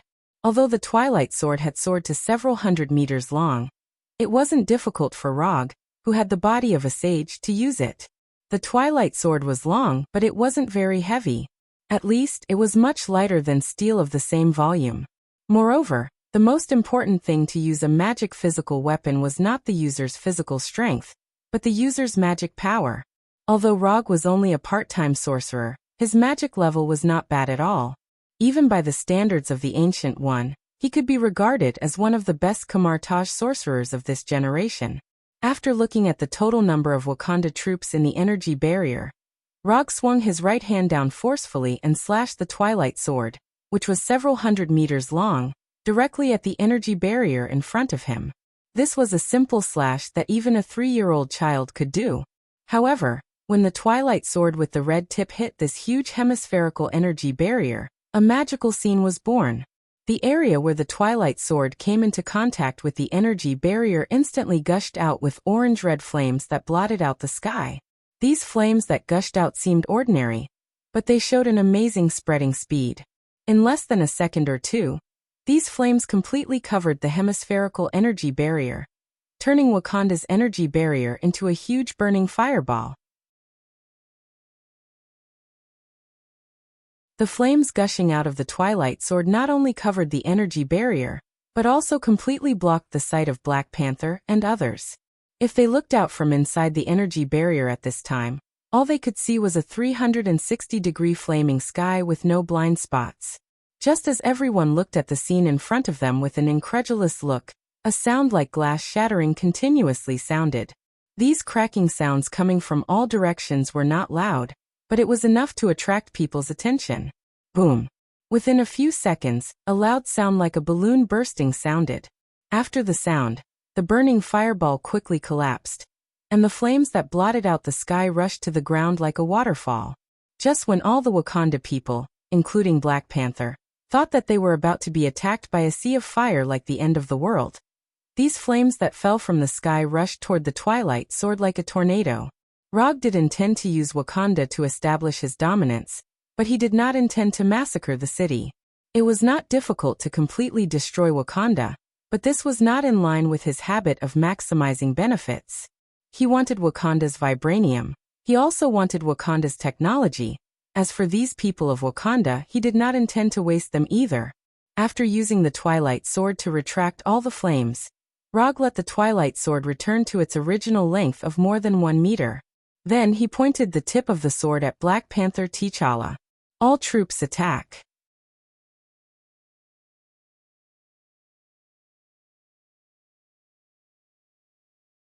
Chapter 559.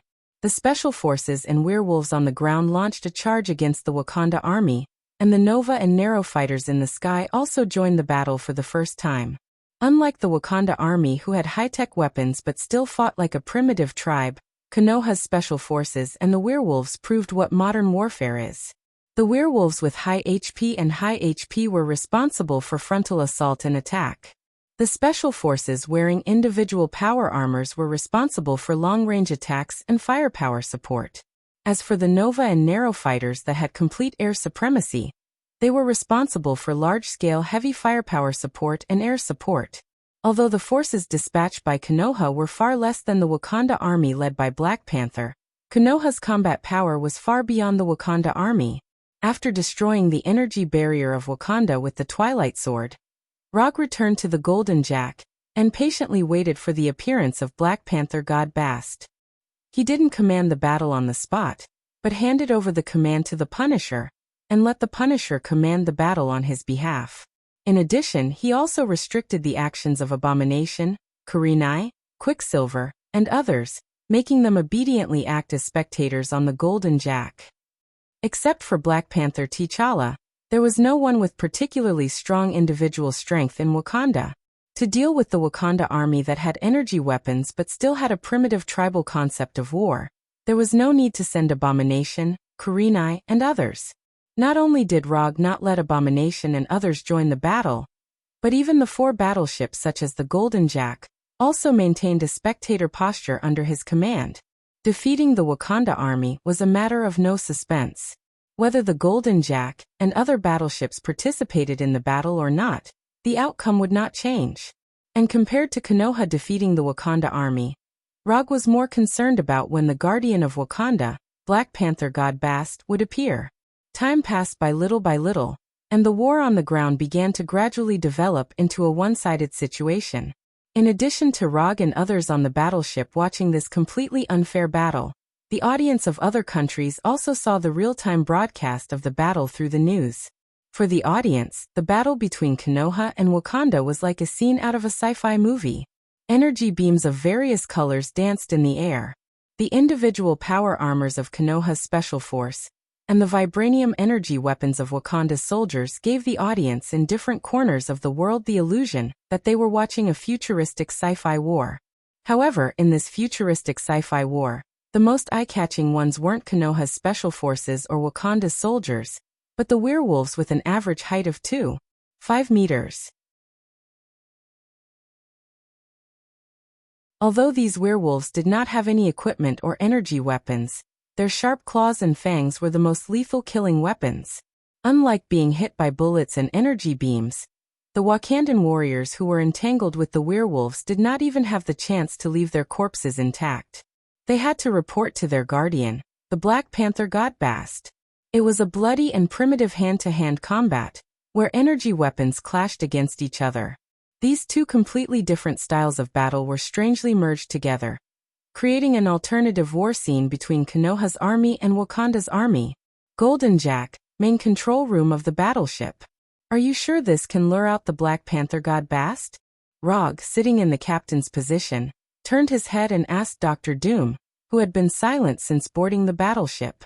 Don't doubt my research results. As long as your troops can maintain this stable killing efficiency, the Black Panther God Bast will definitely appear. Doom's voice sounded slowly, and he answered confidently. I hope so. Rog didn't doubt Doom's research results, but he instinctively felt that things wouldn't be so simple. If it was so easy to lure out the Black Panther God Bast, then Bast's thinking was a bit too simple. As long as one had a normal IQ, it was easy to see that Konoha deliberately restrained some of its power. Konoha's method of preserving its strength usually only had 2 situations. The first was that Konoha didn't put Wakanda in its eyes at all, so it didn't want to go all out. The other was that Konoha had other plans, so it preserved some of its strength just in case.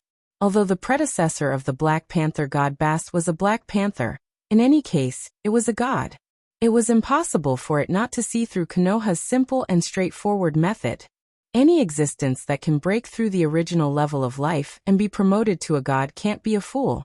So Rog always felt that things wouldn't be so simple. Just when Rog was considering whether to let the Punishers increase the attack power and let more Wakanda soldiers go to the Black Panther God Bast's divine kingdom, the originally endless blue sky quickly dimmed. Glancing at the sky that seemed to turn from day to night in an instant, a satisfied smile appeared on Rog's face. The Black Panther God Bast really appeared. Order the troops to withdraw. All troops retreat 10 kilometers. After letting Sharon Carter inform the Punishers who were commanding the battle on the ground, Rog stood up from the captain's position and opened the portal connecting to Konoha's headquarters. With the opening of the portal, Fenrir, who was in Konoha's headquarters, curiously stretched his head and looked at Rog with a confused face. Black, transform into the form of the Northern Cold Sword. We are going to kill a god. As soon as Rog finished speaking, Black emerged from Fenrir's head and transformed into the Northern Cold Sword without saying a word. Black was a symbiotic living weapon he created based on the legendary Black Death Sword. Although Black didn't become as powerful as the Black Death Sword, at this time, Black was the most suitable weapon to kill a god. After all, his ancestor Black Death Sword had a glorious record of killing Kagami.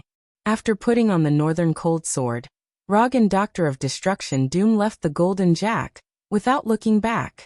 Although the soldiers and reporters of other countries didn't know why Konoha's troops suddenly began to withdraw, their intuition told them that it was a wise decision to retreat with Konoha's troops. It didn't take long for Konoha's troops to withdraw 10 kilometers away in accordance with Rog's request. At the same time as Konoha's troops withdrew, Wakanda's army, which had more than half of its casualties, also began to withdraw quickly without the slightest hesitation. Others may not know what this sudden change in the weather means, but as the king of Wakanda, Black Panther T'Challa was very clear about what was happening now. The reason why Black Panther T'Challa dared to say in front of Rog that Wakanda was not afraid of any enemy was not because Wakanda had vibranium technology that far exceeded the technological level of Earth, but because they had a great god who always protected them. As long as Black Panther God Bass was there, Wakanda would not be afraid of any enemy. No one can withstand the anger of a god. Not in the past, not now, and not in the future. From a secular point of view, there was no problem with Black Panther T'Challa's idea. It's just that he ignored a very serious problem. Gods were also divided into strong and weak, and there was also the risk of death and fall.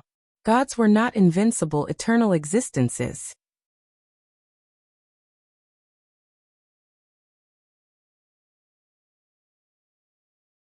Chapter 560. What is a god? In fact, a god is also a human, but a god can do what a human can't do, so they became a god. Rog, who was floating in the air side by side with Dr. Doom, looked up at the dark sky, and a line he had seen in a movie unconsciously appeared in his mind. After getting the godhood of the Black Panther god Batet, what are you going to do with it? Become a god yourself after digesting the godhood? When the Black Panther god Batet appeared, Rog turned his head and asked the silent Dr. Doom, "What about you? What are you going to do with it? You don't look like the kind of person who wants to become a god?" Dr. Doom glanced at Rog and asked rhetorically, "Actually, I really want to become a god, but the god I want to become is not like the Black Panther god Batet." Rog didn't lie, he really wants to become a god.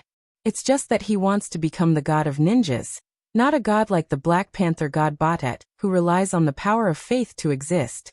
Compared with the power of faith that requires a large number of believers, he believes more in his own power that will not change because of the will of others. Becoming a god is not as beautiful as you believe. A life without humanity is meaningless.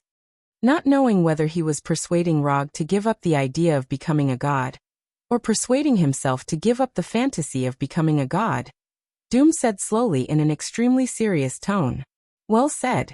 In terms of humanity and life, Rog agreed with Doom's statement and nodded silently.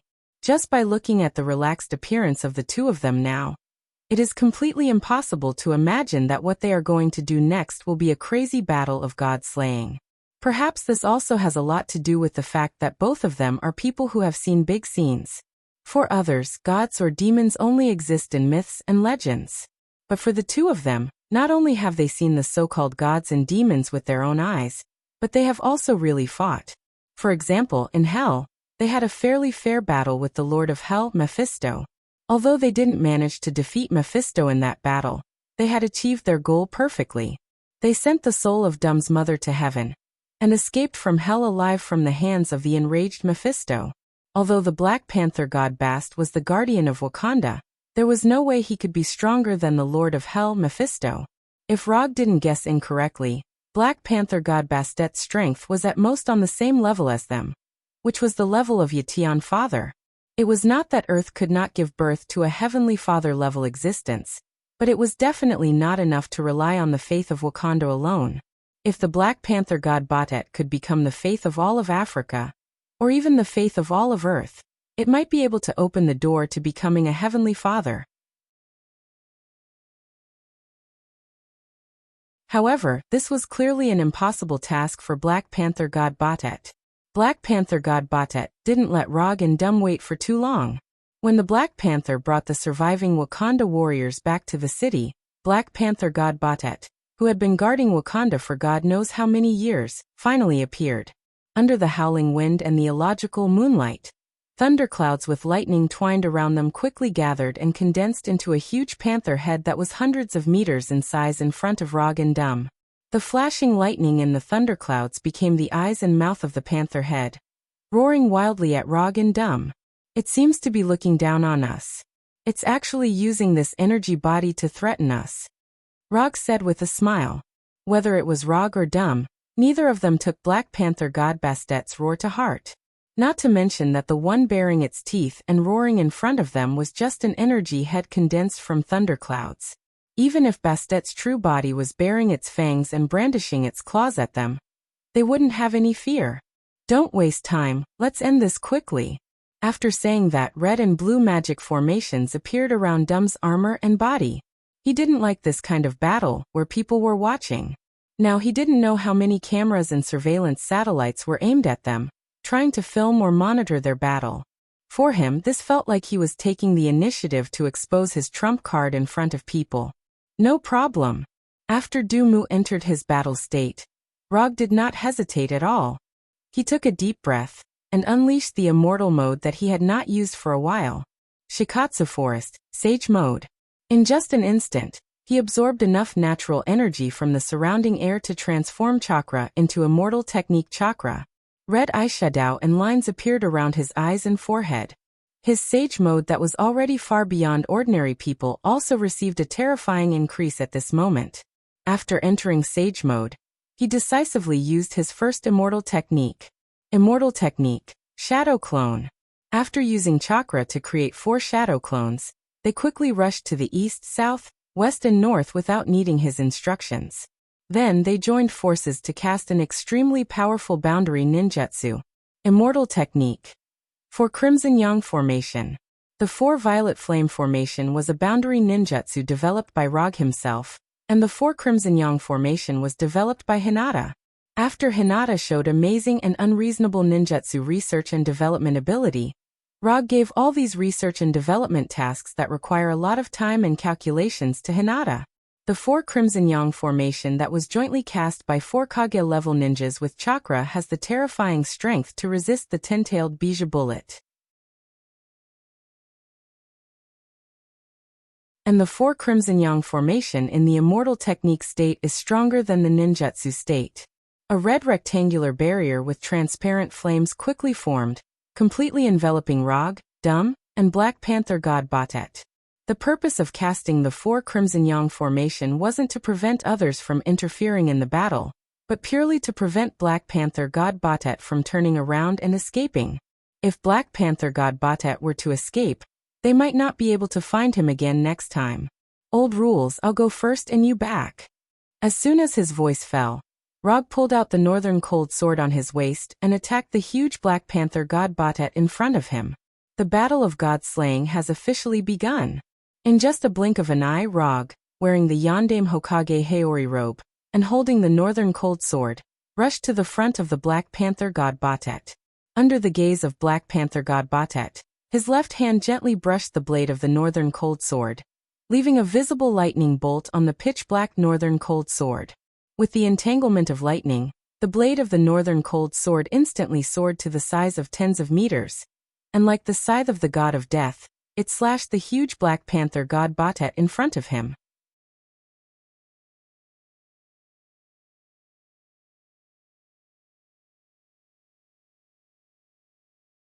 Chapter 561. There was no suspense. Rog's Northern Cold Blade went straight into the head of the Black Panther formed by the thunderclouds. The moment the northern cold blade went into the head, the silver-white lightning on the blade shone brightly like a meteor cutting through the night sky. It went from the forehead of the Black Panther to its mouth. The northern cold blade, which was dozens of meters long, was far smaller than the Black Panther head formed by the thunderclouds. However, in terms of sharpness and sturdiness, the northern cold blade was far superior to the Black Panther head. Even if the thunderclouds had the divine power of Black Panther god Batet, it was impossible to make the thunderclouds as hard as steel. Moreover, even if it was real steel, the northern cold blade could still cut it in half like a hot knife through butter.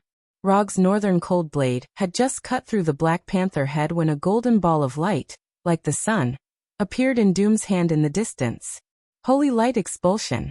Just as the enormous Black Panther head was about to swallow Rog, Dr. Destruction shot out the basketball-sized golden ball of light in his hand like a cannonball. In front of this golden ball of light, which was filled with dense holy power, distance seemed to have lost its meaning. In just an instant, the golden ball of light arrived in front of the Black Panther head. Then, like the sun, it exploded with a blinding light that covered the entire night sky. Sizzle! Under the baptism of the holy power, the Black Panther head, which was hundreds of meters long, melted quickly like snow under the hot sun. Although the golden ball of light that Doom shot out exploded near Rog, it was different from Black Panther god Batet, who relied on the power of faith to become a god. He did not suffer much damage.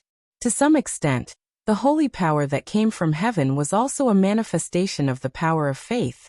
However, compared to the pure power of faith, heaven's holy power was the power of faith that had been modified by the Creator. It was a power of faith that could be used by more people. The reason why Doom chose to use holy power to attack Black Panther god Batet at this time was because the holy power that came from heaven had an extremely overbearing attribute. In heaven's belief system, any belief that did not come from the Creator was an evil god's belief. In other words, in heaven's judgment, evil gods were more evil than hell's demons. The wars between the churches in the Middle Ages were a clear example. Therefore, when he decided to carry out this crazy god-slaying plan with Rog, Doom had already thought about how to use his divine power to fight against the Black Panther god Batet. Just as he had expected, when he used the divine power that originated from heaven to attack the Black Panther god Batet, the divine power displayed its tyrannical nature when attacking evil gods or demons.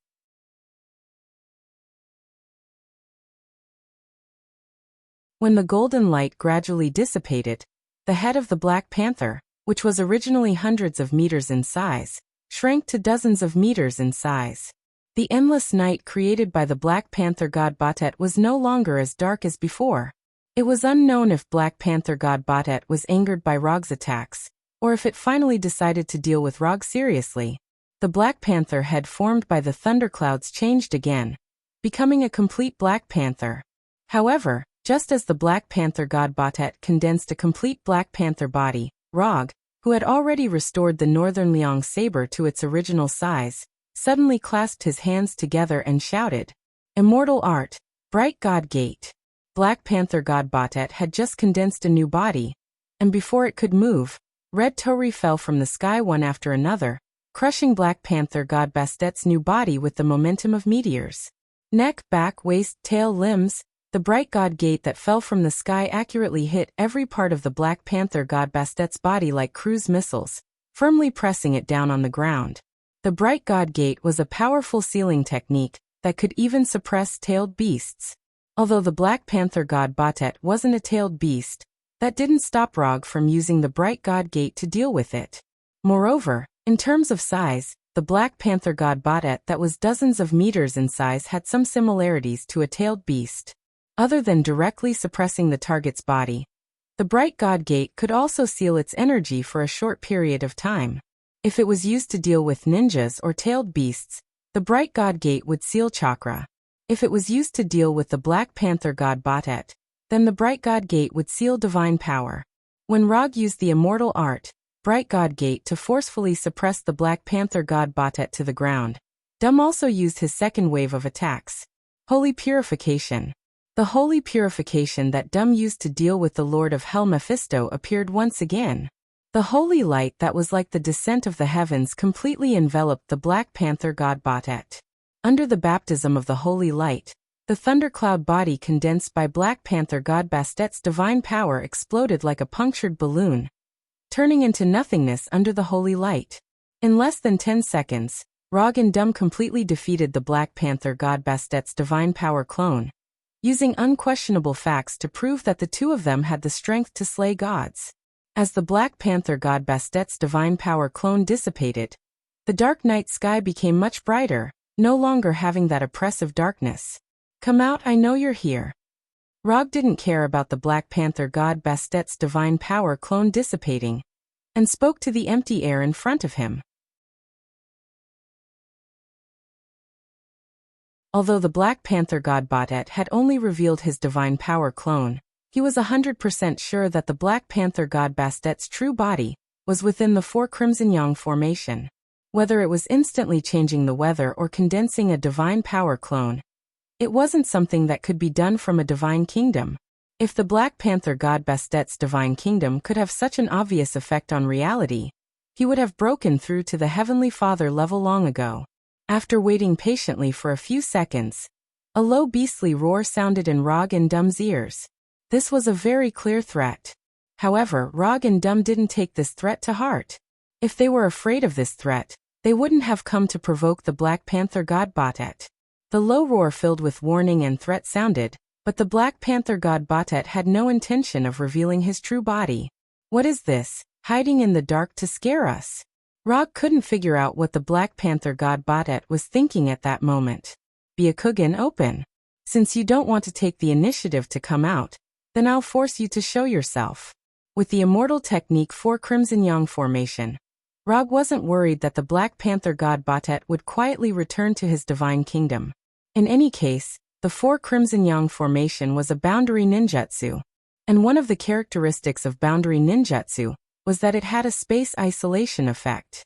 If it couldn't even achieve this most basic space isolation, it would be impossible for the 4 Crimson Yang formation to become a higher-level boundary ninjutsu than the 4 Violet Flame formation. You're tuning in to the Lee Mei's Sword of Destiny YouTube channel.